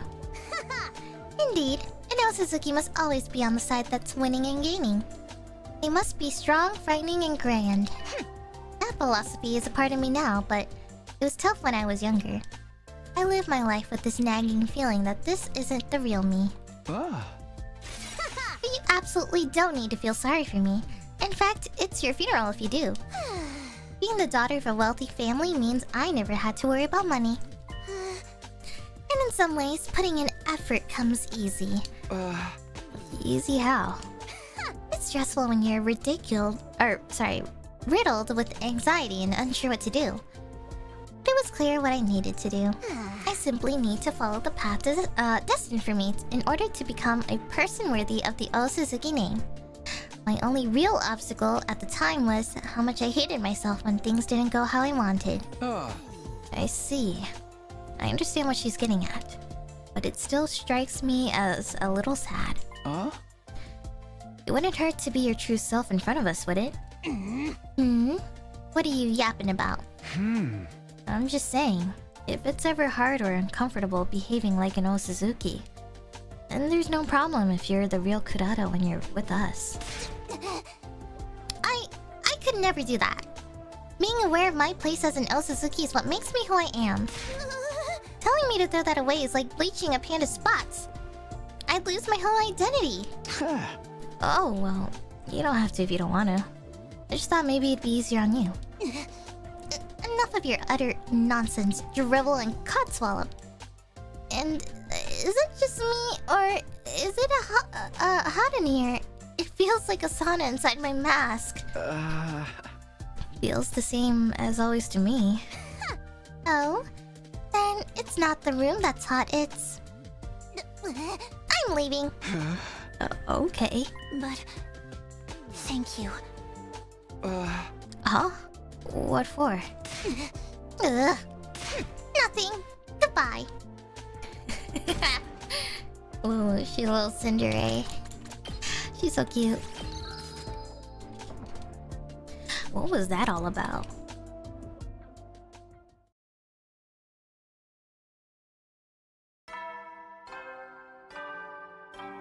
What is happening, man? Get ready!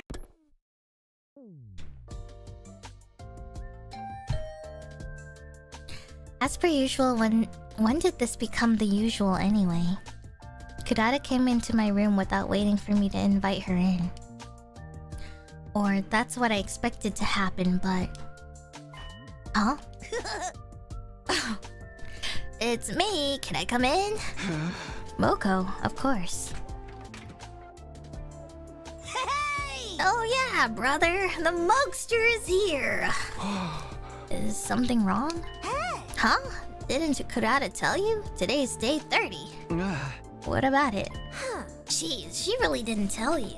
I decided that while this game is on, you'll have a meeting with me on every day that's a multiple of 5. A meeting? Yep, I'm gonna interview you about your love life with Kurata and get every last juicy detail out of you. As your game master, I need to know how things are progressing. This is literally just the reality dating show. This is just reality dating show route. It's like, you know, it's basically the interview time. They go through the whole like episodes, and then it's like in between they like, or like in between each event they do like the interviews of like how they thought about this whole thing, or like so far. So The Bachelor, I've never watched that, if that's a show. I only watch things like Love is Blind, or like, I guess recently Hysteria showed us Age of Attraction. Or Singles Inferno, I think, is another one I also looked into as well. I don't really watch a lot of these, actually. Just a few from whoever suggests things. I see. If I remember correctly, the whole point of this game is to avoid conflict. And I guess it's not at all unusual to have regular meetings to make sure our relationships aren't being strained. Okay, let's relocate. Isn't here as good a place as any? Oh my god, Takumi, you're so naive. A maiden like me might have a heart attack if she's alone in a room with a boy. Huh? There's zero chance of me getting worked up over her, but Moko was right. Maybe I've gotten so used to my routine with Kurata that it's made me numb to these kinds of worries. Well, even if I did feel some type of way, Moko would set me straight in a matter of seconds. But I guess I'm not supposed to bring that up. I do like that they just make Moko like a girl's girl. Thank you kindly for attending this meeting. What the fuck? Please take a seat. Why am I having an interrogation? Pardon me. I've brought you here today for our first meeting to discuss your romance with Kurata. Indeed. I look forward to working with you. Wait, what's with the glasses? Why are we being so formal? You know I love some pageantry. Not really. Ugh. Well, if they're gonna make you unnecessarily tense, I'll take them off. Hey! Well, better? Yeah, now I can relax. Well then, let's get right to it. How are you feeling?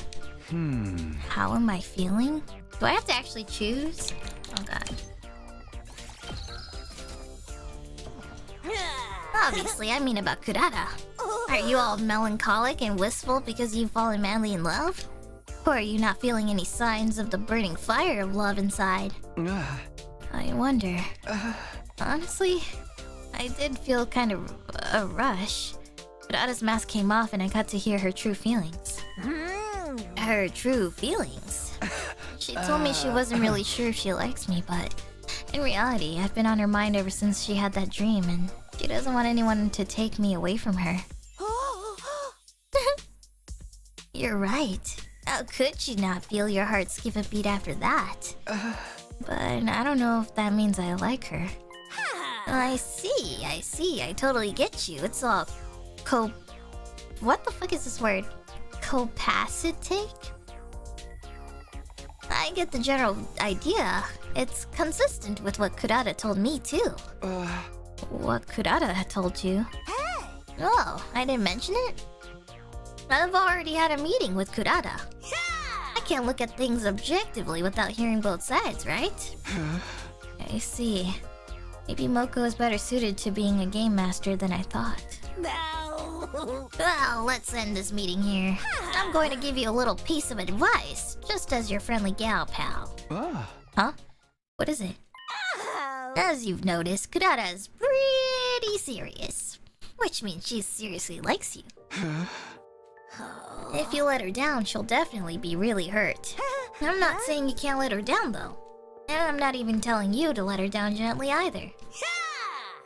Even though we're calling this a game, it's still a game where people's hearts are on the line. That's just how love is, no matter how you slice it. Just wanted to remind you. Thanks. I'll keep it in mind. A game where people's hearts are on the line, huh? Okay, that's it for gal pal advice. Now we're really for sure done here. I'll let Kurata know you two won't be seeing each other on meeting days, so you should chill for the day. No. Chill and think about your feelings, okay? Yeah, will do.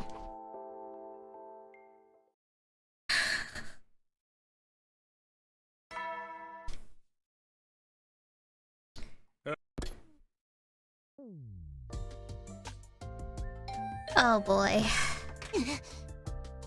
It's only been a day since I last saw you, but I feel shy. Like it's been way longer.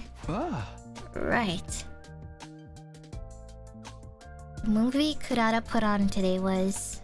Honestly, who knows? I wasn't paying attention at all. Because... Oh yeah, we just saw this. That was a lie. I like you so much. I can't fool myself anymore. Honestly, you've been on my mind ever since I had that dream. Oh, I don't want anyone to take you away. But I know I'm not cute enough.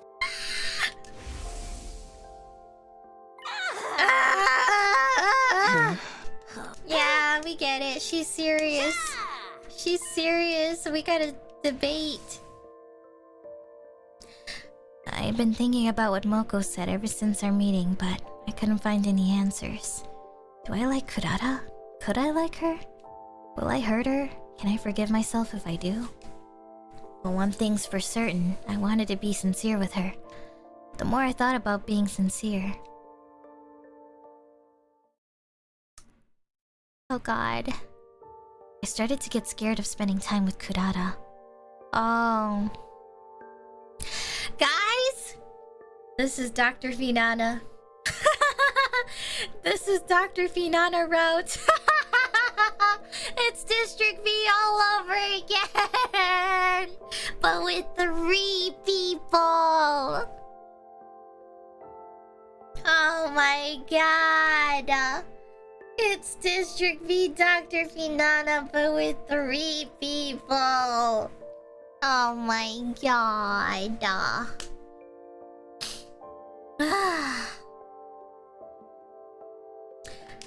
The more time we had together, the harder it made it for me to think about hurting her. I worried that it would just make her pain worse. Was spending time having fun with her in itself insincere? What's the matter? Did something happen? No, not really. Oh? Good then. Uh-oh. I'm scared! Oh no. 17 days left until I decide what happens to my relationship with Kurata. Lately, I've been checking the days left every morning the second I woke up. Our main goal is to keep winning our defensive battles and survive these 100 days. Oh.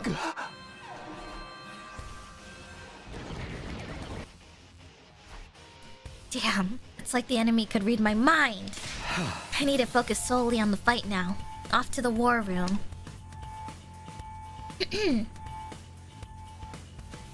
Everyone had filtered into the war room, one after another after hearing the alarm.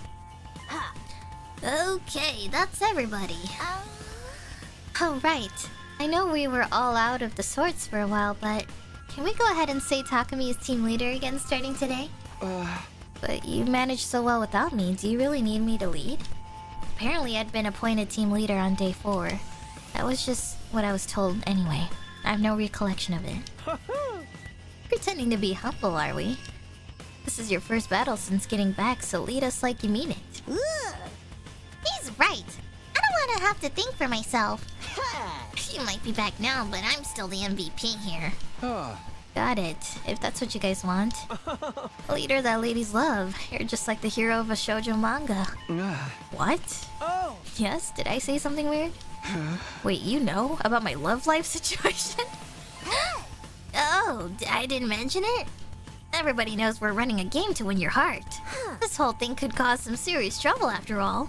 That's why I thought I'd better share with everyone ASAP. Hey, Takumi, I bet that you're gonna get rejected by all of them. Don't go acting too chivalrous. Don't bet on my love life. Let's just be honest. Gaku's just jealous. Nozomi weighed on my mind as I mumbled my retort. As far as I could tell, she didn't seem inclined to join the conversation about my love life. Somehow I felt relieved. These invaders sure know how to surprise somebody. How are they going to make it up to me if I'm being woken up by the alarm makes me break out? I missed how mentally prepared we were when the artificial satellite was contacting us. The artificial satellite contacted you? Hey! Oh yeah, we didn't tell you or Hideko yet. I guess it just slipped my mind. In a nutshell, the satellite reached out to Sire ahead of the battles on day 7 and 8. They told us to be on the lookout because they had information that the invaders would attack on those days.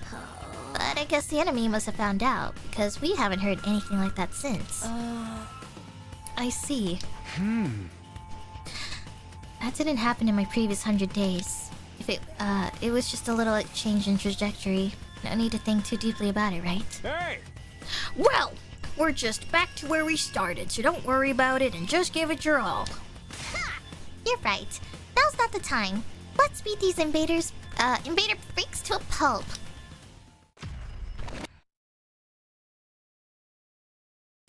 Alright.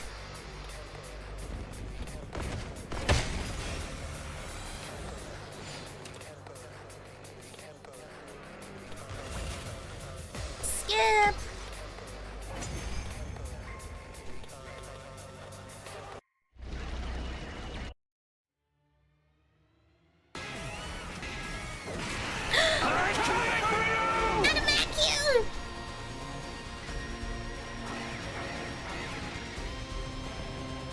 I'm in love.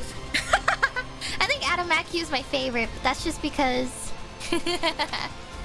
my Tsubasa Adamakyu ship. My enemies to lovers.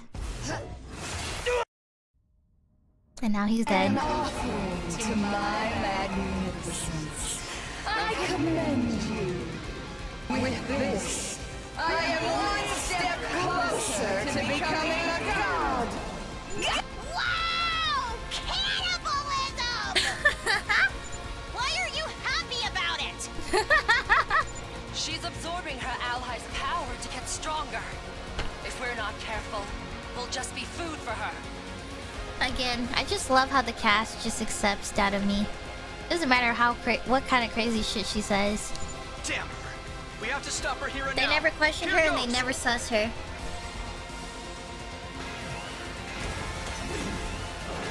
Bow down.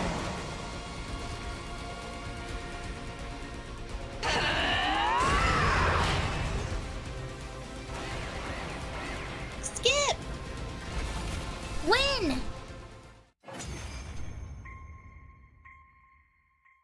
I am the paragon of hope. Freshness. To inflict such a grave wound on someone as great as I seem to have underestimated you. I walk on my guard now. Slowly but surely I will gain power. And when I have it, I'll become God! With a fearless smile on her face, Freshness took her leave.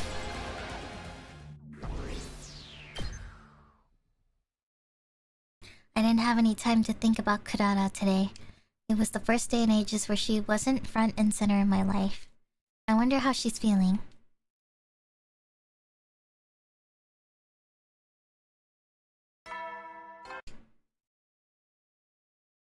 Uh.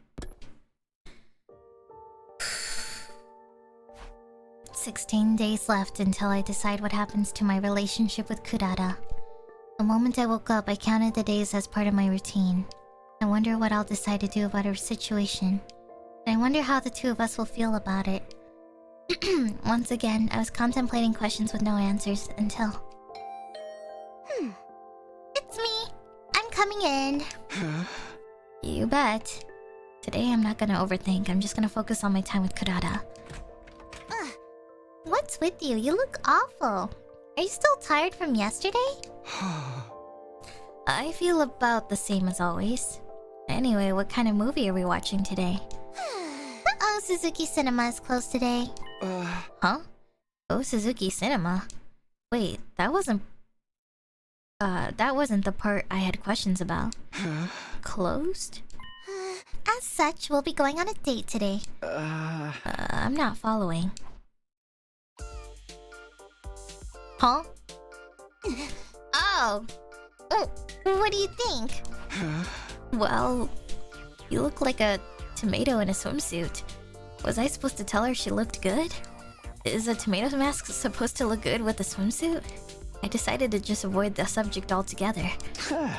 What's this all about? Why did we abandon our usual routine to go to the pool all of a sudden? I just know you were dropped on your head as a baby. In a nutshell. Yes? This is a reward for your hard work yesterday. I get what she's trying to say, but unfortunately, I'm pretty vanilla. What? I didn't have any niche tastes, like, for example, a preference for girls in tomato mask-wearing swimsuits. But I guess it's the sentiment that counts. Thanks, I really appreciate it. You'd better. If you decide to have a little fun by yourself tonight, I want you to have a vivid image in your head. What? I'm not gonna do that. Anyway, come here. Oh! Kurata immediately turned away from me and started to walk. What now? Enough, just do as I say. And don't you ever delay either. Not in any situation, even if you're on the toilet. I don't even think you'd want that. What's the meaning of all of this anyway? What? Did you lose your memory again? No. I don't understand why you're telling me to lay down and close my eyes. Can you explain what's going on? You are truly the height of oafish brainlessness. You must be tired from yesterday's fight. All I'm saying is we should take it easy once in a while. That's really all this is? Huh? What do you have to be suspicious of? I mean, if we're just going to take it easy, we can just rest in our rooms, right? Commoners truly know nothing of relaxation. There is such a thing as a luxurious first-class way to rest, you know. Sounds suspicious. Like something out of a cash grab self-help book. Say whatever you want. I'm going to show you how to really relax. So follow closely and don't take a single step out of line. Well, if we're going to relax, it can't hurt to do it with her, I suppose. It won't hurt, right? Picture this. Huh? We're no longer at Last Defense Academy. We're at a resort somewhere. We don't have a thing to worry about. You can hear birds trill in the distance, and every once in a while, a soft breeze caresses your skin. Nothing else exists in this moment. That is all there is.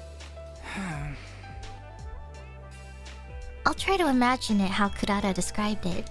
We're no longer at Last Defense Academy. We're at a resort somewhere. Birds trill in the distance. A soft breeze. Hey! Are you going to sleep forever, you idiot? If you don't wake up this instant, I'm going to shave half of your head bald and you'll look like a greasy metalhead.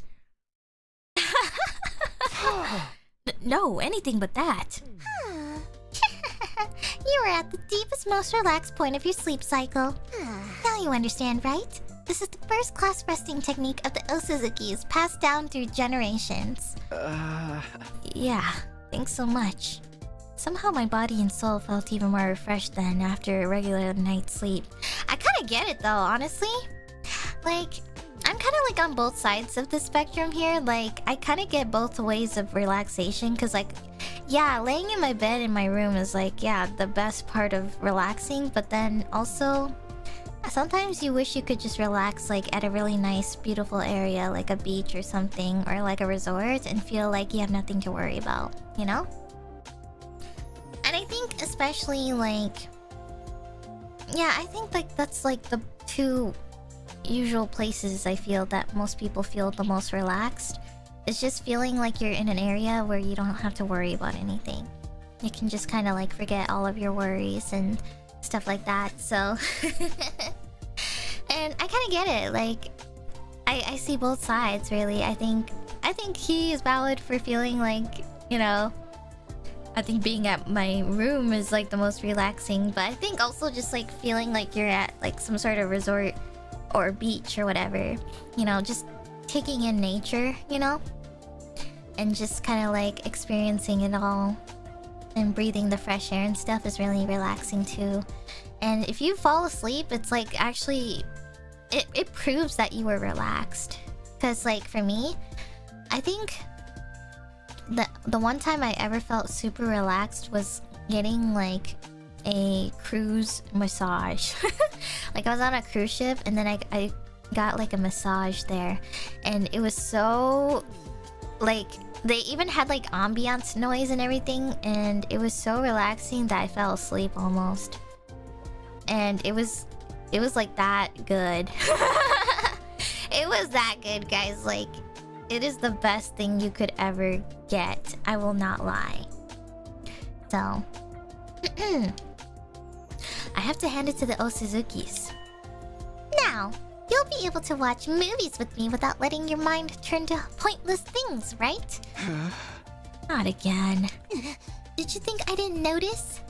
You've been completely restless the last few days with me. It's like your mind was elsewhere, or like something was worrying you. So, I invited you out today to help you reset. Of course, the part about rewarding you for your hard work yesterday is still true, though. Or still true, too.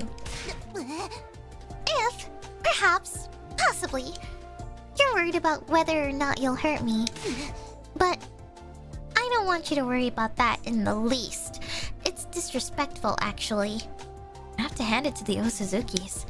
No, that's not quite right. I have to hand it to Kurata. Nothing gets by with her. I can't keep anything from you. Do I like Kurata? Will I choose her, or... well, I don't know yet, but I still feel like I finally understand how to approach her. Actually, I think she just showed me how.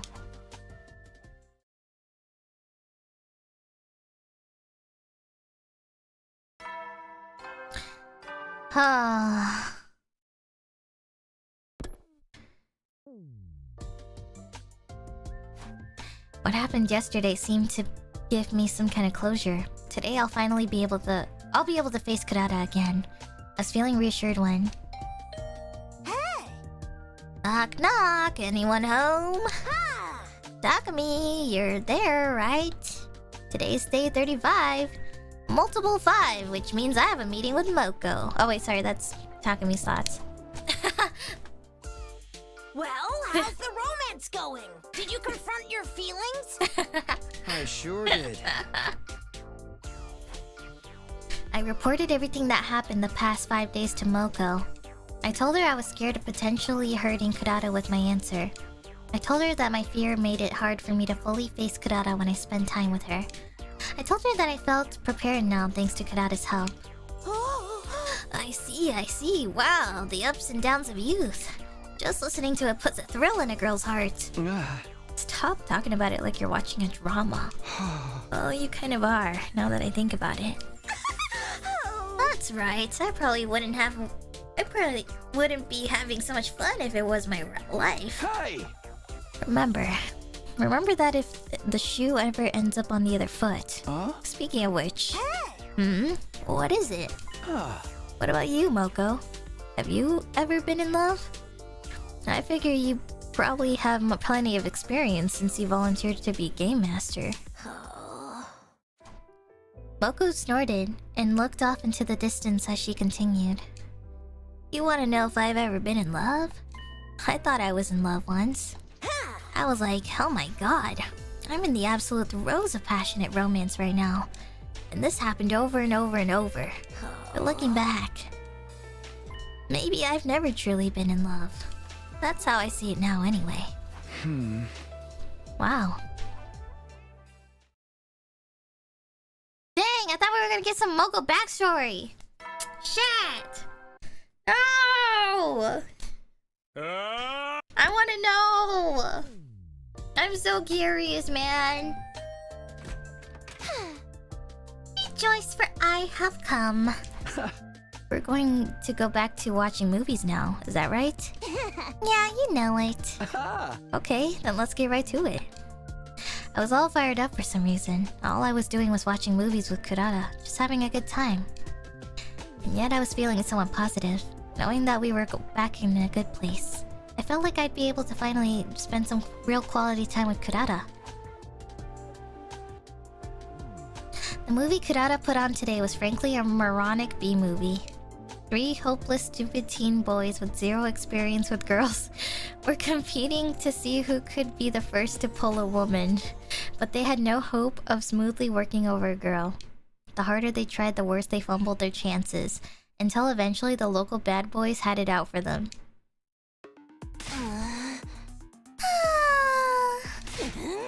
Boys are the dumbest creatures alive. Is sex the only reason they do anything? You cavemen have nothing to live for if it weren't for your hormones. These guys were definitely stupid, but aren't you being a little extreme? I don't think so. Anyone can tell it applies universally. I bet you're treating your body like an amusement park ride every night. That's conclusive and irrefutable proof of how dumb boys are. Excuse me? Why do you all insist on acting like you're not filthy animals when the whole world knows you're depraved? I can't stand how nasty you all are. Here, just go ahead and demonstrate for me how repulsive boys are. Go ahead and debase yourself since it's so natural to you. I'll observe closely just for you. What? Hey, you can't joke like that. Acting like you're beholden to common sense. Ridiculous. You're a boy after all. In elementary school, they research which letter of the alphabet is the most curvaceous and sexy. What? In middle school, they act like entering 58008 in their calculator is the height of achievement. And in high school, they calculate the day their parents conceived them by counting backwards from their birthday. And I can tell you've done all of the above. I mean, yeah, but don't make it weird. I realized a second too late that was probably the wrong response. But more importantly, I mean, you're one to talk. Excuse me? Are you lashing out and trying to humiliate me like a girl would? What a shameful commoner mindset. You think you can hurt me like that? No, you're right. Guys are despicable idiots. But why do you know so much about us despicable idiots? Oh! What? What are you getting at? You have such vast and specific knowledge of worthless, gross boys, which means you're interested in them, which shows you like them. Oh! No? Yes, if us boys are filthy insects, that makes you a bug expert. You love dumb, nasty boys so much, you can't get enough of them. Oh! Got her! Oh my god! That was the plan anyway. I did humiliate myself a little in the process. Today, I was supposed to get a fresh start and truly face Kurata again. I had myself convinced I was going to finally be able to spend some quality time with her, but is this really how it was supposed to be? I didn't really have to think about it. There was no chemistry between us. But even so... You really do have a room temperature IQ. Same to you. Things just felt right.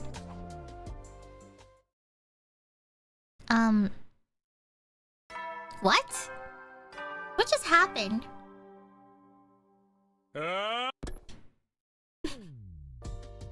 The movie Kurata put on today was a cheesy boxing movie. A delinquent young man loses a fight for the first time and falls into the world of boxing as a result. He started learning to box to get his revenge, but over time he came to enjoy it, falling in love with the sport himself. Or something. I felt like I'd seen this story before, but it was pretty intense. The sight and sound of the impact as the gloves connected with the opponent's jaw had me gasping. What is he doing? He clearly should have hit him with a right hook. Come to think of it, Kurata knows a thing or two about boxing. Maybe that's why she seemed more absorbed in the movie than I was. Which, by the way, guys, you should all watch Megalobox. Megalobox and Hajime no Ippo. Yeah, that's it. Give it to him. The protagonist's opponent was knocked straight to the floor. It didn't seem like the movie was quite over yet, but Kurata was so excited she started to shout. There we go. Yeah, yeah, yeah! You're way too emotionally invested in this. Excuse me? You're just pretending not to be invested. Giving a winner their accolades is one of the most time-honored acts of courtesy in all of history. Hey, I didn't say I didn't like it.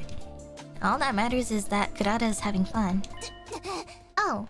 Huh? Wow. After the match, the protagonist embraces the heroine and they kiss. It wasn't anything intense that would be so awkward to watch with family.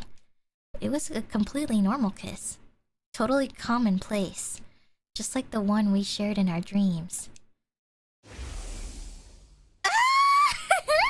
I felt strangely tense. But why? Maybe I was worried that this would somehow lead to something actually happening? Or maybe I was worried she could tell I was thinking about that dream. I wasn't sure why, but I definitely could feel my pulse speeding up in my veins. Makes you think about that dream, doesn't it? Sure does. I could tell from the slight waver in her voice that she was nervous too. I guess it's only natural. Anyone would be nervous after having a dream like that, and then seeing it play out in a movie.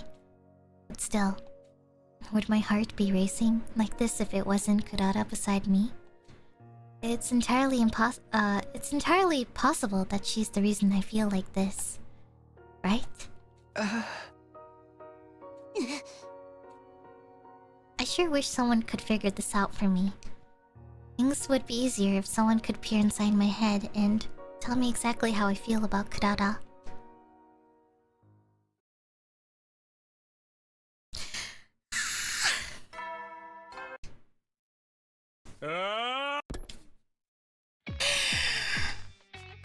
The movie Kurata put on today was, in one word, horrible. It dragged on forever and it was boring. It was erotic, gory, and incomprehensibly philosophical. The plot was way too complicated. And yet, I still held on in the hopes that if I watched until the very end, I might actually get something out of it. Instead, I got an unsatisfying, vague ending. After watching so many movies together, I figured Kurata and I just didn't have similar tastes, but we were on the same page when it came to our feelings about this one.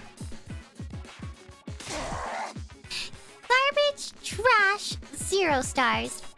Bargain bin, waste of film. The absolute worst the industry has to offer. I completely agree.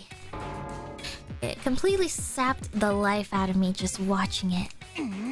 I have no idea how this movie was received, but even if the critics raved about it at the time, I personally would never let the producer who gave this film the green light or the director live this down.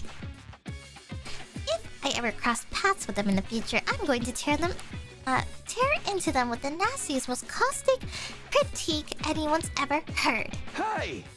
Please chew them out for the both of us. I thought something was off from the very start too. Even the credit font was beyond lame.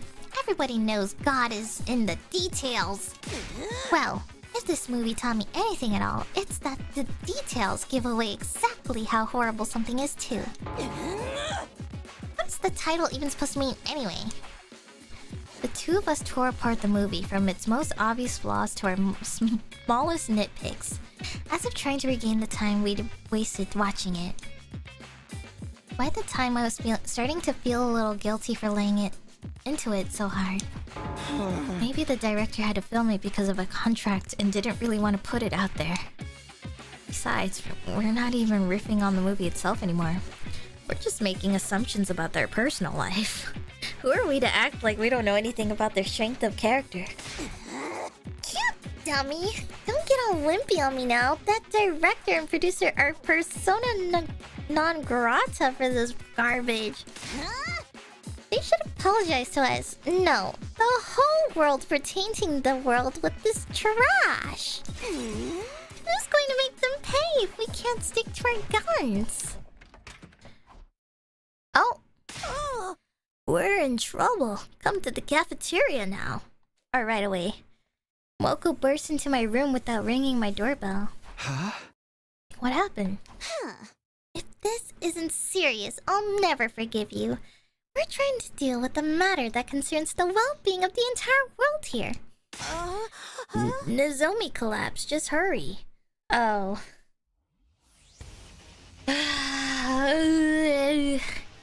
When Kurata and I arrived at the cafeteria, everyone was there except Nozomi.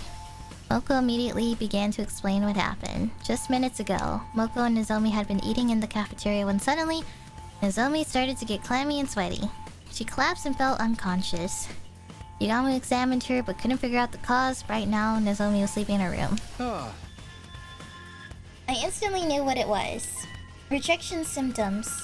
I told them that Nozomi had gotten the power of Cryptoglobin through a different experiment than the rest of us, and that her rejection symptoms were a ticking time bomb, but I wasn't sure why they'd kick in so early. It took longer last time. Maybe coming back from the future stimulated her hemoenema and hastened the problem. At any rate, I know what needs to be done. We have to get her to absorb hemoenema.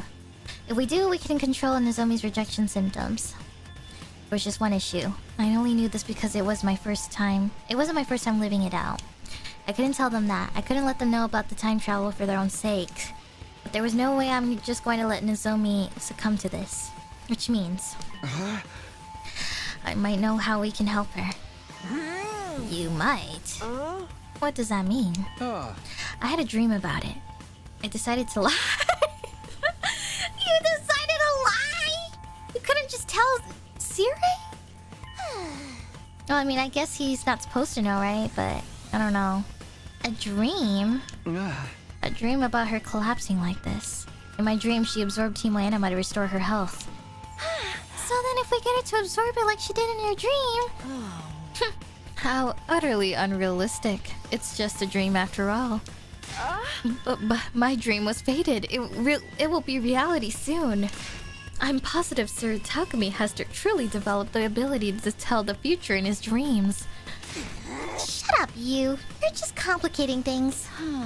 But if Takumi's dream is right, that means we can bring her back to normal with hemoenema. In other words, we can't do anything until the invaders show up. Nozomi's going to have to suffer until the invaders attack? Absolutely not. That's too horrible. No, we'll be the ones making an attack. Where would we attack them? At their relay station. They go from their main base to a relay station before they attack the school. I saw it in my dream. I can lead us there. God, now he's just using it as an excuse. I see. I would have been hesitant to make a move on their main base, but if we're going to attack a relay station, that's a different story. Hold it. Why are we just assuming Takumi's dream was a premonition? It's entirely possible we could go to this place he saw and there wouldn't be anything there. No, they definitely have a relay station. I've never been, but I know where it is. You mean Takumi really can predict the future with his dreams? It sure seems like he did this time, if nothing else. Alright, then all we gotta do is get on over to that relay station. I'm not sure about that. Huh? It is the duty of the unit to protect the school. What happens if there's an attack while you're away? It's just too risky. According to your dream, Kirifuji will get better if she absorbs enemy hemo, right? Then why not just wait for the next enemy attack? But there's no guarantee Nozomi can hold out that long.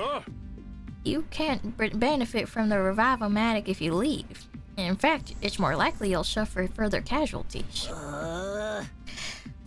That might be true, actually. It's way too dangerous to fight a commander outside the school. Then how about a task force? Like when we went to the second academy. It would let us diminish the risk.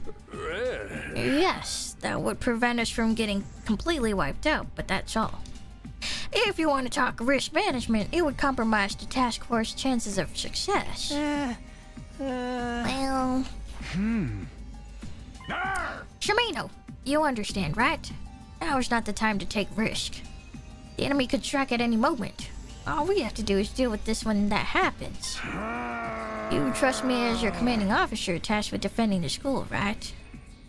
Zero was making plenty of sense, but... I knew I'd met you before. Oh. I knew I'd met you before. I'll go by myself. I know how to help her. There's no way I'm just going to leave her like this. You're that determined. You're ready to do whatever it takes to defend her. Is that what you do for someone who's just a friend? Who is Kirifuji to you, Shimino? She's not just a friend, she's an essential member of our team. Takumi, you have touched my heart with your words. I'll go with you. We can't abandon Nozomi. And I'm coming too. This is just what I need to sober up after my energy drink bender. I'm going too. As Nozomi's friend and part of the second team, I can't just sit around doing nothing. Everybody. Sir? Surely a task force is acceptable, yes? If it's the relay station I'm thinking of, it's possible to go there and come back in less than a day. Fine, but just 4 of you plus Kirifuji for a total of 5, okay? You'll let us do this? It seems pointless to try and stop you. Just make sure you're fully prepared before you go. Did Kurata go last time? Yes, she did. Regardless of this route or not. Got it. We'll start getting ready tomorrow morning and leave at night. We should be able to get to the base on day 40 and then we'll return on day 41. That should be fine, right? Yeah. Promise me you won't do anything reckless. Your #1 main objective is defending the school. We absolutely cannot afford any losses.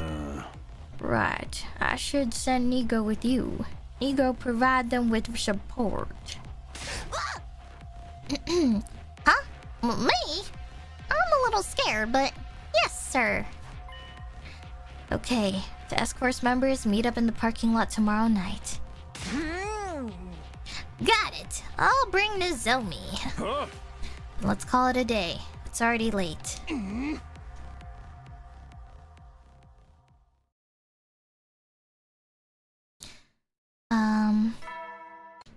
I need a stopping point. Shit.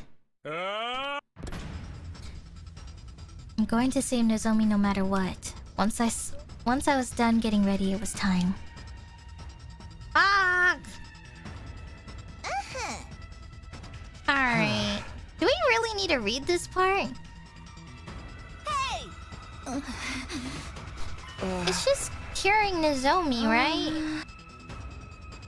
Should I just like skim through this? Yeah. We've seen Nozomi like this multiple times, so... I don't know. I'm gonna skim just a little bit. Like this part here, we don't really need the explanations or them getting on the bus. Alright, so they went there.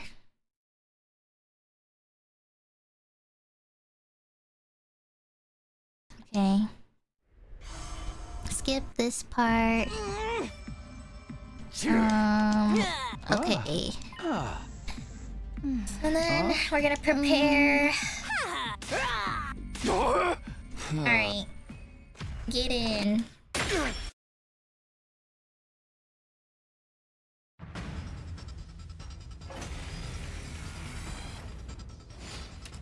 Okay. Skip.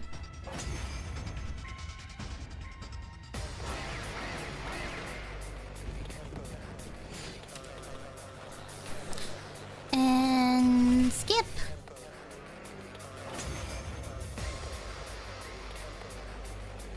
How do you like that? How's it feel to be the ones getting attacked, huh? What about the commander? If one is around, they should show up any moment now. Careful, everyone! Enemy reinforcements are coming! It happened right after Nico warned us. Alright, Quenzel. The bastard is flying around in the goddamn air! I'm gonna knock you off your smug Or perch, asshole! Quenzele. Ah! This makes things a lot harder! I'll handle this! Kurata, I'll whip up some surface-to-air artillery with my specialist skill and knock him down in one shot! Okay, take it away. Everyone else, cover Kurata.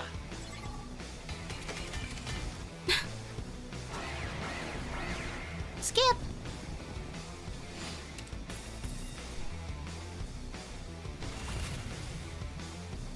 It's set! Told you it wouldn't take long!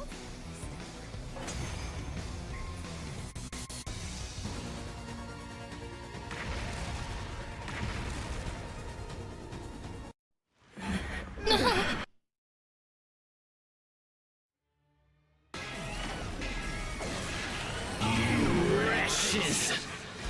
You wretches. Oh,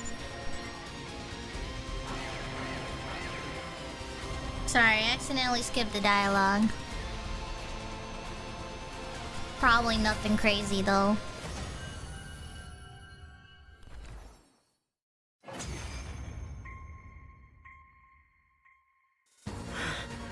The pain. It hurts. Why? Why would you do something so cruel? Do you really think nothing of doing such horrific things? We would have had peace here if you hadn't come and attacked. Well, that is true this time, but you're at fault for always attacking us! What are you talking about? You were the ones who attacked us first! Oh. We're the ones who attacked first? I don't understand. Is he trying to say humanity did something to destroy Earth? Takumi, we don't have time to listen to this sob story. We gotta do what we came here to do. Right. Yeah. What do you mean, what you came here to do? Please, no. No! Stop! I'm not ready to die! Crying and wailing, he tried to crawl away from us. Man, this is not the time for this shit. how about it, Miss Kirifuji? Can you do it? Well... Nozomi, if you can't handle it... No. I'll do it. Everyone put themselves at risk to fight for me. I'll take responsibility. We need to kill in order to survive, after all. Stop! No! I'll do anything! Please, forgive me! Nozomi, it's best not to listen to your victims' pleas. Hell with this guy. Do it, Nozomi. No! Stop! I'm sorry. We have to win this fight. No matter what it takes, we have to win. For the sake of all of humanity. Stop! You demons! Curse you! I curse you! Even if you kill me, I'll haunt you forever! No, not the haunting arc. Someday the punishment of God will befall you! I heard that one before from Ava.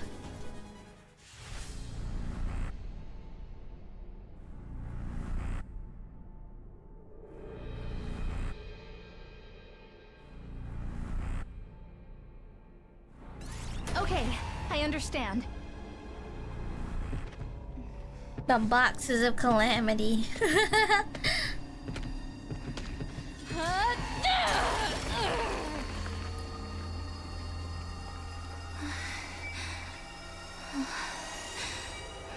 I'm sorry.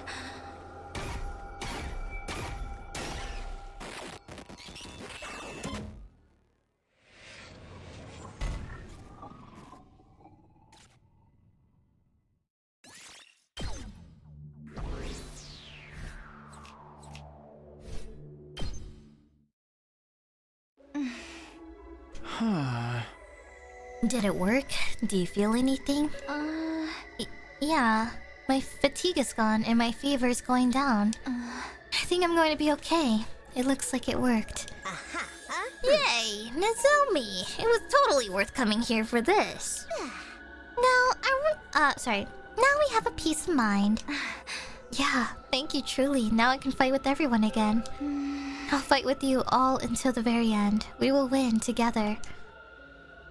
There was something awkward about Nozomi's smile as she said this. I'm sure the image of the commander's last moments is still lingering in her mind. But... thank goodness.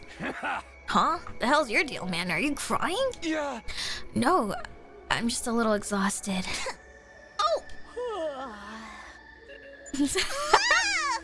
Well, I'm sure everyone else is worried, so let's hurry back to the school. All aboard the school bus. We boarded the school bus and made our return voyage to the academy. Nobody said anything on the bus. Sure, part of it was exhaustion, but despite saving our friend, the episode had left a bitter aftertaste in our mouths.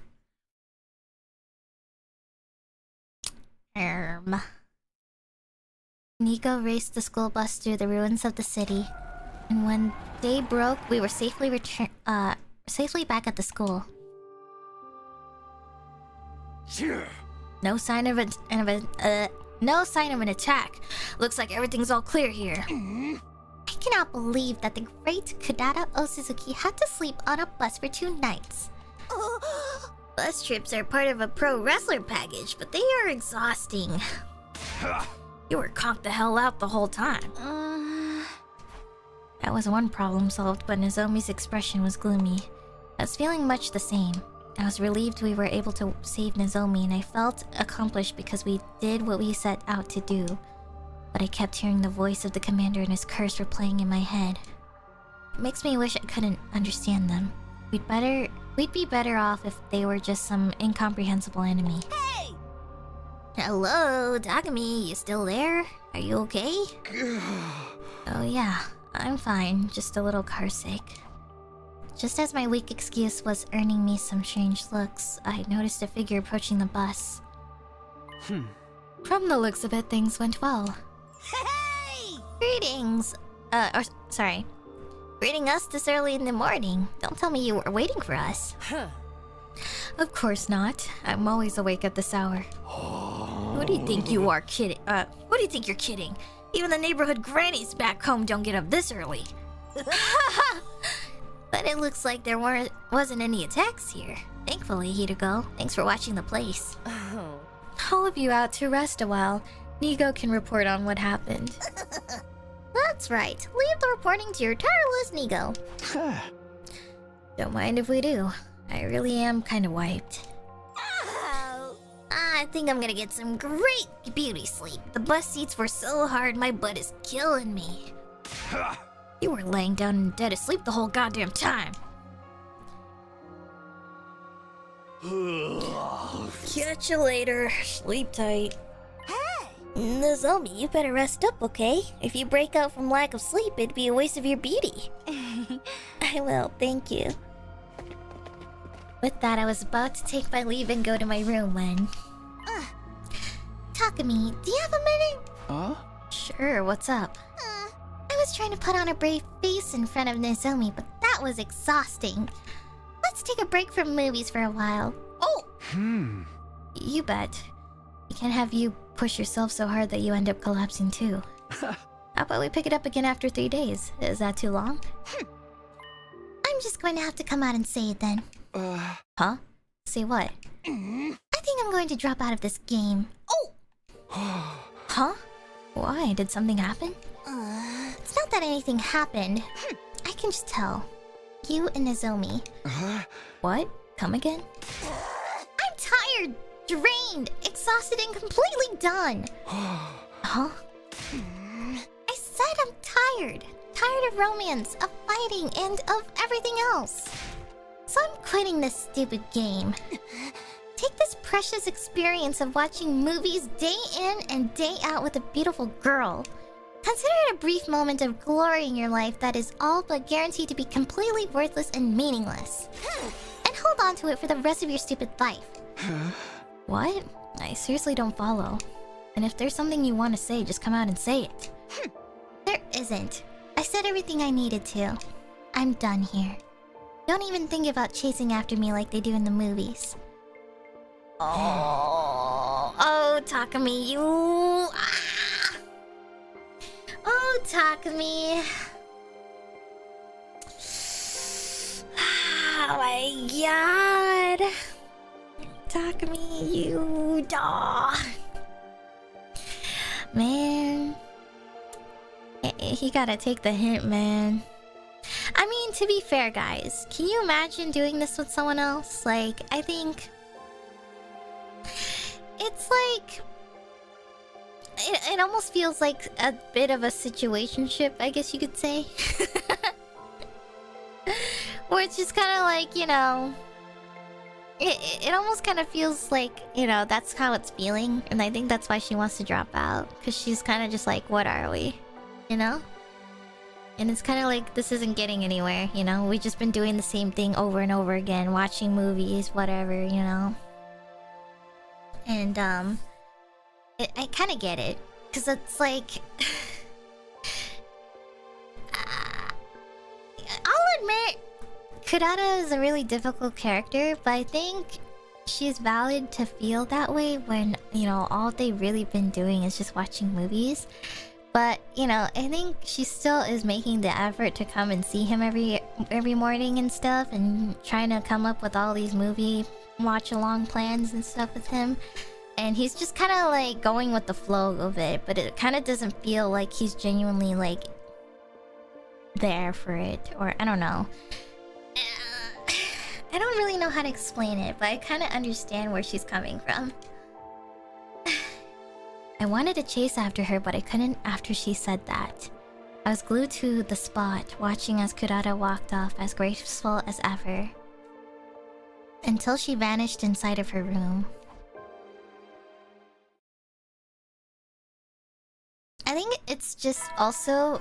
The other thing too is that she just doesn't know. Or sorry, he doesn't know. He doesn't know himself if he likes her, so I think that's just what's bothering her. And also, sorry guys, but I really need to find a stopping point, and I really want to reach day 50, but like I need a stopping point right now because I have somewhere I must go to, and I need to end here sooner so I can have some time in between. So I think I probably will take a stop here, and we can pick up this. Yeah, it's a cliffhanger, but we will try to pick this up again. Hopefully. Next week, I believe. I'll even double check if I even have it there. Probably might be on Monday, so... yeah. But I think I want to put a stop here since it's like about the 5-hour mark and stuff, so... Oh shit, I clicked. Ah! Well, I saved, so I think it's fine. But yeah, I think... this would be a great place to stop, so I think we'll go ahead and do that. So thank you guys, thank you guys, everyone, so much for staying. It really does mean a ton to me, and I appreciate you all for joining me on my 100-line journey every week. And so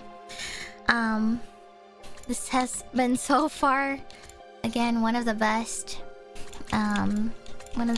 games this year so far, so I'm really into it. So thank you guys for watching, and we will try to pick it up again next week, so I'll let you guys know. So thank Thank you guys. Alright. Oh my god, that scared me. Oh my god. I can't believe we got into a completely non-serious route though. It's actually kind of crazy. I thought we were going to like go deeper into the whole Hiroko situation, but it turns out that we are just in a completely... I don't even know anymore. This is just kind of crazy. All because I wanted to kiss. I know! I didn't think it was going to turn out like this. It's kind of crazy. We like made a huge turning point in this whole story. So it's honestly kind of crazy when you think about it. But yeah. This is really funny so far. But I want to see what the other ones are too. Because I'll be honest, I'm still pretty biased towards Tsubasa quite a lot. So I feel like maybe he will click a little better with her, but I'm not sure. I do want to see the end of Kurata though, because I think she's still a really good one though. I think maybe all of them are going to be really good in their own ways. But I'm always going to be biased towards Tsubasa, because I feel like Takumi kind of just needs a slightly more normal girl for him. Like, I think Tsubasa and Nozomi are just like his type, I feel. Or I guess a bit more easier for him, so... I am curious, yeah, I'm curious about Kyoshika. I think Tsubasa's probably gonna be last, I think. Just my thoughts, but I feel like it's gonna be Kurata, Kyoshika, then Tsubasa. So, I think that's how it's probably gonna go.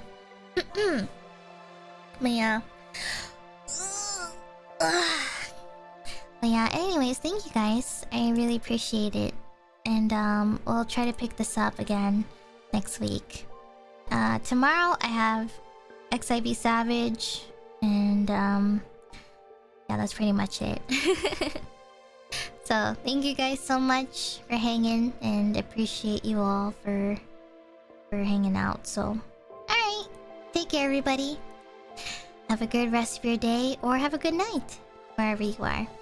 Alright, make sure to take care of yourselves and take care. Alright, bye everyone. Otsubish. Bye bye everyone. Bye.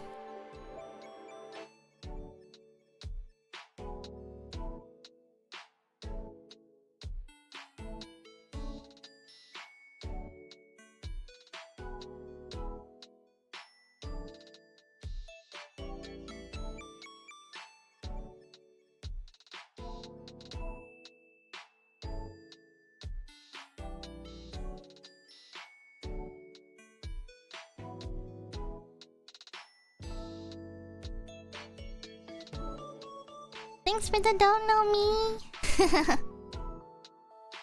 Special Defense Unit, fight on.